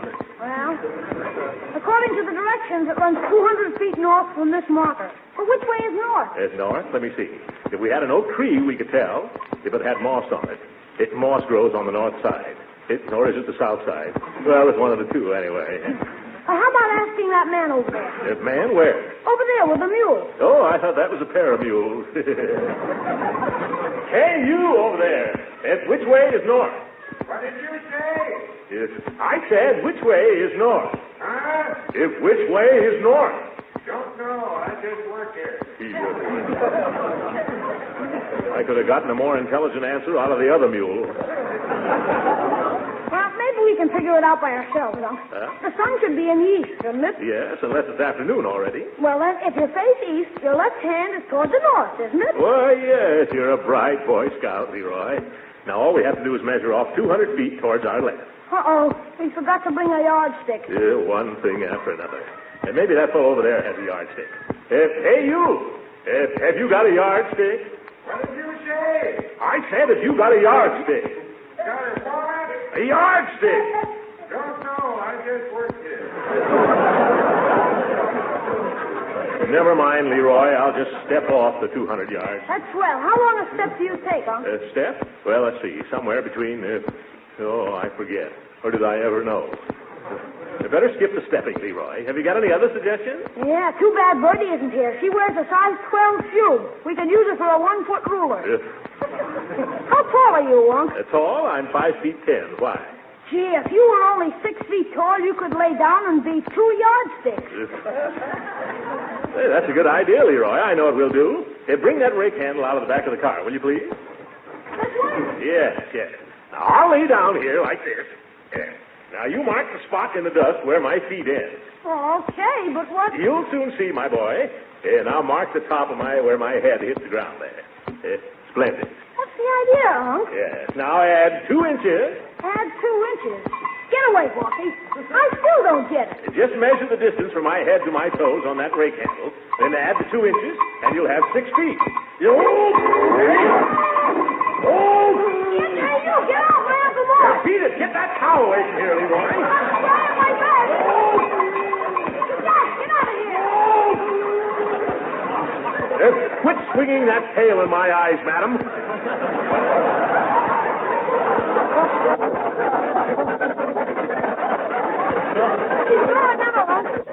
Oh, thank goodness she's gone. Help me up, Leroy. My goodness. What does that farmer mean, letting a dangerous cow run around loose? Hey, you! What did you say? Why did you leave that cow loose? What's that? What do you mean leaving that cow run around stepping on people?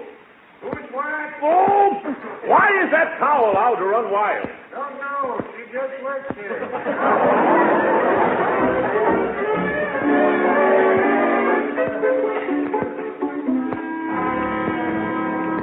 Keep it up, Uncle Mort.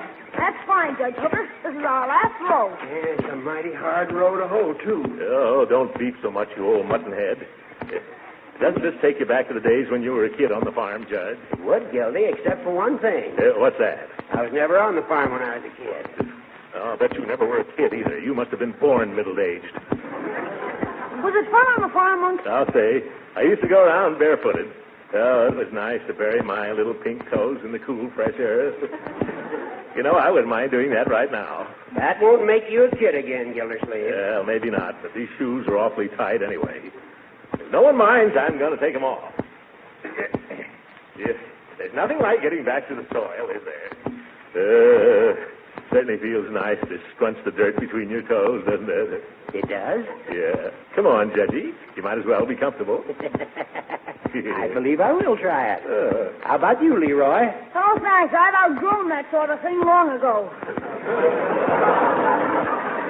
Well, I got my shoes off, Gildy. Feels mighty good. Yeah, it'd feel even better if you took your socks off, too. Oh, yes, of course.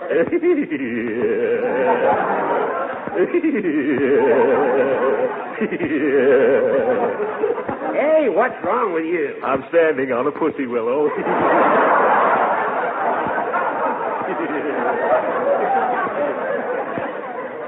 Pardon me, but if you gentlemen farmers had stopped planting your feet and finished planting the rest of these seeds, we'd be all through. Yes, you're right, Leroy. Come on, Judge. Quit clowning around and help Leroy and me. Well, what do you want me to do? Well, here's some seeds. Unc, you put 2 of these in each hole, and Judge Hooker, you cover them with dirt. Oh, that's easy enough. Hey, you've got 2 different kinds of seeds in this bag, Leroy. Which do you want us to plant? 1 of each. That's unusual. What's the idea? Oh, it's an experiment I'm making. I'm mixing corn and lima bean seeds together to see if we can get a succotash plant. Well, if this works, we can try planting a blue plate special. Come on, Judge. I'll drop them in and you cover them up. Sure. Now let's do it with teamwork and rhythm. Rhythm. Yeah, we'll count 1, 2, 3, 4. Oh. On 1 and 2, you drop in the seeds. And on 3 and 4, I'll rake over the dirt. Yeah. Okay? Why not? Anything your little mind can think of, Judge. Let's begin. 1, 2. 3, 4. 1, 2. 3, 4. 1, 2. 3, 4. It's corn, bean. Rake, rake. Corn, bean. Rake. Oh! Quit raking my big toe, you clumsy little bastard. Go on, I never came anywhere near your big toe, you big ninny. Is that right? Well, look. Is that your big toe? Why, I thought it was a lima bean. Judge Hooker, lima beans don't twitch. Hey, I finished the rest of this row by myself. You 2 can put your shoes on now and we can go home. Oh, at last. Judge, what'd you do with my shoes and stockings? I didn't do anything. Where are mine? That's kind of peculiar, isn't it? Leroy. Yes, Uncle Mort? Did you pick up our shoes and stockings? No, I didn't touch them. But how could they possibly disappear right off a bare field with no one else around? I don't know. We can't pitter-patter home in our bare feet like this. Hey, I just figured out what happened. Huh? Come on, Uncle Mort. Come on, Judge. Let's get busy with our rakes and hoes again. You planted your shoes and socks. Yo, this is going to be one of my bad days.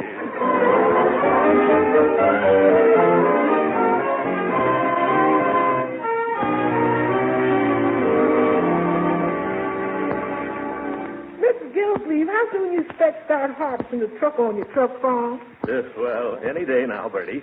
Ever since the last rain, everything is coming along swimmingly. Yeah, I tried some of the radishes yesterday, and they're coming up fine. Marjorie, you should come out someday and look our garden over. It's a vision of vitamins. Well, I'll ride out with you the next time you go. How are you getting along with Judge Hooker? Oh, all right, except for that dirty trick he pulled on us yesterday. What was that? Well, he was raking his half of the garden when he suddenly found out he'd lost his diamond ring. Yeah, and he offered a $1 reward to the one who found it. Yeah. Leroy and I scratched through his whole patch. When we finished, he discovered that he hadn't worn the ring that day. It was all a scheme to get us to rake his rutabagas for him. Uncle Mort was so mad he hit the judge over the head with a scarecrow. Oh, you shouldn't have done that, Uncle. Yeah, I know it, my dear. I'm sorry I did it, too. Now we got to get a new scarecrow. When are you going out there again, Uncle Mort? Well, not till next week. Ain't you afraid the gophers will go for the plant? Oops. Or the weeds spring up and choke them? No, Bertie. I cleared the garden of all the weeds yesterday. Yeah, only some of the weeds turned out to be young carrots. Oh, that was too bad. Did you pull out many of them? Well, I must have ripped up 12 or 14 rows before I discovered what they were. However, I had a lucky break, my dear. You did? Yes. I did all my pulling out on Judge Hooker's half. One more row, and I would have starved on our own carrots.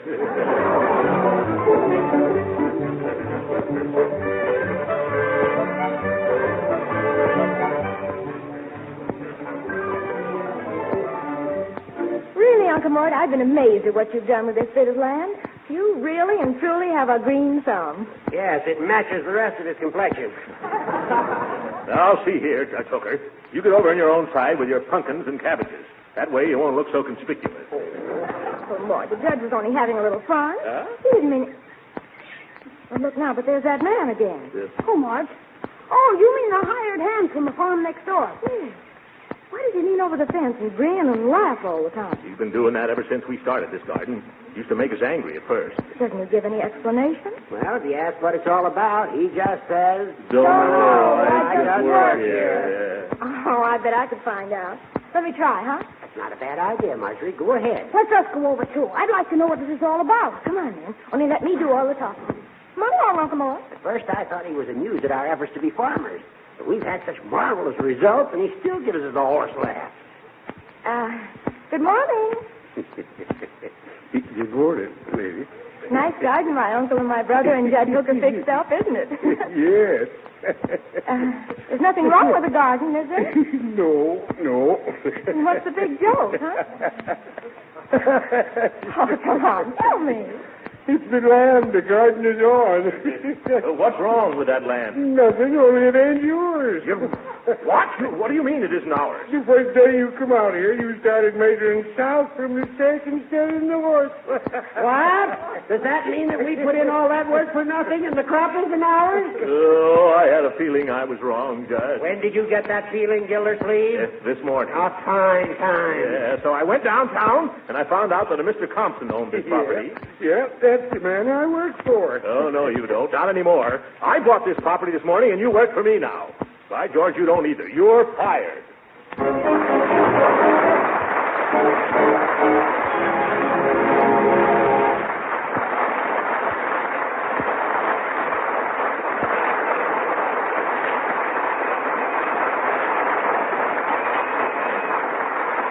The Great Gildersleeve will be with us again in a few minutes. Meantime, I imagine you mothers and housewives are pretty busy these days, so I'm sure you're interested in ways of streamlining the preparing of meals and getting results that are mighty appetizing, too. Now, if you're used to running to the refrigerator for a dab of this for a shortening, a dab of that for pan frying, and something else for a spread for bread, here's a time-saving hint. Use Parquet margarine for all these purposes.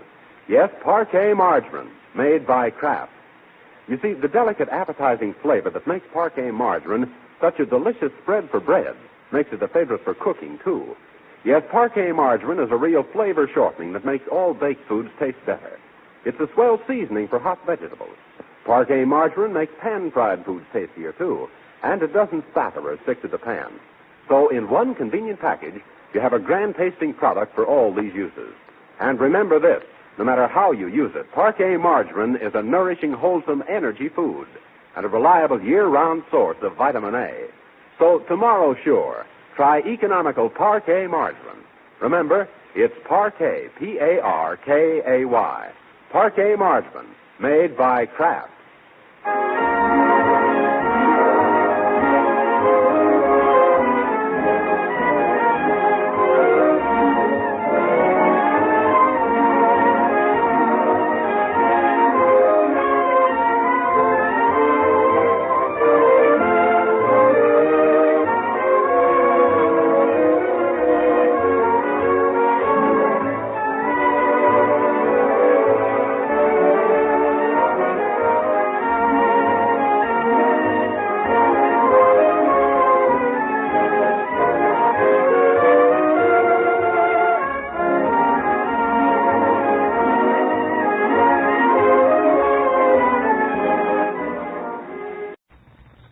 Presents The Great Gildersleeve. The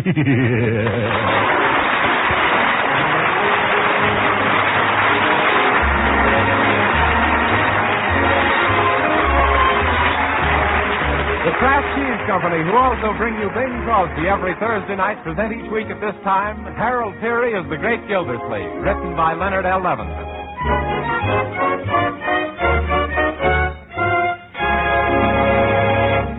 We'll hear from the Great Gildersleeve in just a moment.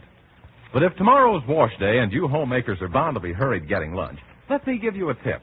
Serve the folks macaroni and cheese. Do you say you haven't time to bake macaroni and cheese on wash day? Well, of course you don't. But haven't you heard of Kraft Dinner? With Kraft Dinner, you can make grand macaroni and cheese in just 7 minutes cooking time. You see, you don't bake Kraft Dinner macaroni. You don't fuss with grating cheese, because each package of Kraft Dinner contains an envelope of Kraft grated, all ready to sprinkle in. With Kraft Dinner, you get fluffy, tender macaroni drenched in cheese goodness, and you cook it in 7 minutes flat. See for yourself tomorrow. Ask your food dealer for Kraft Dinner.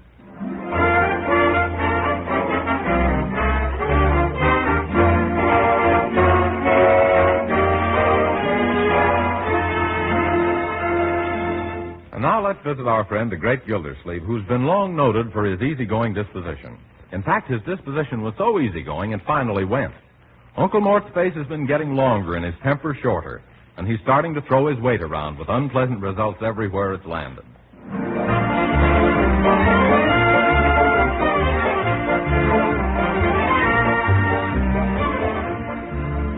Oh, my goodness, Marjorie, I'm late to the office again. Oh, good morning, Uncle Mort. Good morning. All right, am I supposed to starve around here? Where's breakfast? Bertie, breakfast. Yes, sir. What do you start off with? Grapefruit, cantaloupe, strawberries, orange juice. What's the trouble? Don't the stores still sell prunes? Oh, I thought you were sick and tired of prunes. Whatever gave you that idea? Oh, yesterday morning you flung yourself out of the house saying you're fed up, and I asked Leroy what the trouble was, and he says you full of prunes. Excuse me, folks, I gotta hurry to school. Yes, come back here, young man. School doesn't begin again until next September. Just my luck. Oh, what am I saying? Now, Uncle, why don't you sit down and eat the nice egg Bertie's fried for you? That's what I'm trying to do. Bertie, what is this, a fried egg or the stopper out of the kitchen sink? It's an egg, Mr. Gildersleeve, and it was cooked. It wasn't cooked, Bertie. It was vulcanized. I give up. Just wrap it up, and on my way downtown, I'll drop it on a scrap rubber pile. By George, I'd like to slap a Jap in the map with this scrap. And there's going to be a war in this house, unless I start getting fed properly around here. My, he's worse today than he was yesterday when he poured the coffee in his lap and then spilled the cream on his vest, thus dissolving the sugar in his pocket. Gee, I wonder what's wrong with Unc lately. He's been as jumpy as a kangaroo on a pogo stick. Yes. Poor Uncle Mort. You mean poor us? We're the one he's doing his jumping on. You know, I think I have an idea what's troubling him. Gee, what is it, sis? Uncle Mort hasn't any love life. Oh, for corn's sake. Be serious, can't you, Marge? But I am serious. If he could only get excited about some woman, it might calm him down. Oh, you mean he ought to get unto himself a wife? What does he want a wife for? He's got Marge to sew on his buttons, and you to cook for him, and Judge Hooker to fight with. What more could a guy want? I don't necessarily mean a wife, Leroy, but some attractive woman he could get interested in. Then he wouldn't have time to be irritable or critical. At least we could experiment. Okay. But who'll we get to turn on the glamour? Well, how about Mrs. Salisbury Twitchell? Nope. Her face has had too many retreads. Well, what do you say to Miss Rosita Callahan? Oh, she's got a pan like a rabbit. Now, wait a minute, brother. Who's going to fall in love with this girl, you or Uncle Mort? Oh, gee, I was just giving you a man's viewpoint. Well, who would you pick out? What about Amelia Hooker? Judge Hooker's sister? Sure. She's awfully nice and jolly, and she makes the swellest cakes and candies. Yes. She's a high school teacher. Is that so? What does she teach? Oh, she teaches girls domestic silence.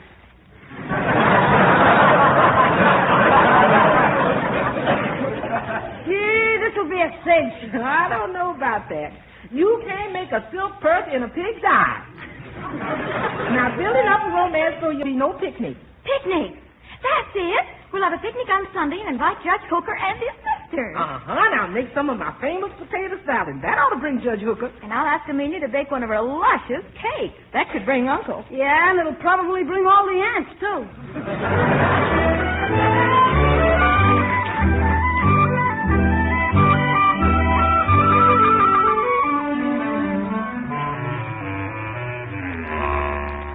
No, Marjorie, this is Sunday.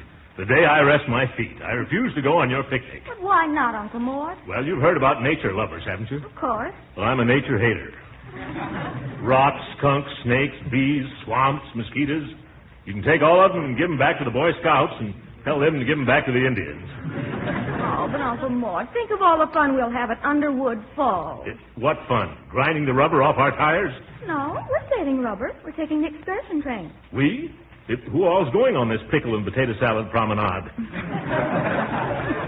Well, there's Leroy and me and Judge Hooker and his sister. Judge Hooker, yeah. Is Amelia Hooker going too? Mm-hmm. And she's baked the most delicious devil food cake. For you, incidentally. For me? But why devil's food?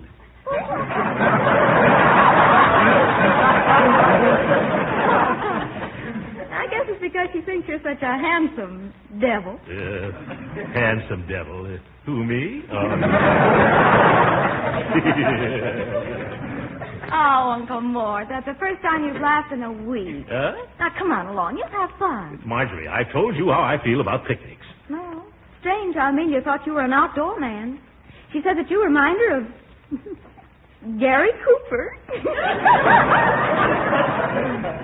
What's so funny about that? Amelia's entitled to her opinion. Gary Cooper, eh? Gosh, I don't know what to say. Gary Cooper, huh? Well, I don't know. Oh, why don't you join us, Uncle? We're leaving on the 10 o'clock. Gary Cooper, huh? Excuse me, partner. Would you mind stepping away from that there mirror? Thanks. Yeah. Oh, I see what she means by Gary Cooper. Amelia was talking about the wide open spaces.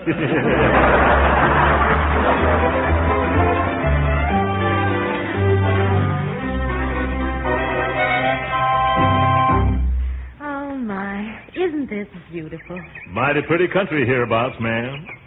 The air is so fine and clear.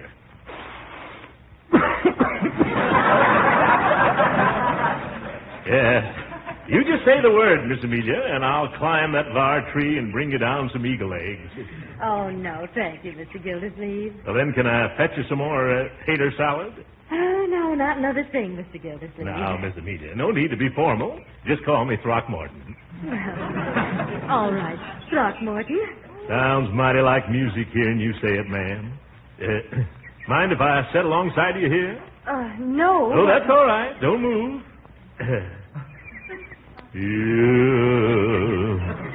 Excuse me, Miss Amelia, but whereabouts did you put that devil's food cake? Well, I put it right where you... Never mind. Marjorie, have you got a nice wet cloth? Oh, Throckmorton, what a shame. Yeah, that was a darn good cake. Why can't you be more careful where you put your circumference, you big pudding punch? Now, Horace Hooker, stop insulting Throckmorton. Oh, I don't mind. Come, Miss Amelia. Let's wander down to the pond and look at the water lily. Be careful, Amelia. Don't let the big bullfrog sit on the lily pad. Why, that little joker. Oh, look, aren't they pretty? Would you like some? I'll wait out and get them for you. Oh, no, Throckmorton, you'll get your shoes wet. Oh, no, I won't. I'll just take them off. And my socks and roll up my trousers. Now, be careful, Uncle Lord. Don't worry. Ooh, the water's cold, isn't it?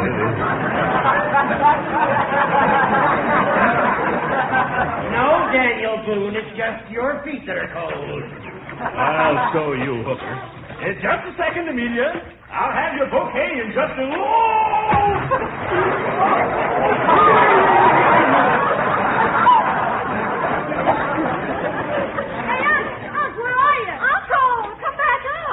Throckmorton, say something. Can't. Probably has a frog in his throat. Look, the Panama hat's come to the surface. It's drifting away. That's all right. He's probably weaving another one underwater. Oh, here he comes. Well, thank goodness. Who put that hole there? Oh, my goodness, I've ruined all my cigars. Well, help him out, Horace. Look at the big flounder. Here, Gildy, take my hand. Yeah, thanks. Is it very wet in there? Oh, no, Judge. Come on in. The water's fine. Hey, let go.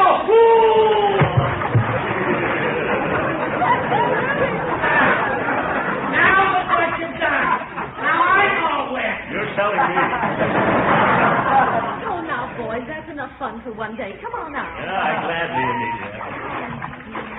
Sit down here, Uncle. Yeah? Well, one thing good. It's wash the cake icing off your trousers. Yes. Gee, there must be an easier way of doing it than that.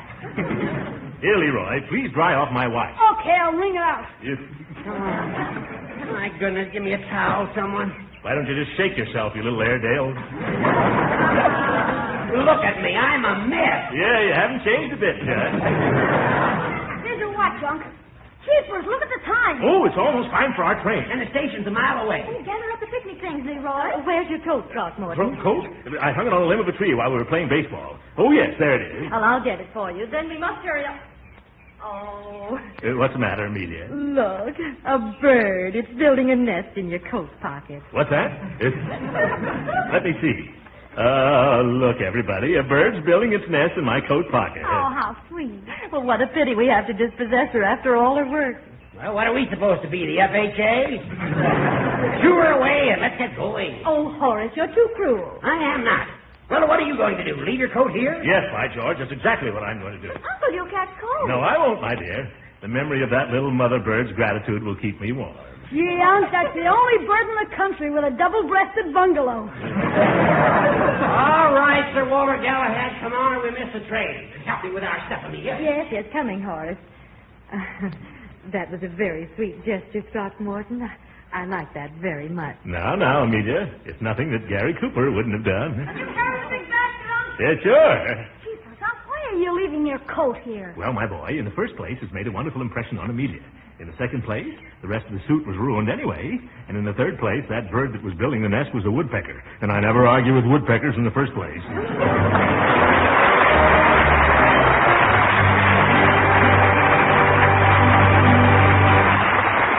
Great Gildersleeve will be with us again in just a few minutes. Meanwhile, a suggestion about getting your food budget to balance. You're on the lookout for economical main dishes, I know. Well, let me point out the thrifty product called Kraft Dinner.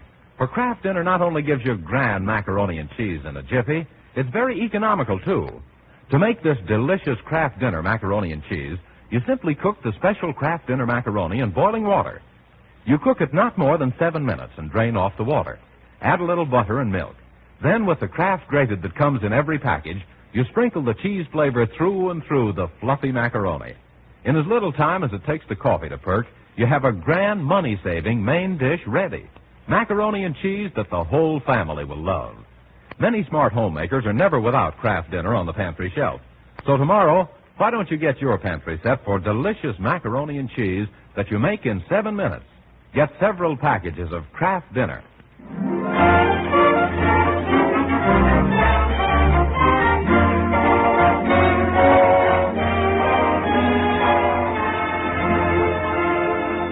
Love, like mumps and measles, hits awfully hard when it hits late in life, and Throckmorton P. Gildersleeve has it bad. For the past week, Uncle Mort has been wooing and wowing Amelia Hooker. It's reached the stage where he's writing poetry. Now we find the Summerfield Shelley reciting a sonnet written especially for the fair Amelia. If this were in the days of old, and I a knight so brave and bold, I'd storm your castle, Miss Amelia, and on my charger I would steal you. You like that one? Oh, indubitably, Mr. Gildersleeve. Yeah, thanks, Bertie. Or do you think she'd like this one better? 2 eyes of blue, cheeks soft as silk, a skin as white as grade A milk, a neck as graceful as a swan, a step as dainty as a fawn. The girl I mean is quite a looker. Her name is Miss Amelia Hooker. Well, Mr. Gildersleeve, it's hard to choose between the two of them. You sure is some versifier. Do you mean versifier? No, it's a fire on account of that hot poetry you write. I bet you could get a job poetizing greeting cards. Oh, I suppose I could, but I don't want to lose my immature standing. Incidentally, Bertie, don't mention a word about this to anybody, will you please? Oh, no, sir. I wanted to get your reaction, because I'm going to take Miss Amelia for a stroll through the park tonight and read her 15 or 20 of the poems I've written. There's going to be a wee fiddle moon. Oh, there you are, Bertie. I just came over to borrow a pan to put under our sofa on account of the fellow she's calling on me tonight is such a drip. Come on, Mr. Gildersleeve. How's the big romance between you and Amelia coming along? What are you referring to, Toddy? Oh, I heard all about your big moment. It's all over town like a newspaper and I win. Where did you hear this rumor? Well, the operator at the beauty parlor told me, and she had it from one of her customers whose sister-in-law has a maid that works next door to the judge's law clerk, and she got it straight out of her since our column in the afternoon paper. What? Mm-hmm. It said, what big businessman, size 48 stub, is that way about the charming sister of a prominent jurist? It looks like a romance of April and November. Oh,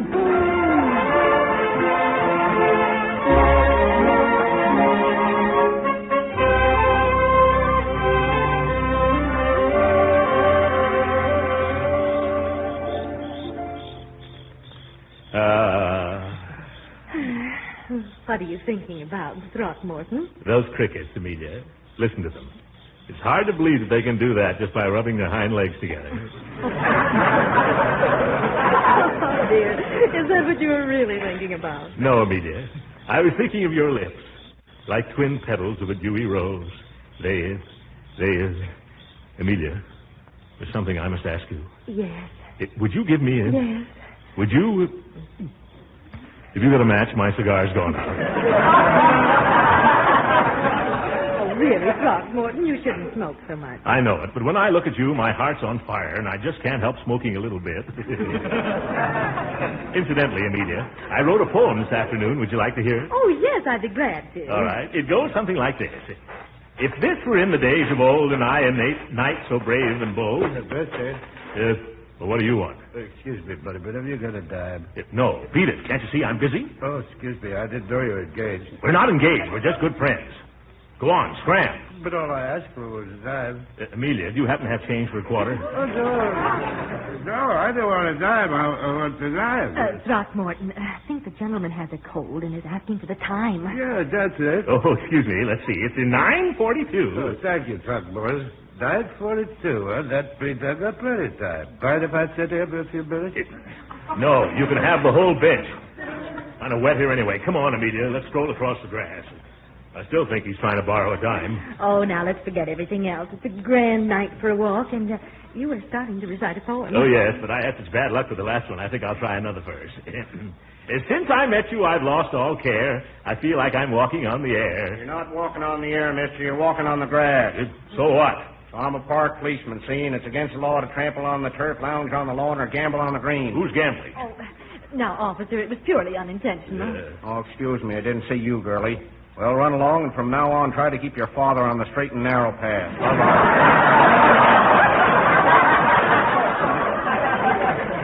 Boy, that flat-headed flatfoot. Why can't people let people alone when people are trying to recite poetry to people? Oh, come on off the grass, Throckmorton, and do let me hear your poem. Yeah, all right, Amelia. I'll try another one. Let me see. Oh, yes. It's 2 eyes are blue, cheeks soft as silk, a skin as white as grade A milk. Well, fancy meeting you two in the park. I wonder if Shakespeare had to go through what I have to go through. Good evening, Horace. Well, go on with your conversation, Gildy. Don't let me interrupt you. Oh, what's the use? If you'll excuse me, Amelia, I'll run along home now. Oh, but Throckmorton, I wanted to hear the rest of the, you know. I know. I'm going to lock myself in my room and telephone it to you. Goodbye.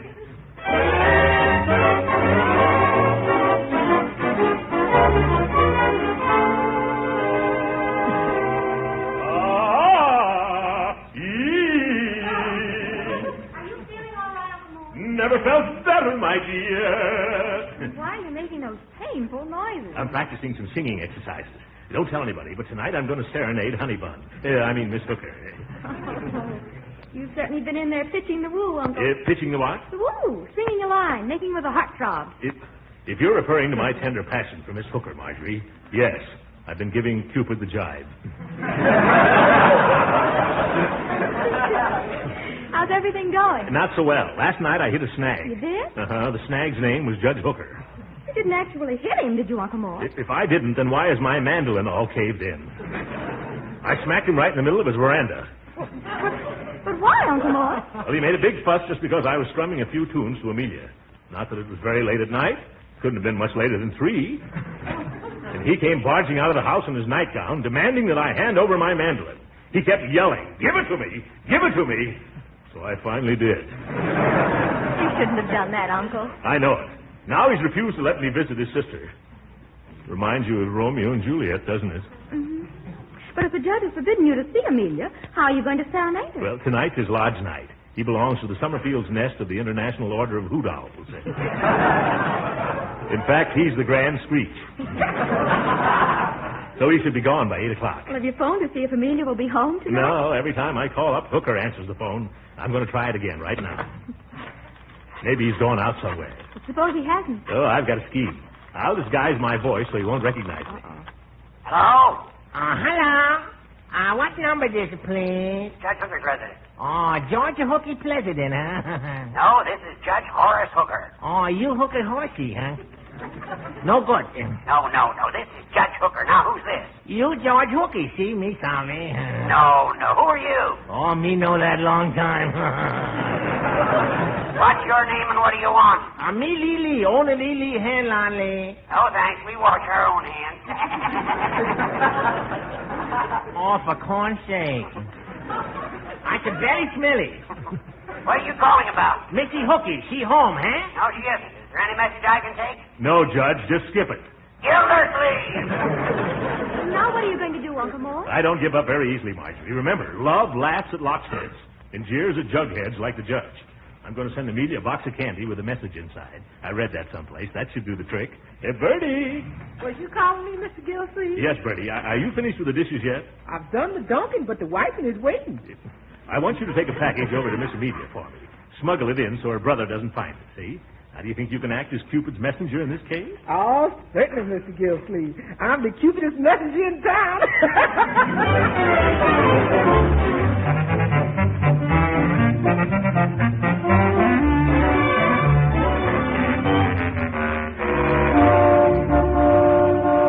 Hey, Judge, hurry. We'll be late to the meeting. I'm coming, Ralph.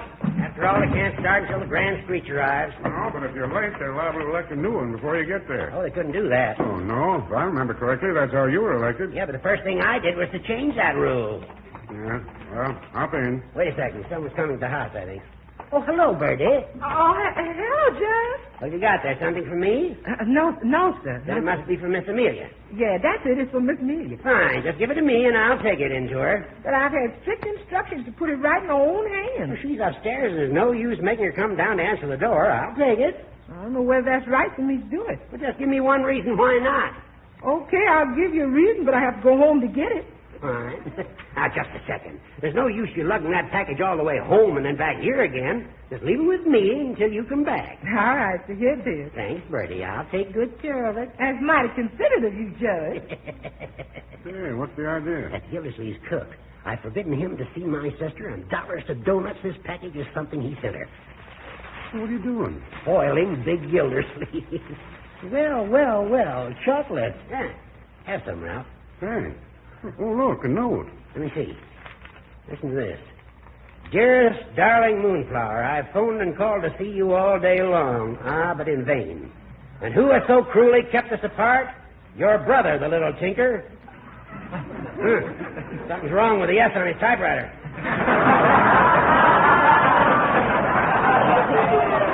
I'll fool him.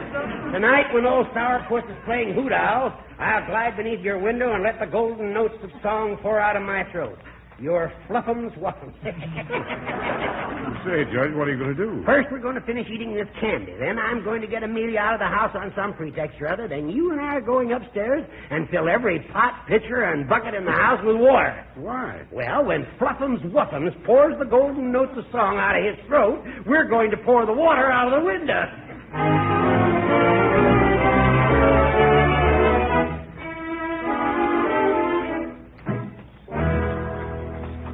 If, for goodness sakes, quiet, you musicians. This is supposed to be a serenade, not a stampede. Yeah, quiet, fellas. Yeah. Now, you boys hide in the bushes while I tiptoe up on the porch. You get it? And I'll let you know when I'm ready. Okay, Mr. Gildersleeve. Come on, boys. Now, take it easy and be quiet, boys.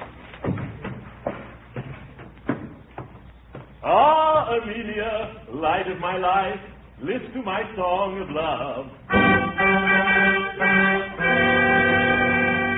Oh, just a little love, a little kiss.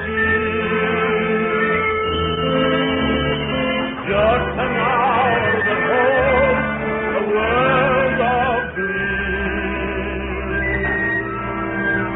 Eyes that tremble like the stars above. And the little word that says, you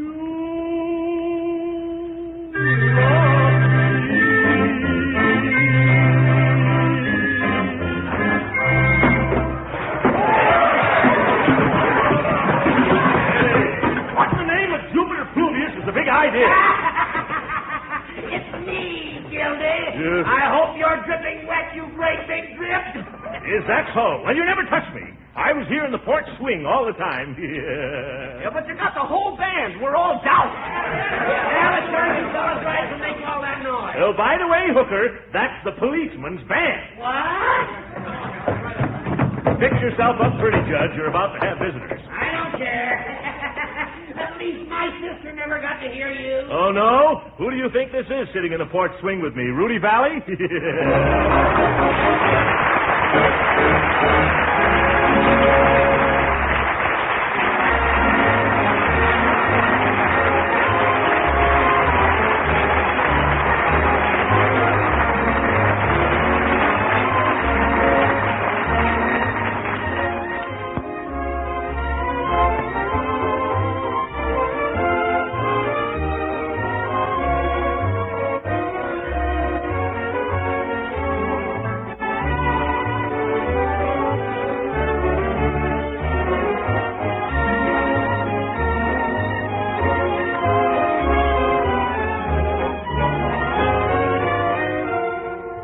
Ladies and gentlemen, this has been our last broadcast before our summer vacation. Before we go, I'd like to express my sincere appreciation to the Kraft Cheese Company for a most pleasant year. Also, my deep thanks to our writer, Leonard Levinson, and to the members of the cast for their able assistance. Walter Tetley, who plays Leroy, my nephew, Lorene Tuttle, my niece, Marjorie, Lillian Randolph, who's Bertie, Earl Ross as Judge Hooker, Paula Winslow as Dottie Dobson, and William Randolph Mills, our musical director, and Cecil Underwood, our producer. I am proud to announce that during the 8 weeks we'll be off the air, the United States government will take over our half hour to bring you the Victory Parade. Each of the top NBC shows is contributing one program to this series, so be sure to listen in. I hope you all have a pleasant summer, and now, good night.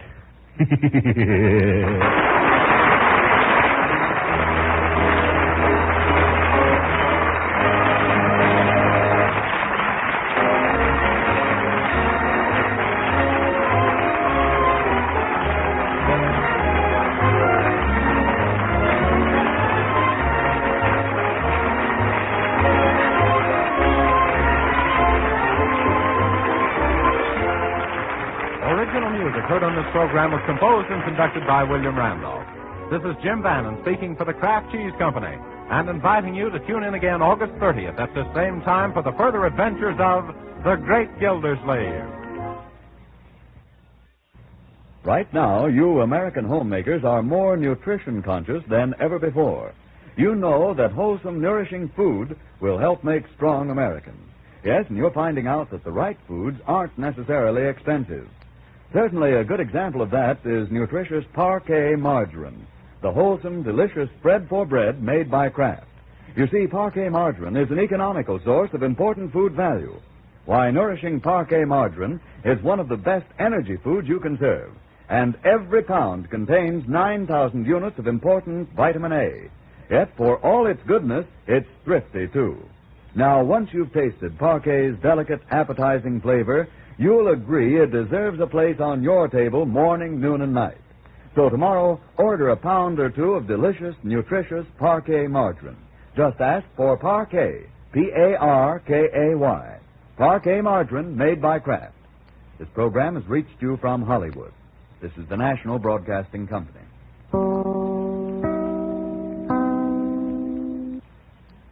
The Kraft Foods Company presents The Great Gildersleeve. Oh.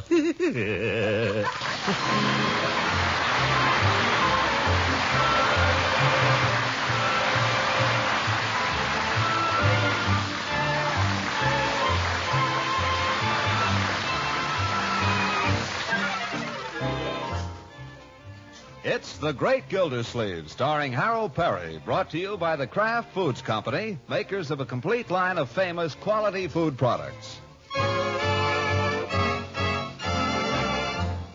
For a fat man, Gildersleeve is quite a walker. But on bad days coming home from the office, he sometimes takes the B-Line bus. There have been a lot of bad days lately, and this is one of them. Back in the rear there. Come on, don't be afraid, folks. Step back. The rear end goes the same place as the front end. Step back. Oh, yeah? Come on, Fatso. You're blocking progress. Oh? Shove back, will you? What do you think I'm doing? Eat, zoop. Pardon, madam. Well. All clear there. Come on, watch the door.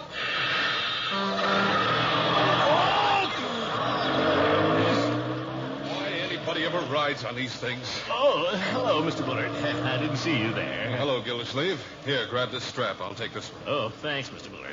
It's a little crowded, isn't it? Yeah, awful. There ought to be a law. Yeah, you said it. As a matter of fact, I only happen to be riding on the bus because my car's in the shop. Mrs. Bullard has the station wagon. Oh, me too. I just happen to be riding on it. Say, what do you think of the election? Or have I asked you that? It's a mandate from the people. My opinion exactly. By the way, how is Mrs. Bullard? No, she's fine. That's good. And the rest of the family? Haven't seen little Craig around much lately. Yes, we must get him and your boy together one of these days. Yes, we must. Say, tell me, Gildersleeve, is your boy learning anything at that school? School? Well, I don't know. I guess so. Why? Well, I'm darned if I think they teach him a thing. Now, Craig's been going to that school for 2 years. Can't read a blooming thing. Well, after all, Craig's only... Can't even spell his own name. Why, I could read when I was 5. It's this modern education, Gildersleeve. They don't teach them anything. You don't think so? Projects. Everything is projects. Everything is too darn much fun. Wasn't that way when I went to school. We worked. Oh, me too. We really had to buckle down. Yes, sir. Discipline. That's what's lacking these days. Discipline. A little of that old hickory stick. That's the idea. Oh, goodness. Why, do you know when Craig was in kindergarten last year, I found out the teacher had them sitting on the floor, on mats? What kind of foreign idea is that? Well, that's news to me, Bullard. In my day, we had desks and benches. You're darn right we did. Kept our hands folded, too. We kept them folded or else. Yes, sir. I hated school. I kicked like a steer all the way through. But by Harry, when I got out, I knew something. Me too. These darn kids. All they do is have a good time. What kind of a school is that? I don't know. Why, they don't even teach them manners. Craig comes home and acts rude to his mother. Say, grab that seat before somebody else gets it. No. You take it, Mr. Bullard. Oh, I'll please. Oh, too late. Darn women, they slide in ahead of you every time. Well, I don't know what you're going to do about it, but I have a good mind to yank Craig out of there and send him to private school like the older boy. Well, to tell the truth, I haven't paid much attention, I guess. There's a lot of monkey business goes on down there, Gildersleeve. You ought to look into it. Yes, sir, I'll do that. Glad you mentioned it. Say, what do you think of the election? Well, I guess I asked you that. It's a mandate from the people. Yeah, I guess I asked you.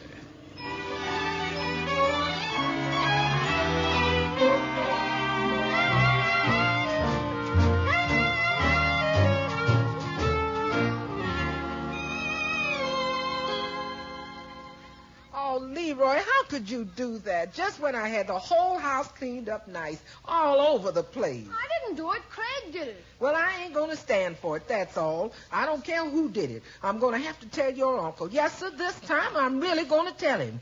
I'm going to tell him, that's all. I'm just going to tell him. I'll clean it up, Bertie. I'll clean it up. Well, you better, because I'm going to tell him. I mean it. I'm going to tell him. The minute he walks in here, I'm going to tell him. I'm going to say, Mr. Gildersleeve, just look at this living room. It's a mess. I'm going to tell him who did it, too. I'm cleaning it up, Bertie. Well, you better, because I'm going to tell him. Gosh, we were only playing. I don't care. I'm going to tell him. I didn't want to do it anyway. It was Craig that suggested it. Don't tell him, that's all. It isn't fair. Craig has all the fun, and I have to do all the dirty work. Quiet, Leroy. Here comes your uncle. Good evening, Bertie. Evening, Mr. Gildersleeve. Hi, Unc. Well, what's all this? Oh, it ain't nothing, Mr. Gildersleeve. Leroy, what are these cards doing all over the floor? What are all those boxes? What's that stuff under the piano? Oh, they were just playing, Mr. Gildersleeve. You know how it is. Rainy day, two boys with nothing to do. Yeah, it was all Craig's idea. Won't take me a second to straighten it up. Craig, eh? Nothing to do, eh? Why aren't you upstairs doing your homework? It's done. Oh, it is it? Well, we'll just see about that. Hello, Unky. You're late. Good evening. I suppose you finished your homework, too? I didn't have any. I did it all yesterday. Leroy, you know so much. What's the capital of Maine? The capital? Yes, the capital of Maine. Maine, gosh. What's the capital? I'll give you till I count 5. 1. Well, Unc, we didn't have that today. 2. I know where Maine is. It's up there. 3. Gosh, Maine. It's the only one I can't seem to... You're not concentrating. I am so. 4. Hey, you skipped 3. All right, 3. Come on. 4, 5. Marjorie, can you tell Leroy the capital of Maine? Certainly. Well? Can you? All right, what's the capital of Washington?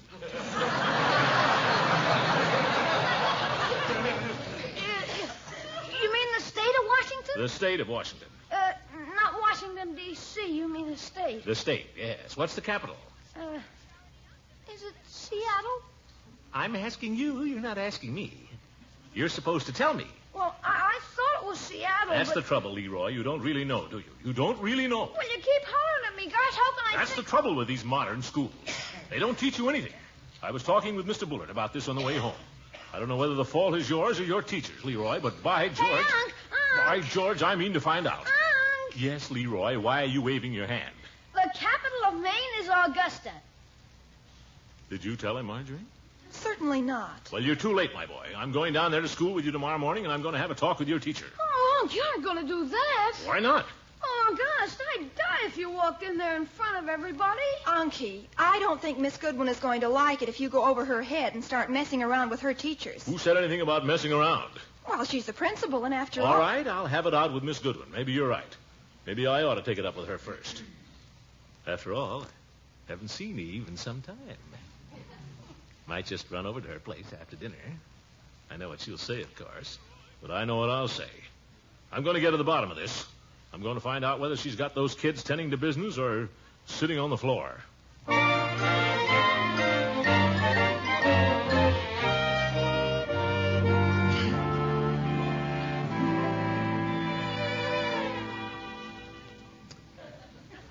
Well, don't get me wrong, Eve. This isn't my idea, but I hear these things. You evidently think it's worth your attention, or you wouldn't come running over here with it.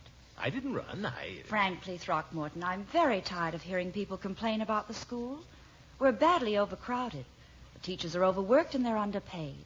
But they're doing the best they can with the little they have. And I think they deserve great credit for it. Oh, so do I. Yes, indeed. Don't misunderstand me, Eve. I think I understand you very well. You're complaining because Leroy isn't taught exactly the way you were taught. Isn't that so? Well... Are you so perfect? Huh? Are any of us? If we had learned all there was to be learned, would the world be in such a mess today? I guess not. School can't take all the responsibility for a child, you know. If you feel Leroy isn't developing as he should, it's just possible that what is partly to blame is the intellectual atmosphere around the home. The what? Tell me, do you ever read? Well, certainly. I read to the children. I read the Christmas Carol every year. Once a year.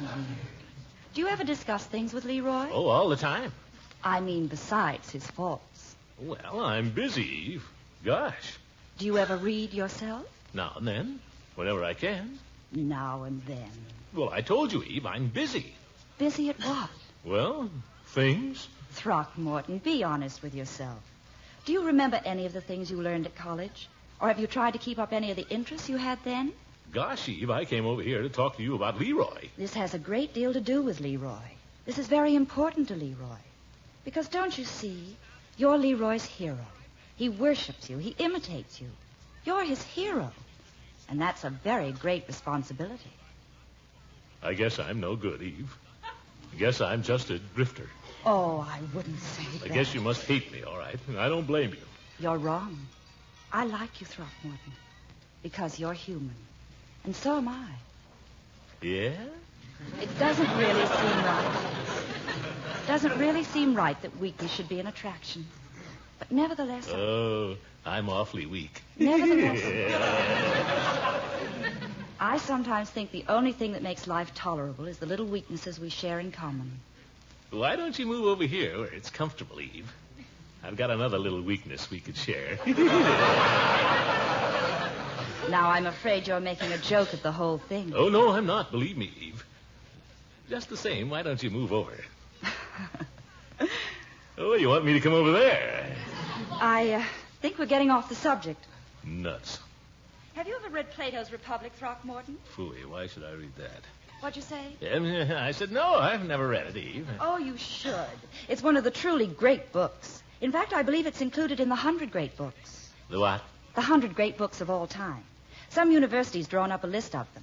It's really very worthwhile. All the students are required to read them. Read 100 books? Oh, I think everyone should read them, if he hasn't already. Gosh, even if you join the book of the month, you only have to read 12. You're not suggesting I should... Did you mean what you said, Throckmorton? Do you want to be an example to Leroy? Or do you just want to drift? I want to drift. Only kidding, Eve. I'm only kidding. I never know. I'll do anything you say, Eve. Well, why don't you just try this book, just to begin with? I'd love to lend it to you. Well, The Republic of Plato.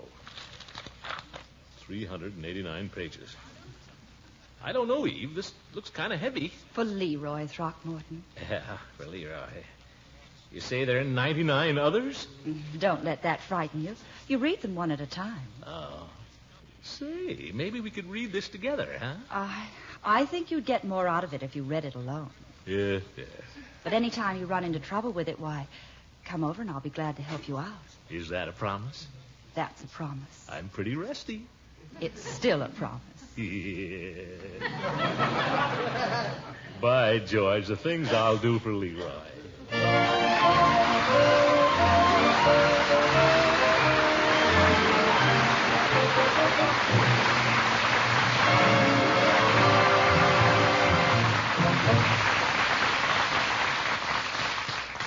A fine cook is always very particular about the salads she serves, preferring to make them whenever she can with one of two famous products, Kraft Kitchen Fresh Mayonnaise or the popular Miracle Whip, also made by Kraft. Now, both have been scarce for some time, and Miracle Whip will continue to be fairly hard to get because of the sugar shortage. But I have some wonderful news about Kraft Kitchen Fresh Mayonnaise. Now that the supply of fine salad oil is more plentiful, Kraft mayonnaise is once again available and in reasonable quantity. Your dealer should have some soon, if not already. Kraft mayonnaise, you know, is a truly superior mayonnaise with a delicate flavor that comes from the choice ingredients that go into it. Fine salad oil, selected eggs, fragrant vinegar and spices, and as a final touch of perfection, fresh lemon juice is added. And flavor is not all. Its texture, too, is superb. A special beater patented by Kraft gives this mayonnaise a creamy satin smoothness you could never accomplish in your kitchen. For mayonnaise with a rich, homemade goodness, a texture nothing short of marvelous, choose whenever you see it, Kitchen Fresh Mayonnaise by Kraft.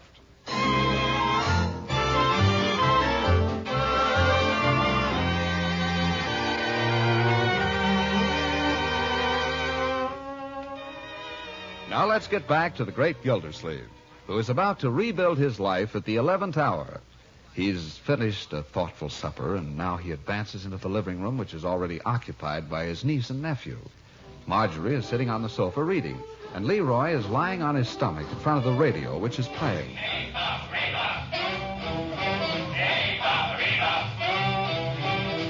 Leroy, turn off that radio, please. Oh, you never let me play it. It's Clemmy Cornwell. I have work I wish to do. Marjorie's doing her homework. What do you think I'm doing? Homework with your head practically in the loudspeaker? Turn it off. Get your books up off the floor. Okay. I must say, Marjorie, what makes you think you can concentrate without music playing? Doesn't bother me. Me either. Now listen to me, both of you. No wonder you're not learning anything in school. I'm doing all right. Well, maybe you are, but Leroy isn't. Anyhow, nobody can possibly study with that radio blatting out that hooray for Bob or whatever it is. You've got to play the radio. Why don't you play symphonic music? Why can't we have a little culture around here? Well? It's okay with me. I'm glad to hear it. What is it? What's what? What's what? Culture? Yeah. Leroy, really? I'll tell you what culture is, young man. It's a love for the finer things of life. Oil paintings, symphonies, great books like, where's that book I had before supper? Where? Oh, here. Look at that. Plato. What's it about? It isn't about anything. It's philosophy. 389 pages of it. You gonna read it? Certainly I'm going to read it. And I'm going to enjoy it, too. Well, I am. Plato was one of the greatest thinkers that ever lived. I know. We had him last semester. Oh, you did? He made up a stale thing called platonic love. What's that? Holding hands. It had nothing to do with holding hands. It had nothing to do with physical love. Plato was a very great philosopher, above such things. Some thinker. Marjorie, I'm surprised at you. Leroy doesn't know any better, but you're in high school. Well, from now on, we're going to run this house differently. How? You'll see. I'll get back to your homework, Leroy. I want to read. Okay.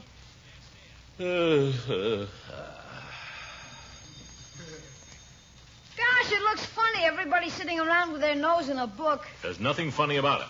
It's the way it should be. Let's see here. Special introduction. Guess I can skip that. Leroy, can't you sit somewhere else? For corn's sake, you need the whole sofa? Now, children, can't we all be quiet and enjoy our reading? Enjoy it. Exports and imports of Paraguay. Very interesting subject. See that you learn it. See. Translator's introduction. Seems to be a lot of that, too. Say, if I skip all this, it won't be so bad. Here. The Republic, Book 1. Must be about page 50. Page 1. Page 1? What the... Oh, they use those darn little Roman numerals for all that introduction. Still 389 pages to go. Well, here goes.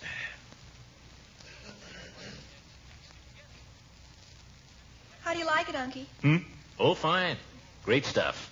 Deep, though, deep. See, if a man love justice, he needs fear no attack from a dishonorable citizen, for the just man cares nothing for possessions, and the dishonorable man loves only wealth. Furthermore, if a man loves justice, the gods are on his side till eternity. Eternity is the companion virtue of truth, and truth is the opposite of dishonor. Thus the wisest man is the eternal man, and the eternal man is the philosopher. Judas. Say, maybe I could get a little help on this first part. Where you going? You keep right on with your work, my boy. I'm going out for a little advanced instruction. From Miss Goodwin? Yes. She promised to help me with Plato. I'll see you later. Okay, but keep it platonic, Unky.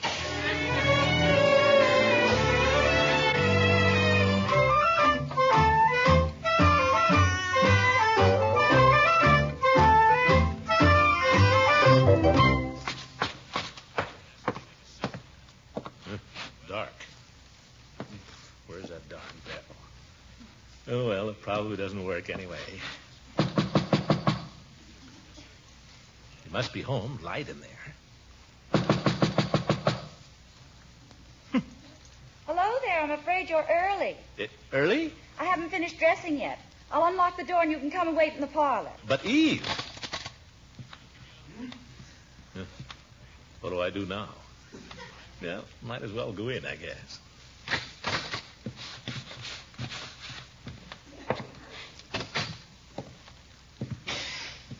Oh, fire in the fireplace. Cozy for somebody. What time is it? About 7:30. Throckmorton. Is that you?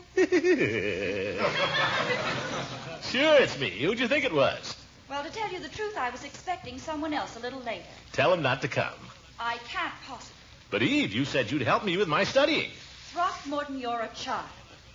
Wait a minute, I'll be out. Nuts.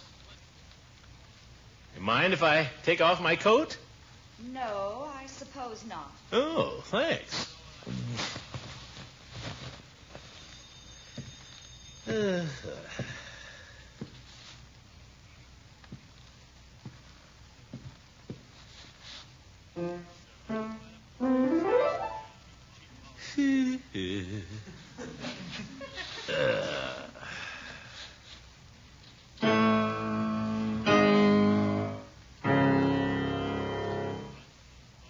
Rachmaninoff Prelude.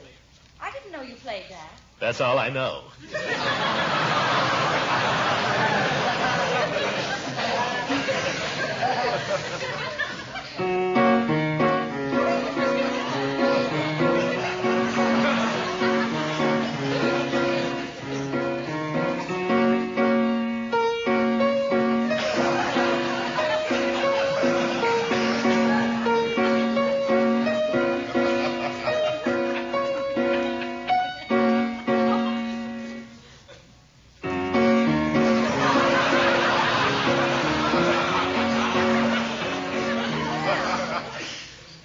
Now, just what was it you wanted help with, Throckmorton? Say, that's quite an outfit. Oh, do you like it?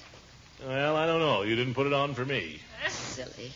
What was it you wanted help with? Plato, what do you think? That's deep stuff, Eve. How much of it did you read? How much? Yes. You mean how many pages? Yes. Well, I don't know exactly. That introduction is pretty long. Oh, I'm glad you read that. It's an excellent explanation of the whole book. It is? Well, I sort of skimmed it. And then you started in at the beginning of book 1? Yes. I couldn't make head or tail of it, Eve. A lot of characters with long Greek names running around talking to each other. What's it all about? Throckmorton, look me in the eye. What for? I want you to tell me the truth. Did you read one single page of the book? Why, Eve, sure I... Look me in the eye. I think I read a page. What's so funny? Oh, I'm sorry. I will help you, Throckmorton. But you've got to make a real effort to help yourself first. Now go back and try again. Read the introduction. Don't skim through it. Read it. And then read the first 20 pages. 20 pages? That's a lot. The introduction's long, too. All right, 10 pages. Read the first 10 pages, and if you don't understand it, come over and we'll talk about it. But if you could give me a little idea what it's about, Eve. I mean, right now, before I start. I've got to go out, Throckmorton. Who with? I don't believe you know him. He's a teacher at the normal school. Teacher? Going to some concert, I suppose. No. As a matter of fact, we're going dancing. Eve!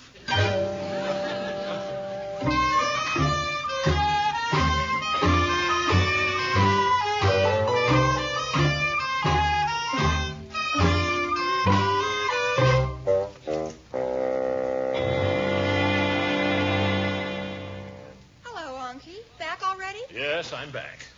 Nuts. Now what'll I do? Well, I suppose I can take another crack at Plato. Where's my book? Right where you left it. In your chair. Oh, thank you. Well, stop staring at me. Go on with your work. I finished it. You finished what? Your geography? Yeah. What about your history? I can do it tomorrow. No, sir, none of that. You get that right now and get it done. When you're finished, I'll examine you. Gosh. Now. Where was I? Wonder who that guy is she's going out with. Oh, well. Here. Translator's introduction. The Republic of Plato is the longest of his works. They're telling me. Why the devil does he have to pick the longest one? Doorbell! Keep working, Leroy. I'll answer it. But you're reading. I will answer it. It may be Francie. She told me she might drop over. And she might drop right back where she came from. You don't wish to be disturbed this evening. Well, hello, Judge. Come right in. Glad to see you. Well, I was just passing by, Gildy.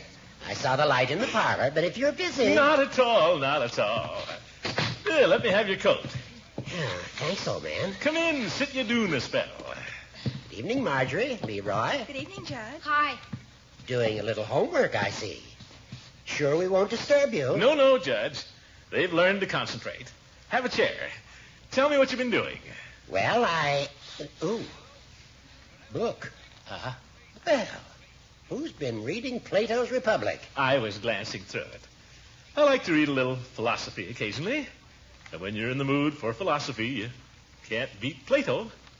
You've been reading...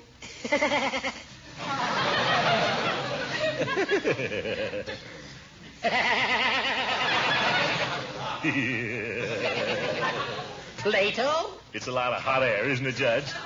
Well, I wouldn't go... Don't tell me it's a lot of hot air. No practical value whatever. Why fill your head with a lot of theoretical stuff you're never going to use? Am I right, Horace? You bet I am. Got a game of checkers. Suits me fine. Where's the checkerboard? Here, underneath. Well, Leroy, what do you want? Nothing. I'm just going to watch. What about your history? Oh, I've done enough. You've done practically nothing. You get your nose in that history book and learn it. You understand? But look, you said yourself. What's the use of filling your head with a lot of theoretical stuff you're never going to use? Do your homework, you hear? I'll have no ignoramuses in this household. Which hand do you want, Judge? This one. I get to move first.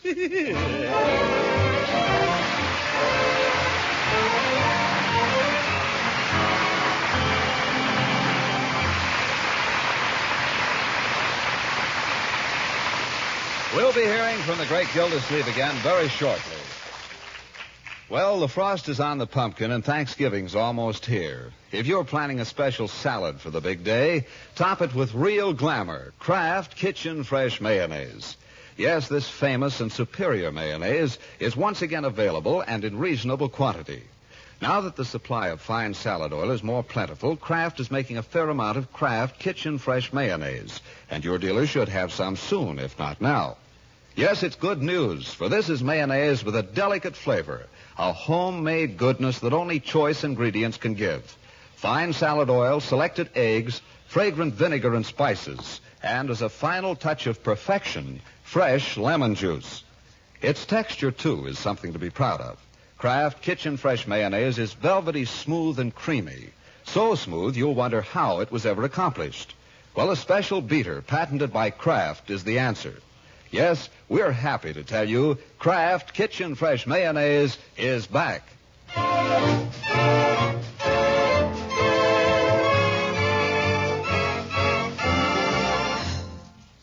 right, Leroy. Name the 13 colonies. You better have them perfect. Perfect? Yeah, perfect. Gosh.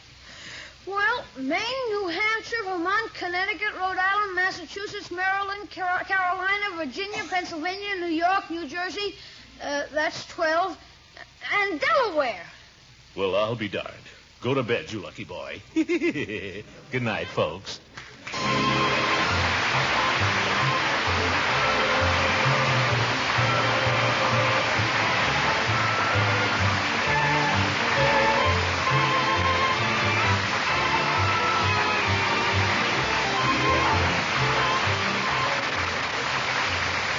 The Great Gildersleeve is played by Harold Peary. It is written by John Whedon and Sam Moore. The music is by Jack Meakin. Included in the cast are Walter Tetley as Leroy, Louise Erickson as the girl who doesn't want to go to Memphis, and Lillian Randolph as Bertie. Judge Hooker is Earl Ross. This is John Lang saying goodnight for the Kraft Foods Company and inviting you to listen in again next Wednesday for the further adventures of the Great Gildersleeve.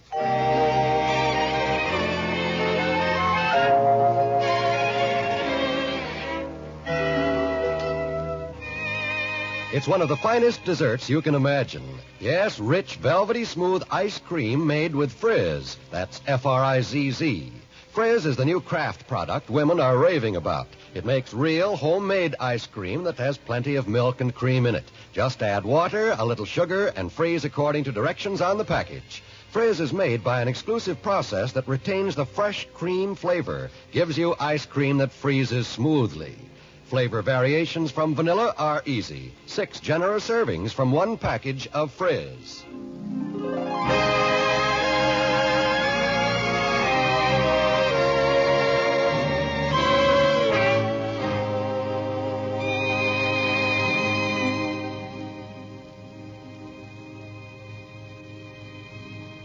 This is NBC, the National Broadcasting Company.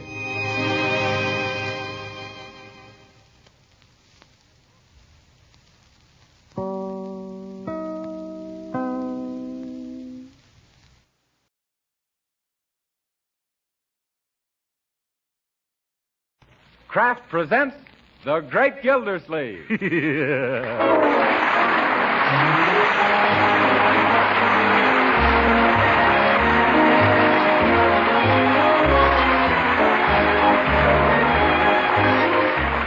week at this time, Kraft presents from Hollywood, California, Harold Peary as The Great Gildersleeve, written by Leonard L. Levinson.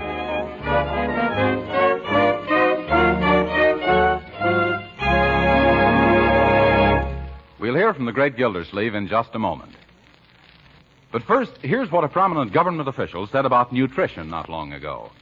This official said that in times like these, proper nutrition is as important as fighting planes. Yes, we all need the right foods and plenty of them to keep up the pace our great defense effort demands. So you'll be glad to know that Parquet margarine, made by Kraft, is one of the right foods, and that it's so economical you can use all you need.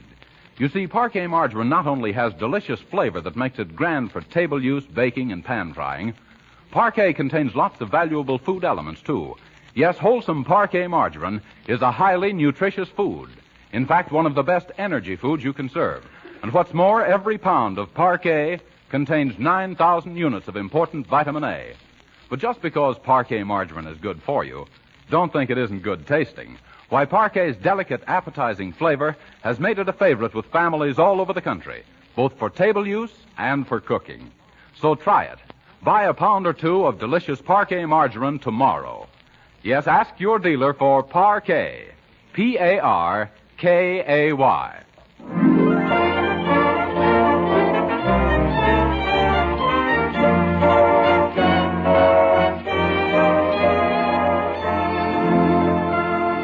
And now let's visit our friend, the Great Gildersleeve, and his niece and nephew, Marjorie and Leroy.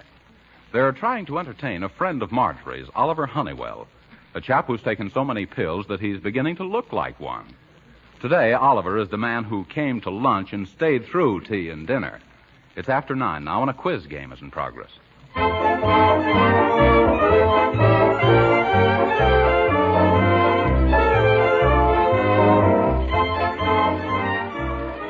That's very good. Very good.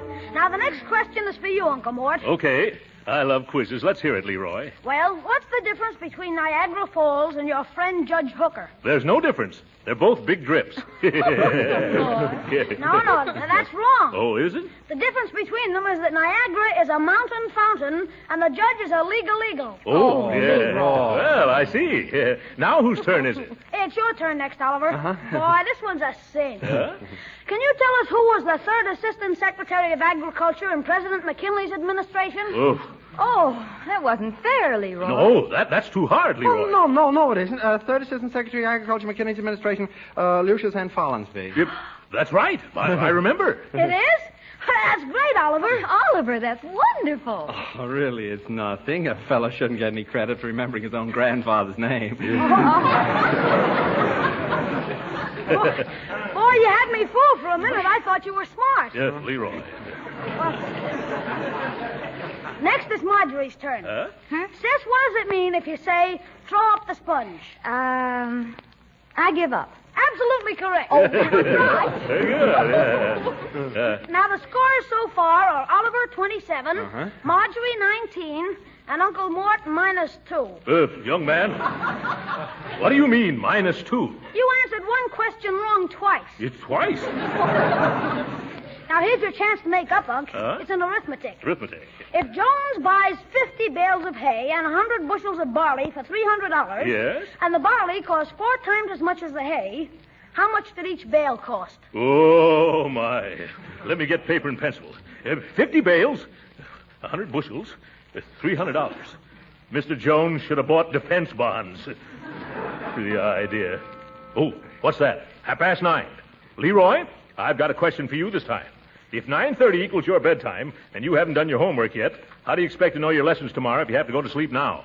Gee, that's an easy one, Uncle Mort. All those questions I've been asking you people are my homework. Oh, it's all done. It is? You're a bright boy, Leroy. Say, can we just finish this game, Uncle Mort? I sort of lost interest in this game. I thought it was fun. You would.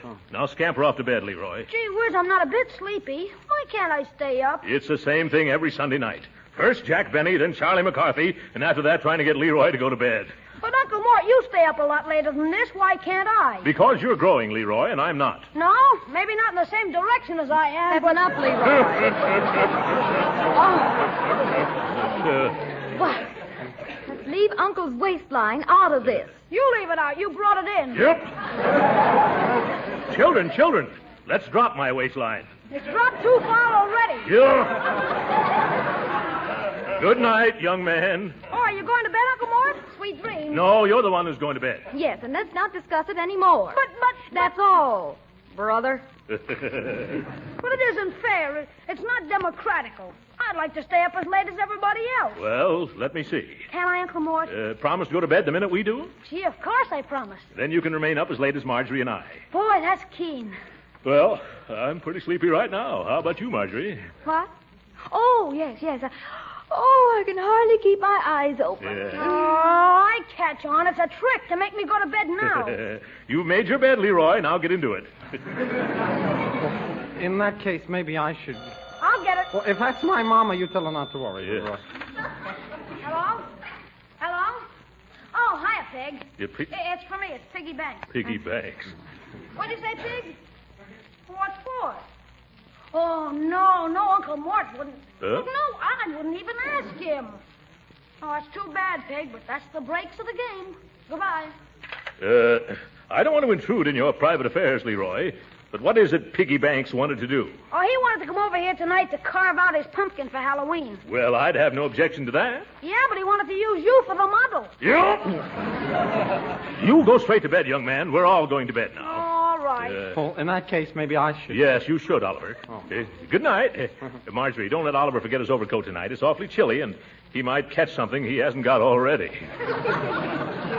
Mr. Gildersleeve, I didn't bring any overcoat. I didn't expect to be invited for tea and dinner, too. Invited? Oh, my. I hate to think of you going clear across town on the streetcar. Oh, Midgie, the streetcar doesn't bother me. It's the waiting and the walking. Yes, and in the dark, too.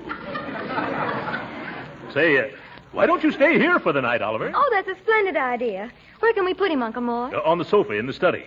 It's the kind that collapses into a bed. Oh, no, thanks, really. I don't think I should. Why not? I'll fix you up with a pair of my pajamas. Oh, I don't think I could sleep in a strange pair of pajamas. Yes. And besides that, don't you think they'd be a trifle large? Oh, come, Oliver. It'll be fun. Like sleeping in a tent. Yeah. Well, I'll bring out a couple of spare blankets and a pillow. Oh, never mind the pillow, Midgie. I'm allergic to feathers. Feathers? Is that so? Oh, yes. You know, I have it so bad I even break out with spots when I eat chicken broth. Well, you better telephone your parents and tell them you won't be home tonight, Oliver. Oh, yes, I better. Otherwise, Mom would have to send Pop out to look for me. Then she'd have to go out to look for Papa. Well, I'll get the blanket. Oh, hello, Mama. Mama, this is Oliver. What's that? Papa's been out looking for me already. Well, it isn't 10 yet, Mama. Oh, we want to get an early start. You better go find him, Mama. Try the place on the corner. Oh, not the drugstore, the place in the other corner. I don't know why he always goes there. I never do. Well, you just push open the doors and call in, that's all. What? Oh, I'm still at Midgie's house. Yeah, Mama. They invited me to spend the night here on account I didn't bring an overcoat. I did? I must have left in a streetcar, huh? Well, I got my pills. Don't worry, I'll keep out of drafts. Good night, Mama. Poor Mama. You know, she doesn't seem to realize that I'm a big boy now. No, it's very hard to believe, Oliver. Oh, I almost forgot. Here. What's this nickel for? Oh, for the phone call. I never like to be under obligations to people. Yes, I can see that. Everything's ready for you, Oliver. Yeah, go right in and make yourself comfortable, Oliver. I'm going to lock up. Oh, be sure all the downstairs windows are fastened, Uncle Mort. There have been some burglars in the neighborhood lately. Burglars? Oh, don't worry, Oliver. Go right in and get ready for bed. If a burglar ever saw you in my pajamas, he'd put back everything he took. I wonder who built these windows. The Pullman Company?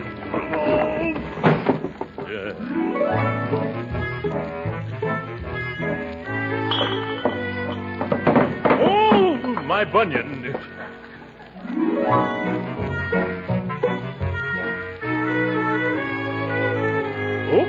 Almost forgot to wind the kitchen clock. Somebody already wound it. Oh, excuse me, Aesop. I didn't mean to step on your tail. Now, scat cat, scram, go, outside. Everything locked up tight, Uncle Mort? Yes, a burglar would need 3 policemen to help him get in here. Excuse me, I guess it was the company we had for dinner. Well, see you in the morning. Huh? Good night, Uncle Mort. Good night, my dear. Good night, Uncle Mort. What, you still up? Good night, Leroy. Good night, Uncle Roy. Good night. What's that? Oh, good night, Oliver.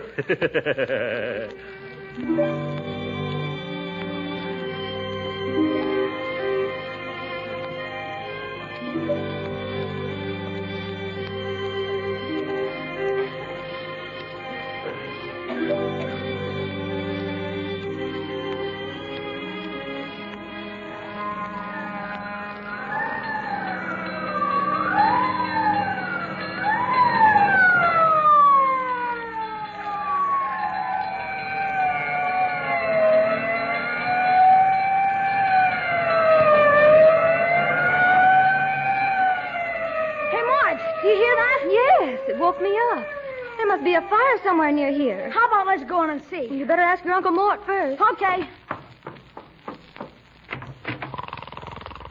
Mom and Pop. Hey, Uncle Mort, can I go to a fire? What's that? There's a fire somewhere close. Can I go see it? A fire? Oh, boy, I haven't done one for years, and I just love to go to blazes. Well,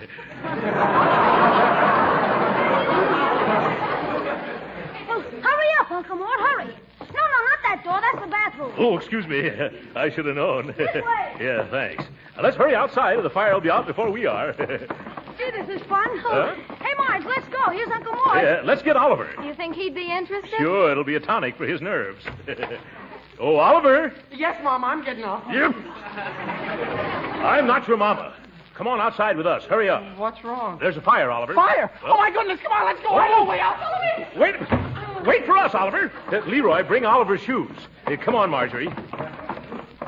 Hey, Oliver, come back here. Where's the fire? It's somewhere around the corner, Oliver. Is it coming this way? No, we're going that way. Come on. Here's your shoes, Oliver. You better put them on before you wear out your socks. Oh, thanks, Leroy. All right, let's not spend all night here. The fire won't wait for us, you know. Oliver, you can tie your shoelaces afterward. As you say, Mr. Gilder. Oh, Oh, on second thought, Oliver, you better tie them now. I might as well, now that I'm down. Gee, this is the latest I've been out since the night I went walking in my sleep. Yeah, well, let's take a quick look at the fire and scoot back to bed. I wonder whose house it is. Well, we'll soon see. I think the engine's right around the corner. They are? Oh, I see a lot of people. Yes, there they are. Gee, look at all the neighbors. There's nothing like a good fire to bring out all the best people. Everybody must have gotten up. Huh? Oh, look. There's Edie Quinn, wearing the same kimono she wore to that fire last year. Yes. Don't be catty. Well, here we are. I don't see any fire. I better find out what this is all about. Let me through here, please. Excuse me, lady. Oh, pardon me, Chief, but could you direct me to the fire? Mister, I wish you could direct me. We can't find it. Oh, well, it may be a little unprofessional, but have you asked anybody? Say, that's an idea. Thanks. Oh, that's all right. Quiet, please. Let's have quiet, everybody. Yes, quiet. Now, did anyone here turn in a fire alarm? Excuse me. I was the one who called. Oh, hello, Mrs. Beasley. Well, where's the fire? Oh, there isn't any fire. My poor little cat is stranded on top of that telephone pole up there. What? Oh, good grief. Madam, do you mean you got us all out of bed and dragged the firemen away from their gin rummy game just to look at a cat? Oh. Disappointed because someone's home isn't burning down. Huh? I know who you are. You're the man who does want to set the world on fire. Now, see here, Mrs. Oh, this is Mrs. Beasley, Uncle Mort. Mrs. Beasley, this is my uncle, Mr. Gildersleeve. How do you do? Charmed, I'm sure. Now, see here, Mrs. Beasley. What do you mean by waking up the whole neighborhood? Now, take it easy, mister. I won't take it easy. Chief, are you going to waste the taxpayers' money climbing telephone poles for tomcats? Well, what's wrong with that? Well, give me a reason why you should go to all that trouble. Sure, I'll give you a reason. This lady happens to be the mayor's sister-in-law. Just as I thought. Politics. Hey, boys, get out the 40-footer and bring down that cat. Thank you, Chief. I'll see that my brother-in-law hears about this. Yes, and I'll see that the newspapers hear about it, too. I'll write letters to the editors. And I write a nasty letter, madam. And as for you, Chief, you're paid to fight fires, not to go sky-hooting around town all night. Now, I've heard enough out of you, fatso. Yep. If you don't pipe down, I'll turn you over to the police, you big false alarm. I'm a false alarm, you little brass pole polisher. Take off that fireman's uniform and say that. Now, don't get so hot under the collar, beef trust, or I'll have the boys cool you up with a hose. I'm not afraid of you and all your little squirts. You twitch a thumb at me, and I'll push that tin hat of yours so far down you'll have to breathe through a straw. Well, now you have gone too far. Logan! Yes, Chief. Here, hold my coat. Coach me. Oliver! Yes, Mr. Gildersleeve? Keep off the grass. You'll get your feet wet. Hey, look! Look, they've got the cat down, Uncle Mort. Oh. Thank goodness. Where's the lady that owns the cat? Right here, Kelsey. Now I've seen everything. The idea.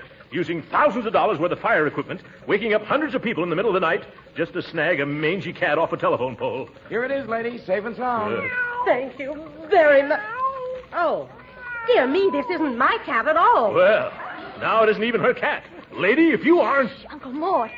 What's wrong, Marjorie? I'll tell you what's wrong, Mr. Gildersleeve. This is your cat. Yeah. Our cat? Yes. Aesop? Is that a hot one? Oh, my goodness. Let's get home. Come on, children. Come on, Aesop.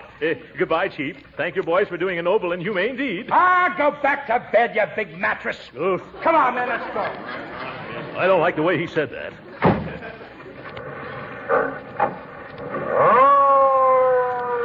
Too bad there wasn't a fire. We could have at least gotten warm. Oliver. But don't you dare catch a chill. I'll try my best not to, Midgie.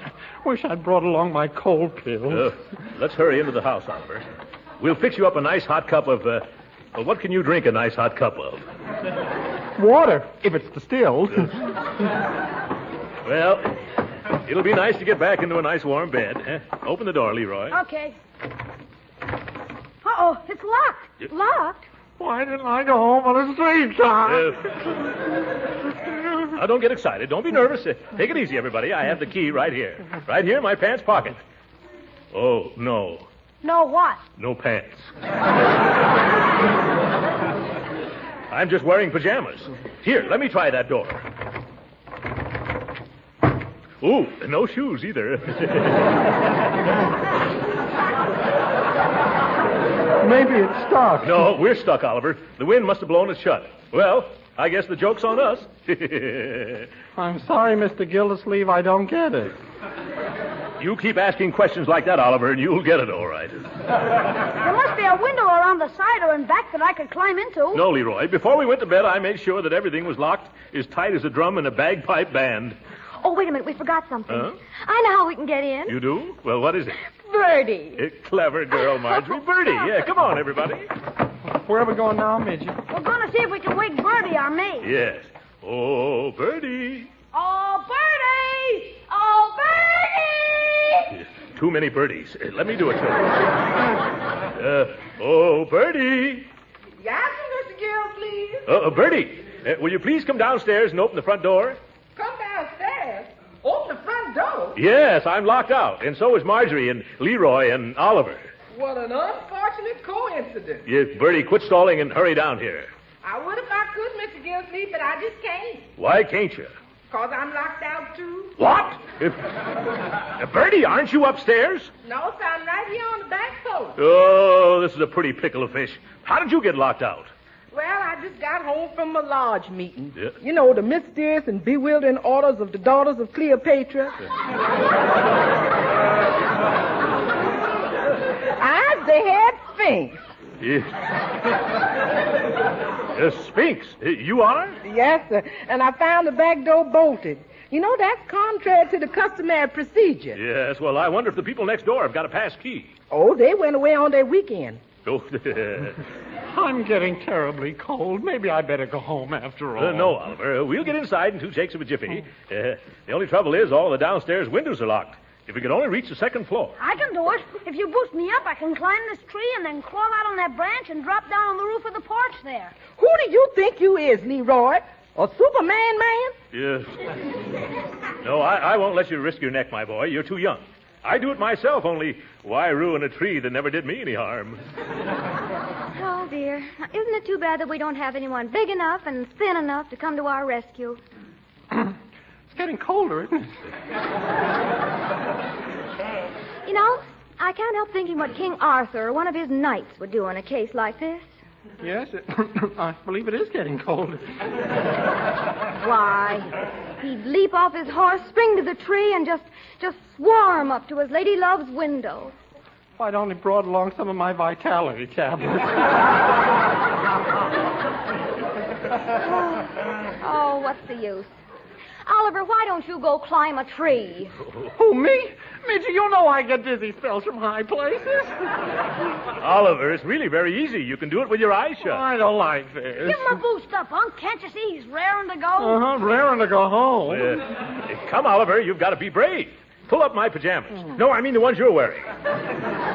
Yeah, now tighten your belt. I didn't say yes. You shook your head. Can I help it if I shiver in the affirmative? Well, now you take his other leg, Leroy. Okay. Yeah, careful now. Yeah, there we go. Yeah, grab hold of the branch, Oliver, right above you. Well, don't drop me. I bruise easily. Yeah.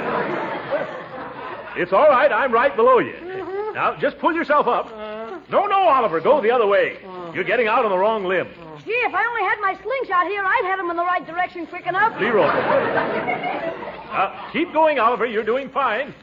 Oh, what are you stopping for now? The string on my pajamas broke. Oh. I don't know. I'm falling. I made it. I landed on the roof. Yeah, well, Congratulations, Oliver. I never thought you'd make it. How about it, Missy Witchy? Am I as good as any night? Oh, yes, Oliver, you're wonderful. Yeah. By George, for a weeknight, he finished strong on Sunday. All right, Oliver. Now just climb in one of the windows and all our troubles will be over. Mr. Gildersleeve, Huh? I've got bad news for you. What? There aren't any windows over the porch. What? A porch without windows? I never heard of such a thing. Let me look. Well, that's one for Ripley. You better come on down, Oliver. Oh, I can't reach that limb again. Jeepers, we've stranded Oliver. Is that bad? Now what are we going to do, Unc? Well, there's only one thing to do. I've got to get a ladder someplace. And a piece of string. All right, Oliver. Oh, hurry, Mr. Gildersleeve. It's terribly cold up here. Yeah. The people in the back got a nice big ladder. Yeah? Why don't you just pussyfoot over and throw the bar? Well, thanks, Bertie. I suppose that's all I can do. Children, you just stay where you are. And Oliver, don't go away. Very funny. I'll be back just as soon as I can, Oliver. Fine state of affairs when a man can't break into his own home. Well, that's what you get for chasing fires in the middle of the woods. Oh, it's you, Aesop. Out of my way, you Siamese snake in the grass. Now, let me see. There's a loose board somewhere along this fence. Ah, there it is. Tight squeeze, Throckmorton. You should really cut out the starches. I wonder where that ladder is. It's as dark here as the back of a coal miner's neck. Who's there? Huh? Speak up or I'll shoot. Oh, hello. Don't shoot, Mrs. Beasley. It's only me, Mr. Gildersleeve. What are you doing in my backyard at this time of night? What am I doing here? Oh, yes, we were locked out of our house, Mrs. Beasley. You happen to have a ladder I could borrow? It's in the shed, and the shed's locked. Well, then, if you could find the key and kind of throw it down to me, I'd... Nerve. Waking me up, scaring me half to death, and then having the gall. What did you say, Mrs. Beasley?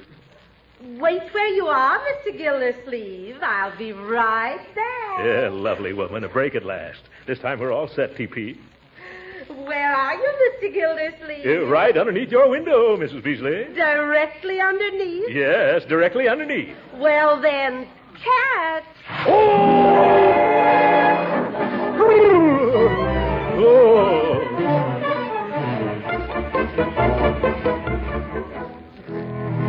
Oh, dear. There's dew on the grass. I hope Uncle Mort doesn't get his feet damp. Hey, sis, I did it all right, all right. Boy, that was a thrill. Well, it's only a matter of minutes now. Oh, Oliver, it's only a matter of minutes now. Only minutes before I freeze. I wish I brought a parachute. Who that there? It's me, your Uncle Throckmorton. If I ever lay hands on that Beasley woman, I'll kill that old cow. Why, Uncle, you're soaked. What happened? She lured me underneath her window and then threw a bucket of water on me. I'm going to tell the mayor about this. Oh, that's a shame. But don't you worry. Huh? We'll have you in the house and dry inside of 5 minutes. Oh, you got the door open? No, not yet, but soon. Poor Oliver's been freezing on that roof. He's freezing. Yes, so I sent Leroy down to the corner to ring the fire alarm. Oh, fine. Oh, my goodness. What'll the chief say when he sees me this time? Can't you stop him, Leroy? I don't think so. Oh. In fact, I'm sure I can. Oh, my. Here we go Stop right here, men. Okay, where is it? Oh, hello, Chief. Well, you're just in time. Look. Where? Oh, say, what is this? First a cat on a pole and now a guy on the roof. Who's responsible for this call? Well, it was like this, Chief. Well, if it isn't the taxpayer's best friend and the fire department's severest critic. Hi, Mr. Gildersleeve. Yeah, hi. Been writing any letters to the newspapers? No. Now, stop teasing, Uncle Mort, Chief. He's just soaked to the skin. Yeah, and that takes in an awful lot of territory. Yeah. How about saving those cracks for the fireman's minstrel show and getting our front door open? Oh, is that what you want? Well, why didn't you say so?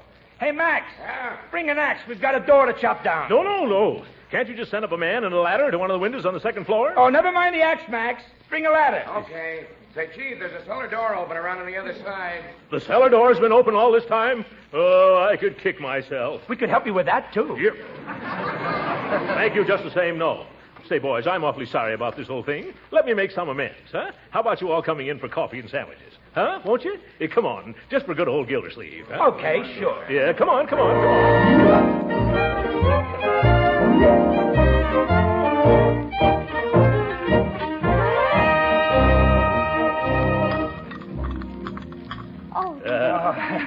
have another cup of coffee, Chief? No, thanks. I've had 2 already. You've had 4, but have another anyhow. Oh. Sandwich, Mr. Grogan? No. I'm full clear up to here. Incidentally, I made sure that cellar door was locked tight this time. Thanks, Mr. Grogan. Well, this has been swell, Mr. Gildersleeve, but now we'd better be getting back, boys. Hey, you guys in the kitchen, let's get wheeling. Well, goodbye, boys. Thanks for everything. And if I ever have a fire, you'll be the first people I'll call in. I like firemen. Hey, Uncle Mort, can I go out and watch them leave? Sure, we'll all go out and wave goodbye to them. Come on, Marjorie. You too, Bertie. Okay, Uncle Mort. Yeah. Well, thanks for the hospitality. So long, boys. Don't take any wooden fire plugs. Yes, nice fellas. Well, let's get back in. There they go. It's colder out. Catch the door, Bertie. It's good. Oh, my goodness. Gee, we're all locked out again. Yes, this is where we didn't come in. Hey, isn't anybody ever gonna get me down off this roof? Oh, Oliver!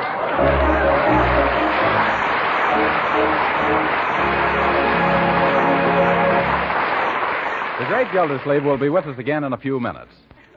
But right now, let me remind you that next Friday is Halloween. And if you mothers are the kind that worry about the children being out and getting into mischief, here's a worthwhile suggestion for you. Keep the kids at home with a well-stocked pantry. Yes, if you have plenty of popcorn and cookies and cakes on hand, you can be sure the kids won't go very far away. Now, to make popcorn extra good, drench it with plenty of melted Parquet margarine made by Kraft. Yes, that delicate, tempting flavor that makes Parquet a favorite for table use makes it delicious on popcorn, too. And remember, use Parquet margarine in the cookies and cakes you bake. It makes them tastier because it's a real flavor shortening, not just a bland, tasteless fat. And not just at Halloween, but the year round, Parquet margarine provides your family with wholesome, nourishing food values. Yes, Parquet margarine is a highly nutritious energy food that contains important vitamin A. So use Parquet margarine made by Kraft all 3 ways. At the table, for baking, and for pan frying. It's delicious, it's nourishing, it's economical. Tomorrow, ask your dealer for a pound or 2 of Parquet, Parkay.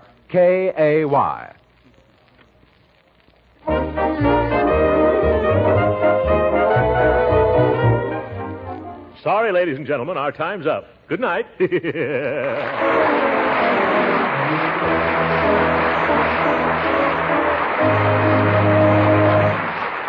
Original music heard on this program was composed and conducted by William Randolph.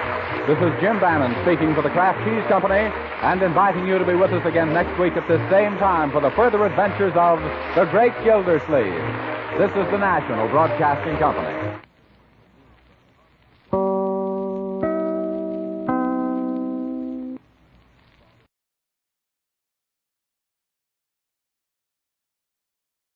Kraft presents The Great Gildersleeve. Each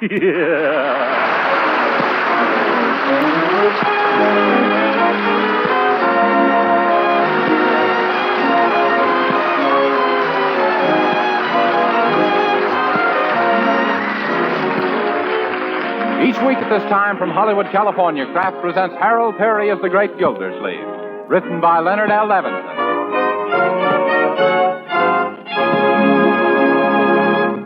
We'll hear from the Great Gildersleeve in just a moment. But first, let me tell you about a conversation I had the other day. A lady I know asked me, why do you speak of Parquet margarine as a modern margarine? Well, here's what I said. Parquet is a modern margarine because it's so different from the margarine of a few years back. You see, Parquet margarine is made by Kraft, and Kraft is famous for its fine quality, delicious tasting foods. Yes, delicate, appetizing flavor is the big reason why Parquet margarine is different. It's grand both for table use and for cooking because it tastes so good. Another reason Parquet margarine is different is that it's a reliable, economical source of important vitamin A.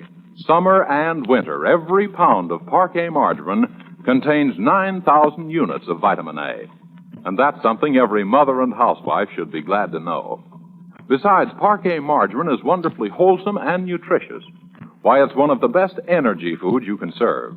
But why not find out how deliciously good this modern margarine is yourself?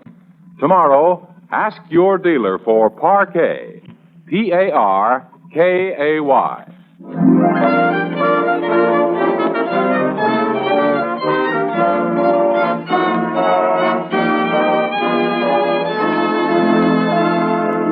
And now let's visit our friend, the Great Gildersleeve.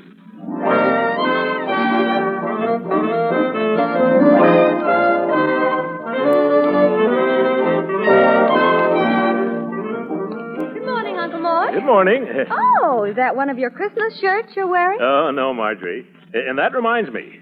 Next year, I hope you're more careful about giving my sizes to Aunt Sylvia. She sent me a 13 shirt and a pair of 17.5 socks. Oh, I'm sorry. Huh? But you know Aunt Sylvia. Yeah. Why, she still thinks I'm a baby. Yeah? She sent me a pound of gumdrops and a Mickey Mouse wristwatch. Very good. Oh, Bertie, are you busy? No, Miss Marge. What can I do? See if you can sweep up some of the pine needles under the trees. It's shedding like a $19 fur coat. Mm-hmm. That's the kind of coat I got from a gentleman of Queens last Christmas. Oh, well, that's too bad, Bertie. Oh, I don't mind so much.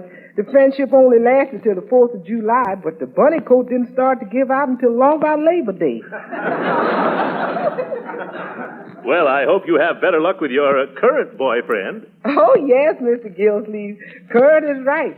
That boy's a real live wire. He done treated me to a course in 10 lessons in rumba dancing. Well. Bertie, are you going to learn to rumba? Oh, yes, ma'am. I've been rumbing for years, Miss Marge. I'm just going to improve my technique. Yeah. Professor Guadalupe, that's my rumba teacher's name, Stonewall Jackson Guadalupe. He says I'll be a fine rumba dancer just as soon as I learn to put about twice as much energy into half as much work. Yeah. I can see what he means. What else did you get for Christmas, Bertie, besides this course in the Cuban can-can? Besides which? In addition to your rumba coaching. Oh, well, I received a bottle of the loveliest smelling lavender cologne and a box of the loveliest looking lavender face powder. Oh, yeah. Oh, yes, indeed. I'm at my stunningness in lavender. Yeah.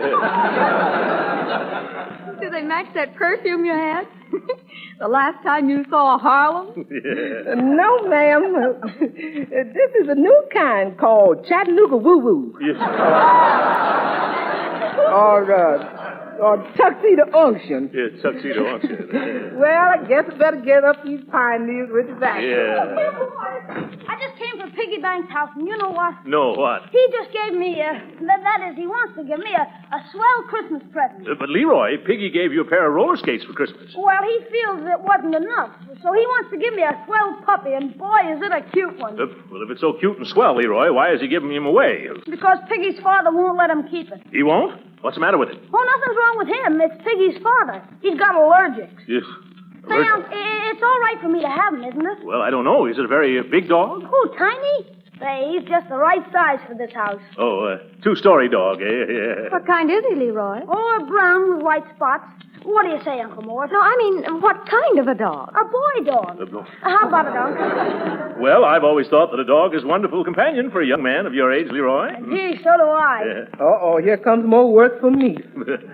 No, Bertie, this dog is going to be Leroy's responsibility. You're to take care of him yourself, young man, understand? You bet. You better, because I know from experience when a dog comes snooping around the kitchen for a bite, it ain't particular what it takes that bite out of. Yeah. Don't worry, Bertie. The dog is good for a boy. Yes, I recall the dog I owned when I was Leroy's age. Good old Hector. I can remember when he was a pup. What kind of a dog was he, Uncle Mort? Hector was a pug dog. Yeah. You know, the kind that looks as if it's always standing with its nose against a butcher shop window? Yeah. We had great times together, Hector and I. Almost broke my heart when I lost him. Was he run over, Uncle? No, Marjorie. He got too big to ride, and I traded him for a bicycle. Yeah. There's nothing like a little canine pal. Oh, goodness to mercy. What's going on in the cellar? Yeah. What can it be? That? Well, it might be my new dog, Tiny. Yeah, I wouldn't be a bit surprised. I left him in the cellar till I told you on the idea, Uncle. Yeah. Oh, I think we better investigate this idea of yours, Leroy. Come on. Sure, and wait till you see him. He's the cutest pup you ever saw. Oh, really? Turn on the lights, Leroy. Thanks. Oh, my goodness. He's chewing up all my old clothes. Here, Tiny, come on away from there. You want to get sick? What? Here, Tiny, here, Tiny.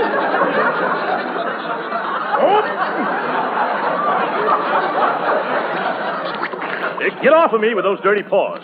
Ye gods, look at the size of Tiny. He must be a great Dane. Huh? Oh, no, Unc, he's only half Great Dane. What? The other half is St. Bernard. St. Bernard.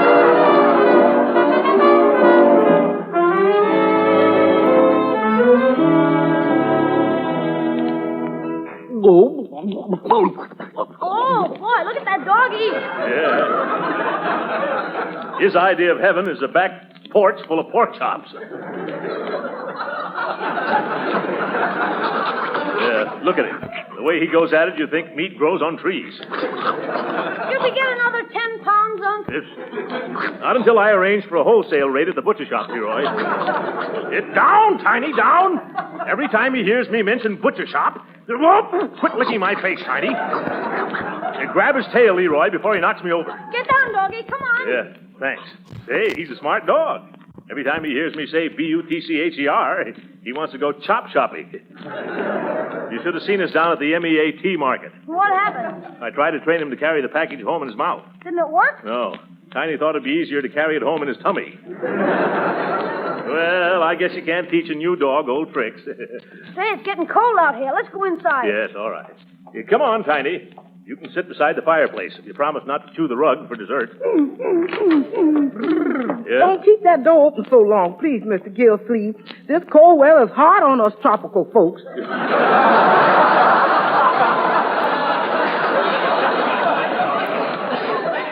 Yes, all right, Bertie.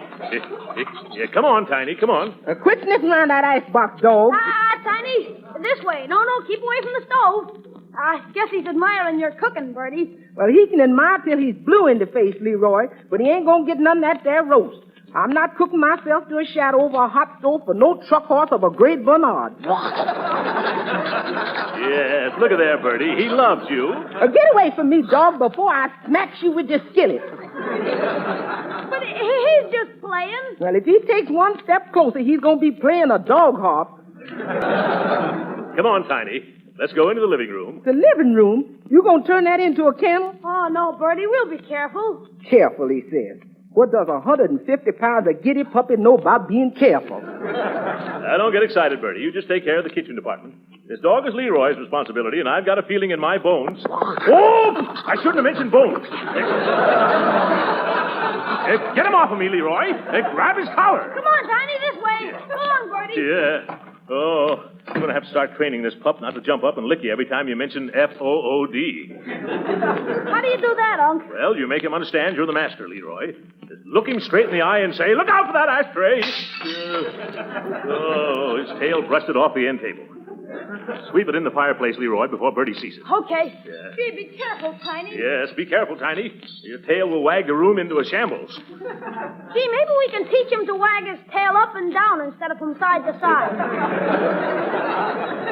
I don't think it would work, Leroy. Why not? Well, I'm afraid that would go against the grain.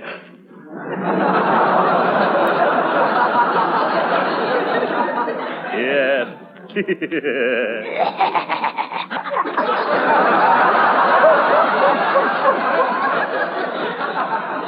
He's not only smart, he's a mimic. Now, come on, Tiny. Lay down like a nice little doggy. Oh, not over there. Keep away from that Christmas tree. Look out. Of all the clumsy, fumble-footed hounds. Get him out of here quickly before he does any more damage. Yes, Uncle Mort. Yeah. Come on, Tiny. You gotta go out. Yeah. Sorry, old man. It'll take him a little while to get accustomed to our furniture, Uncle Mort. Yes. But will the furniture hold out that long? Help me get this tree back on its feet. Help! Stop that! Come here, somebody! Get away from me! Oh, now what? Well, I bet I know what it is. Do something. Quick, please. Gee, Bertie, what you doing standing in the sink? It's that dog of yours, Leroy. Look. Uh-oh. What did he do? He just chewed up the roast I had ready for dinner, and now he's drooling at me.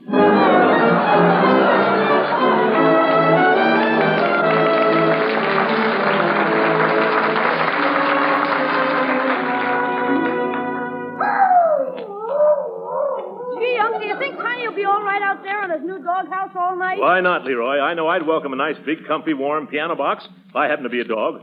On a night like this, thank goodness I'm not. But don't you think he'll get lonesome?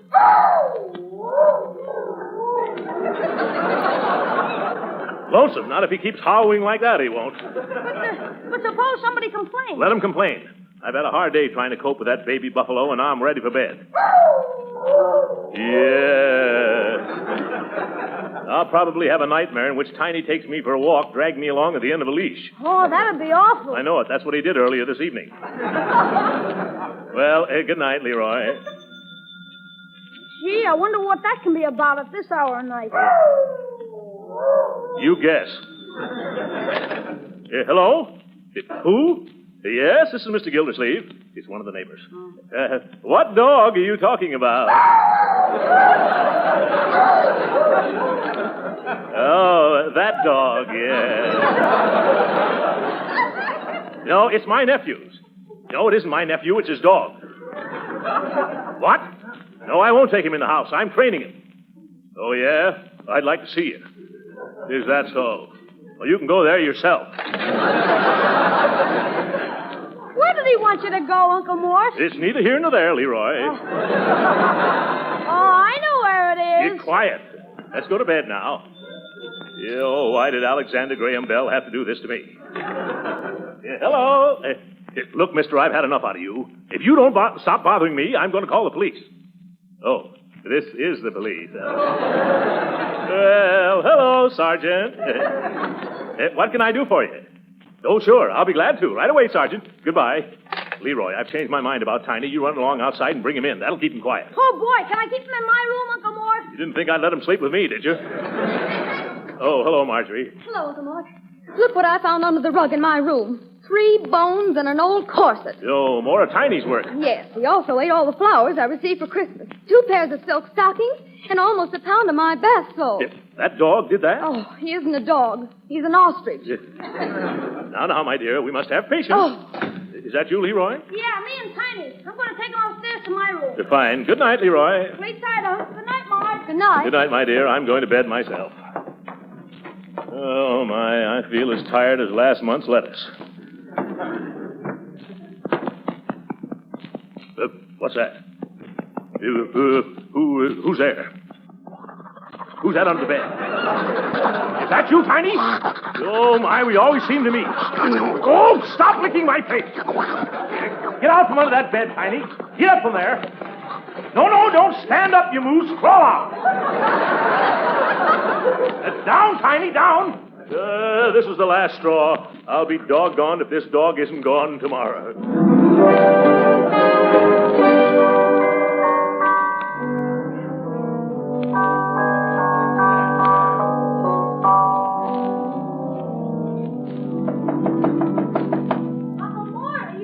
Of course I'm up. I didn't sleep a wink all night. How you feeling, Unc? Terrible. That dog curled up under my bed, and then the bed curled up. He didn't give me a chance to shut an eye. Did you try counting sheep? I did, but Tiny kept chasing him around the room. Gee, that's too bad. It's all right. We're going to take this poison pup back to Piggy Bank's house today. But Uncle Mort... I won't hear a word, Leroy. I've got a splitting headache from lack of sleep. What time is it, anyway? Gee, Uncle Mort, it's 11:30 already. What? Out of my way, Leroy. I've got a 9 o'clock appointment.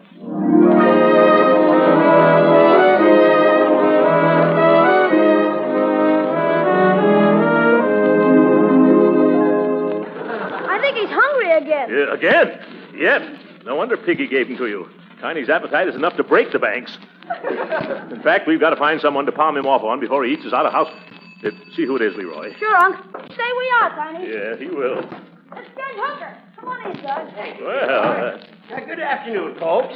Well, look at the beautiful dog. Christmas present, Leroy? Yeah, isn't he a humdinger? Hello there, old boy. How are you, pal, huh? Good old dog, you sweet old pup. Isn't that disgusting? Oh, don't you pay any attention to him, old boy. My, I wish I had a little puppy like you. Oh, you do, eh? Well. Yes. Did I say something wrong? Better be careful, Judge, or we'll let him take you home. Why, I'd be tickled to death to have him. How about it, old man? Want to come home with me and bite into a nice big juicy steak? Hey! Oh, now you've done it! Get this elephant off of me! Cut that out, you! Stop licking my face! Take your feet off the nice man's shoulders, Tiny. Get me up from here. Call off your dog, Leroy. Help! Help me pull him up the judge, Now let me give you a hand up, Hooker, old chap. Don't you hooker, old chap, me, Gildersleeve. That's a dangerous dog you got there. You're telling me. He attacked me entirely without provocation. He had plenty of provocation, Judge. You mentioned S-T-E-A-K. Yes, Judge. This is a smart dog. You got to spell out F-O-O-D. If you can't pronounce what you're talking about. Gee whiz, I guess the judge won't take him now, Unc. Oh, so that was your game, trying to stick me with his hamburger hound.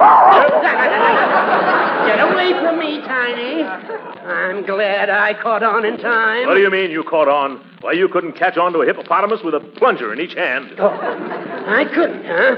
Look who's talking. Throckmorton P. Gildersleeve, the Summerfield version of Dumbo. One more ill-bred remark, Judge Hooker, and the governor will be up all night trying to pick your successor. Go on. I'm not afraid of you, you big gas bag. Just about 97% hot air. Is that so? Why, you little prehistoric dodo. Say, what's the other 3%? Pure, unmitigated gall. Yeah, thanks very much. Why, you little prehistoric dodo? I'm going to pin your ears so far back you'll even look like a jackass. That's enough. I'm leaving. Goodbye, Leroy. Are you sure you won't take Tiny, Judge? I wouldn't have him if you gave me the Mississippi River and threw in your uncle besides. Goodbye, Tiny. And if Gildersleeve doesn't feed you right, bite him. Yes. Goodbye, Judge. And the next time we meet... Down, down, Tiny. Wrong kind of meat.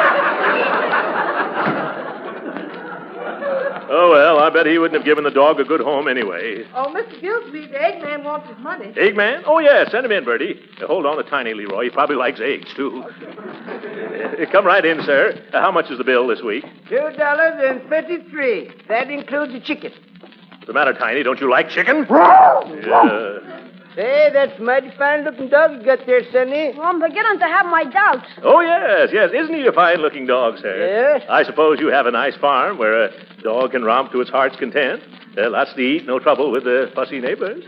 No, ain't had a falling out with the neighbors since, let me see, guess must have been the April of 1912. Yes. I remember it as clear as today, because Brian was running for the third time then. Later, Lum, later.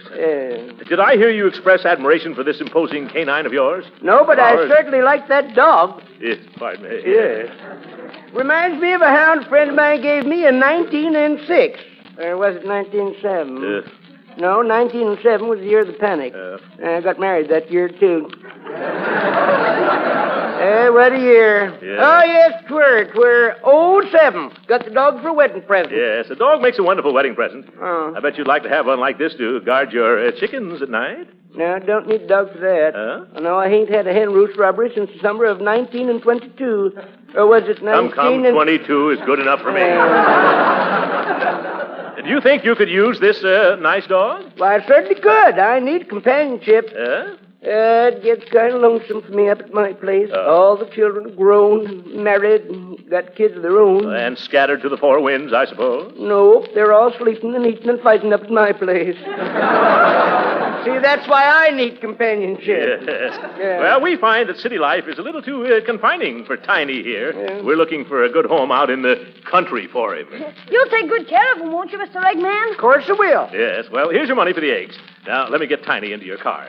Come on, nice doggy. Gee, Unky wants to stay with you. He does? Let me see. Oh, I know how we can get him to like you, Mr. Eggman. Suppose you tell me how you dispose of the livestock you raise on your farm. Why, with the pigs, I smoke ham, skewer bacon, grind sausage. That's right. Now, you start toward the door. How about the cows? Oh, make chip beef, smoked tongue, and liver sausage. Hey, there, dog, get down off me. I'm an old fella. Here. Keep it up, Mr. Eggman. You made a friend for life. Leroy, open the door. Goodbye, funny old friend. Don't stop. Head to the car with him. Go on.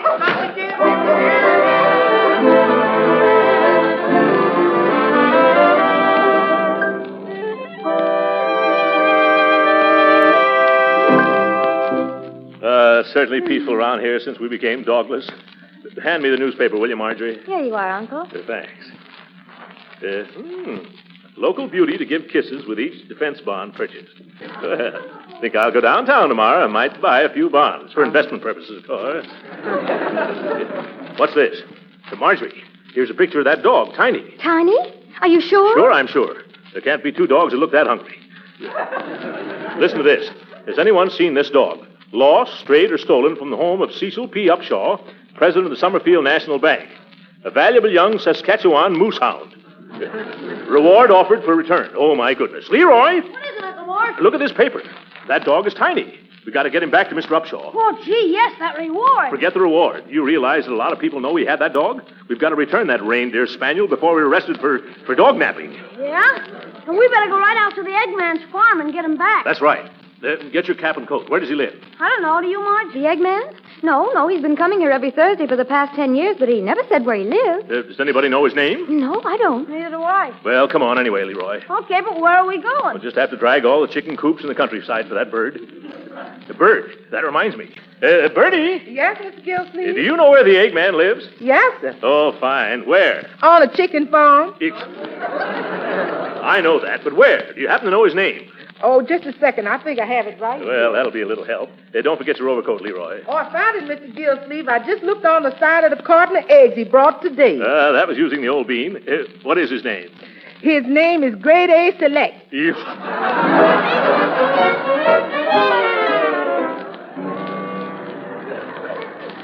I never saw such a narrow road in my life. Oh, look, Uncle Mort. Here comes a load of hay. Make a whip. Okay. I wish there was room for us to pass it.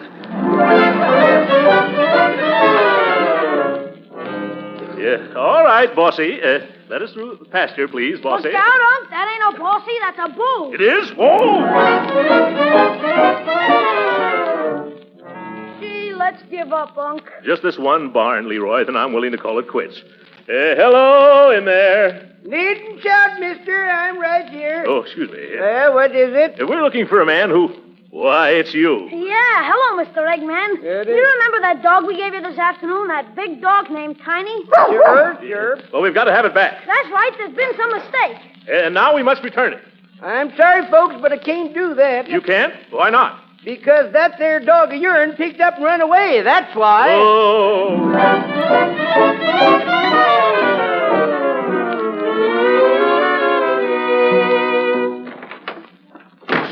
Quiet, Leroy. It's after midnight. Try not to wake anybody, including me. What do you mean, Unc? I'm practically walking in my sleep. Oh, my tired.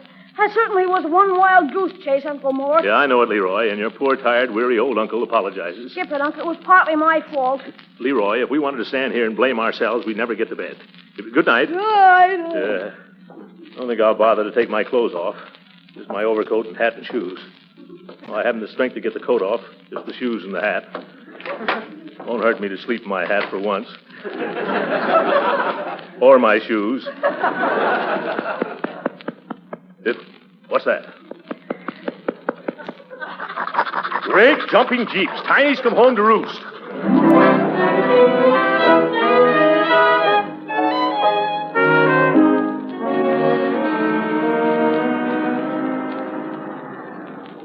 Well, here we are, Leroy. Come on, Tiny. Gee, Uncle Mort, Mr. Upshaw has a big place, hasn't he? Yes, very beautiful grounds, too.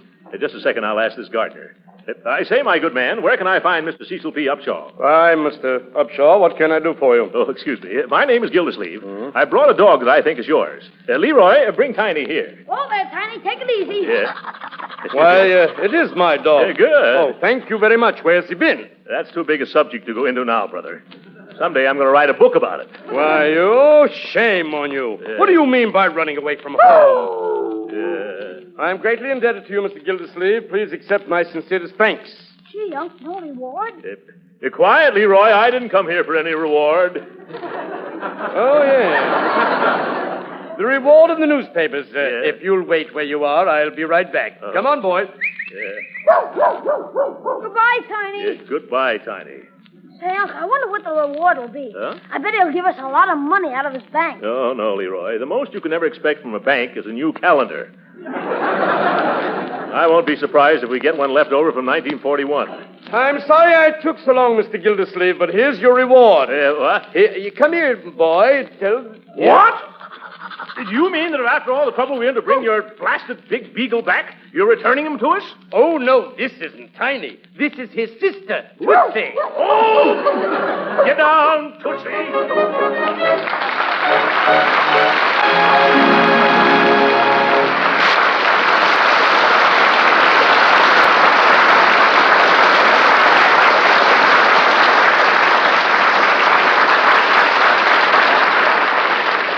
The Great Gildersleeve will be with us again in a few minutes.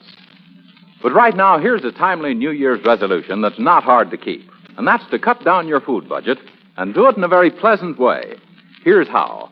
Start using tomorrow delicious Parquet margarine made by Kraft. Yes, using Parquet margarine is one sure way to economize on food without sacrificing flavor or food value. You see, Parquet margarine is no ordinary margarine. It's a delicious-tasting modern margarine that's rich in food elements your whole family needs.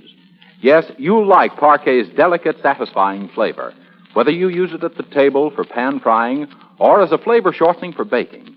And you'll appreciate the fact that Parquet margarine is such a nourishing, wholesome energy food and a reliable year-round source of vitamin A. That's why economizing with Parquet margarine is no hardship but a mighty pleasant way to cut down your food budget. So in 1942, resolve to try wholesome, nourishing Parquet margarine, the modern margarine that tastes so good, yet costs so little. But remember, don't just ask for margarine. Ask for Parquet margarine, spelled P-A-R-K-A-Y.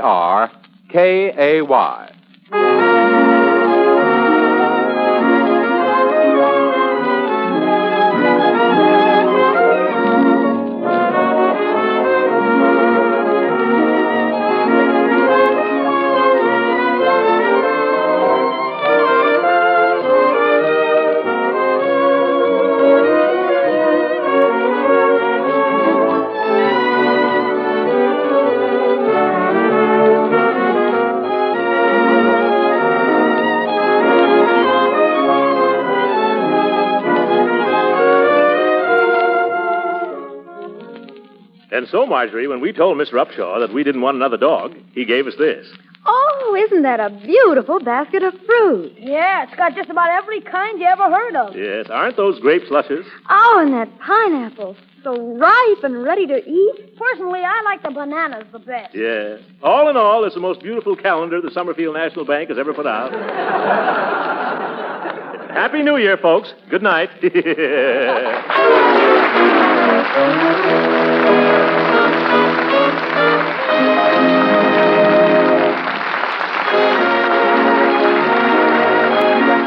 Original music heard on this program was composed and conducted by William Randolph. This is Jim Bannon speaking for the Kraft Cheese Company and inviting you to be with us again next week for the further adventures of the Great Gildersleeve. This is the National Broadcasting Company.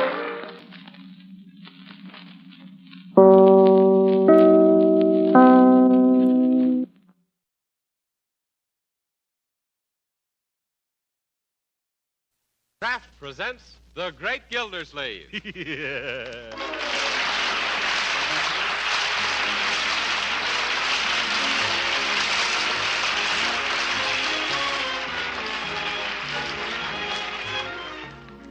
Each week at this time, Kraft presents from Hollywood, California, Harold Peary as The Great Gildersleeve, written by Leonard L. Levinson.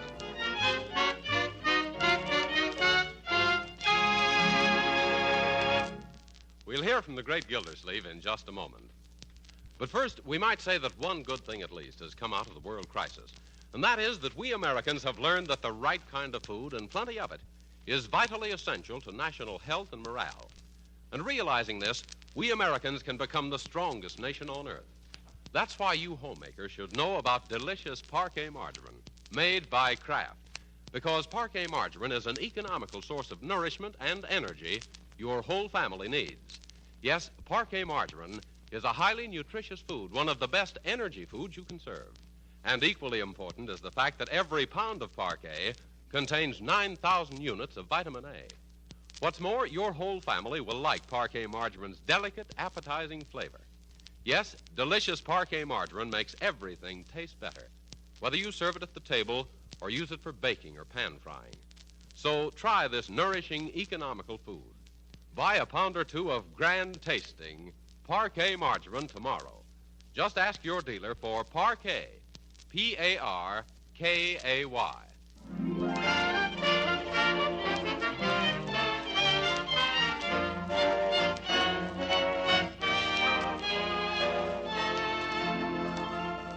And now let's visit our friend, the Great Gildersleeve.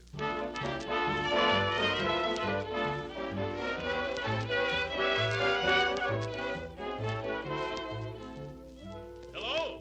Where is everybody? Oh, there you are, Marjorie. Oh, hello, Uncle Throckmorton. Did you bring the things I wanted for dinner? Yes, here's the flowers, the after-dinner mints, and the candles for the cake. I hope this wasn't too much trouble. Not at all, my dear. The market was so crowded, I just drifted with the tide. That's how I happened to get this quart of clams. Yeah. How many of these candles do you think we should put on Judge Hooker's birthday cake, Uncle? Well, I don't know. How many cakes did Bertie bake? Oh, now, Uncle, I don't think it'd be polite to put on more than 30. Well, if that's all the candles you're going to use, you better burn them at both ends, then.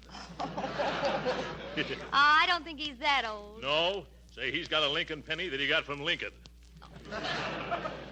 Uncle Mort, I do wish you'd make an effort to get along better with the judge, especially tonight at dinner. Well, seeing that it's his birthday, I'll give him a break. You will? Yes. I won't insult him until he insults me first.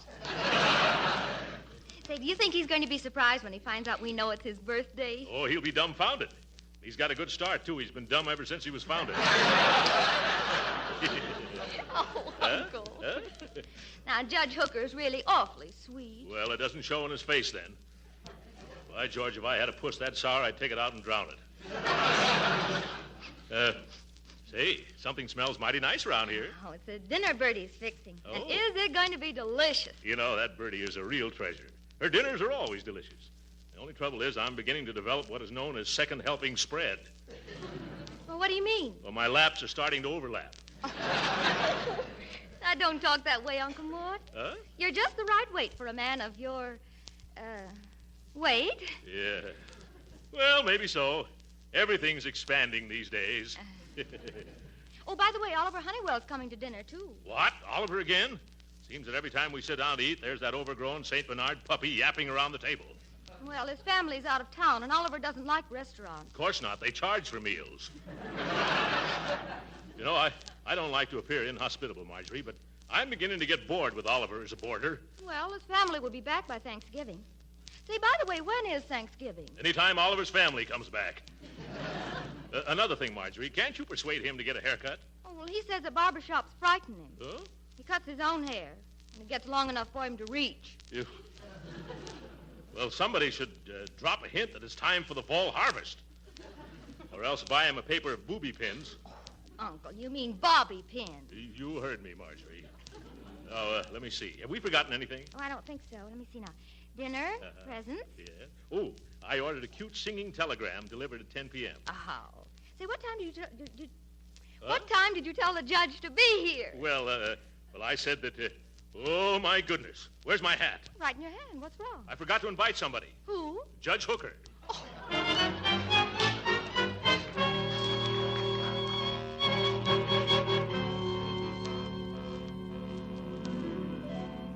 Hey, Marge, here comes Seabiscuit. Why, Leroy, what do you mean? Oh, hello, Oliver. Oh, Midgie Widgie. Gee, you look lovely this evening. How do I look? Gee, you look lovely, too, Oliver. Hello, Meatball. Hi, Oliver. How's all your allergics tonight? Leroy, now be more polite. You mustn't make fun of me. Here's Judge Hooker, Marjorie. Oh, hello. Everybody. Hi. Dinner will be ready very soon now, Judge. Really, Marjorie, you folks shouldn't have gone to all this trouble. No trouble at all, Judge Hooker. We had to eat anyway. By the way, Judge, do you know Oliver Honeywell? You mean that anemic young calf that hangs around, Marjorie? I've heard about him, but I've never seen him. Well, take a good look. This is him right here. Hello? What? Oh, say, don't mind me. I'm always kidding, Oliver. That's the trouble. Everybody's always kidding Oliver. No. My boy, you mustn't get bitter. Say, why is your ear all bandaged up? Huh? Oh, I did this afternoon when I was giving myself a haircut. You mean to say you cut your own hair? Yeah, I do it with mirrors. But what happened this afternoon? Did the bowl slip? No, I was using manicure scissors. I guess I didn't allow for the curve. Well, your hair looks very pretty with the scalloped edges.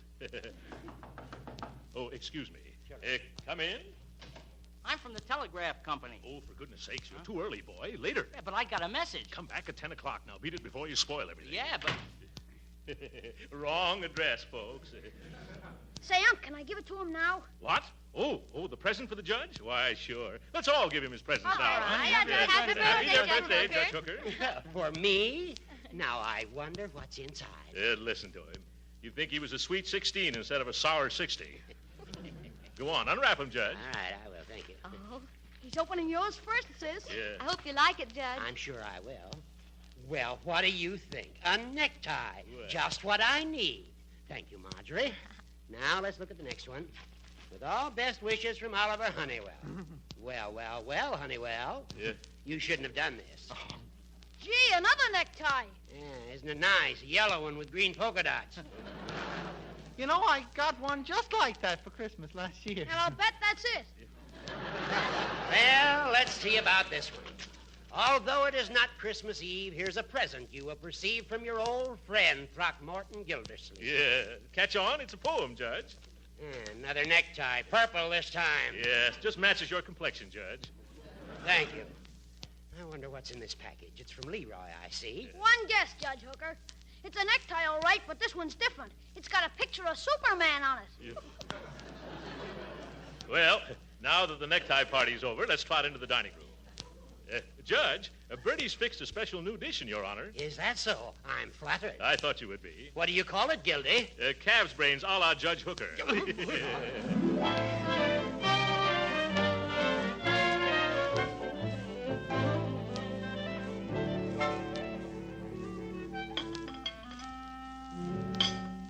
No, thanks. No more. My, that certainly was a delicious cake, and beautiful, too. Yes. With all those candles lit up, we had enough heat to bake another cake. Have your fun, Gildersleeve. I'm so full of wonderful food, I don't mind. Oh, that was a marvelous meal. I wish I had a cook like your Bertie. Well, what happened to your cook, Judge? I let her go when I found out that after fixing dinner for me, she'd go out and have her dinner in a restaurant. Oh, excuse me. I wonder who that can be. Yes? I'm from the telegraph company. Not now, I said. Come back at 10 o'clock. Yeah, but I got a date at 10 o'clock. Break it.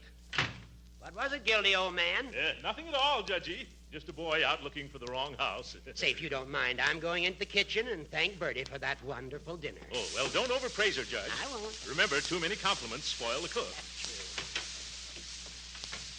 Something I can do for you, Your Honor? No, Bertie, I just wanted to tell you that dinner you just served was an Epicurean collation. Is that considered good? I didn't think it was good. I thought it was a gastronomic achievement. Oh, you didn't like it. I did, too. And I consider myself a pretty good judge. And so do I, and I'll be glad to vote for you. When's the election? Next spring. No, I mean judge of cooking. Wish you were working for me, Bertie. That Gildersleeve is a mighty lucky dog, but he doesn't really appreciate you. He don't? But look at the way he makes you wash those dishes, getting your hands all chapped and red. Well, man, them's rubber gloves. Well, the least he could do is to buy you a nice electrical dishwashing machine. I've got one in my kitchen. Say, you'd have a lot of fun operating it. Well, I don't know. I may be old-fashioned, but I prefer to dunk the dishes in water instead of electrocuting them. Great sense of humor you have there, Bertie. By the way, did I ever tell you about the fine big maid's room in my house? No, sir. Is it pretty? Is it? It's got everything but Rochester. Certainly sounds like the elephant's earrings to me. Yes, and of course, I'm not home more than 3-4 nights a week, so that means my cook has plenty of days off and very little to do. What do you think, Bertie?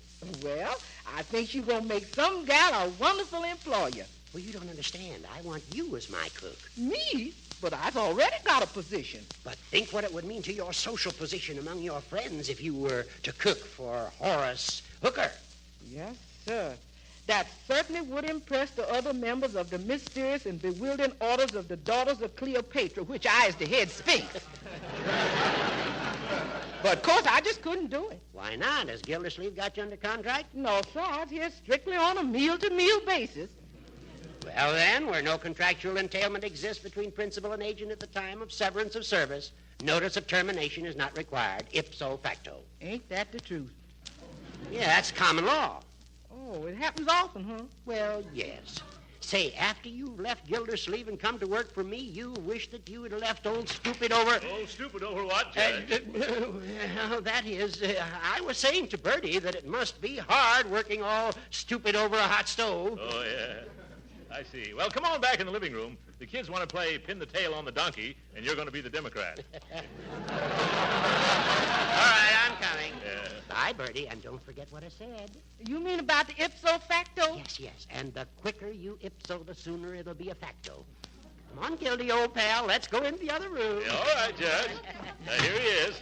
Well, children, what shall we do? Well, I think it'd be just dandy if we played Drop the Kleenex. Huh? Yeah. Oliver, don't you mean drop the handkerchief? Well, I figured that the other would be more sanitary. Yeah. How about musical chairs or something like that? Well, I bet I know who that is. Come in. Mister, this is positively my final appearance. Here's a telegram for you. Look, it's not for me. It's to this gray-haired gentleman right here. Oh. No. Don't hand it to him. It's supposed to be opened and sung. Oh, but I don't think... You're not paid to think. You're paid to sing. I'll break in the song, young man. Well, okay, but remember, you asked for it. Me. Yes, you. Me. Mr. Throckmorton P. Gildersleeve, I'm an awful bad sham. Can you send me $50 to bail me out? Signed, your brother-in-law, Sam. What? Wrong telegram. Get out of here.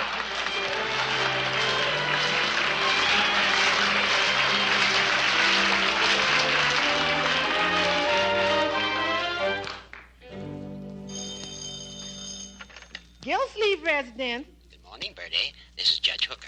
How are you this bright and sunny morning? Dull and cloudy. I was up all night trying to decide between remaining where I is with the status quo or packing up and moving over to the ipso facto. I just telephoned to tell you that whatever your salary is now, I'll better it by $10 a month. $10 a month? Judge, you done just hide yourself a cook. Fine. How soon can you come to work? Well, that depends on how soon they let me go. Well, cook up some excuse to leave quick. Bye. That's gonna take a mess of doing.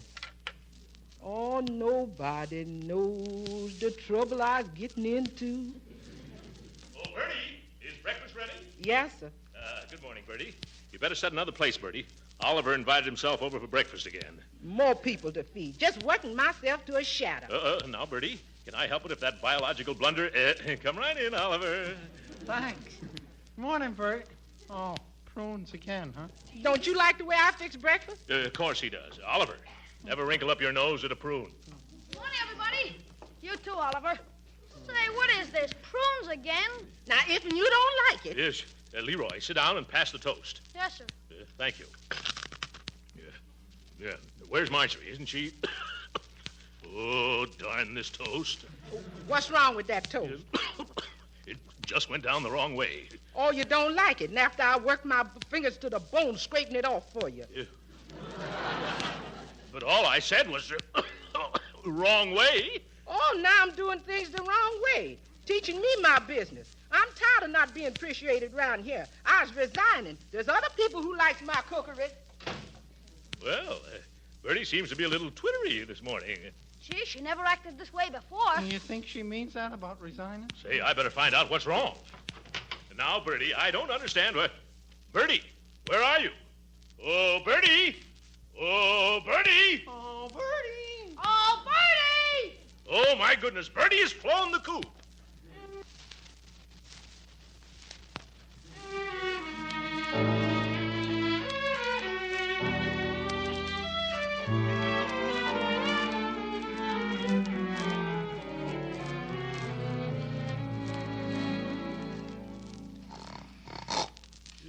Come. Wake up, Leroy.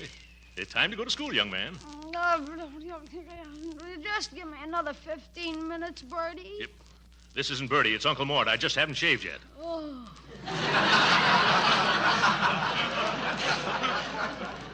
Hi, Unc. Where's Bertie? Oh, well, yeah. Yeah.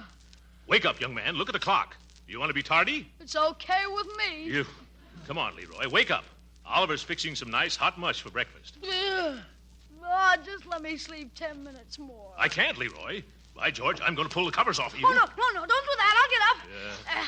Say, where's Marjorie? She's downtown interviewing cooks at employment agencies. Mr. Gildersleeve, help me quick. Oh, Oliver's in trouble in the kitchen. Get up, Leroy.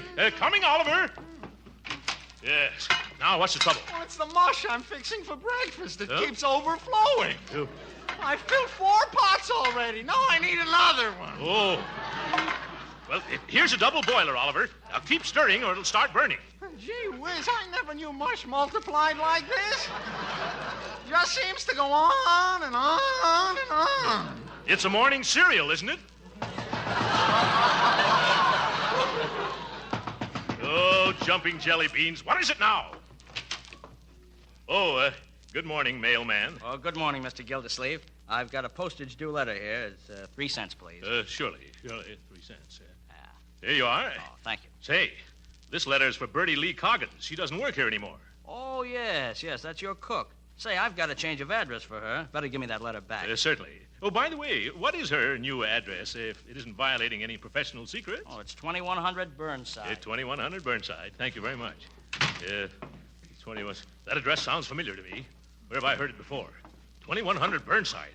Why, of course. Leroy! Yeah? Oliver! I know who hired Bertie away from us. You do? Yes, I should have guessed it before. It was the judge. No. Yes, that crook of a hooker hooked our cook. Wait till I lay my hands on him. He stole our Bertie, the horse thief.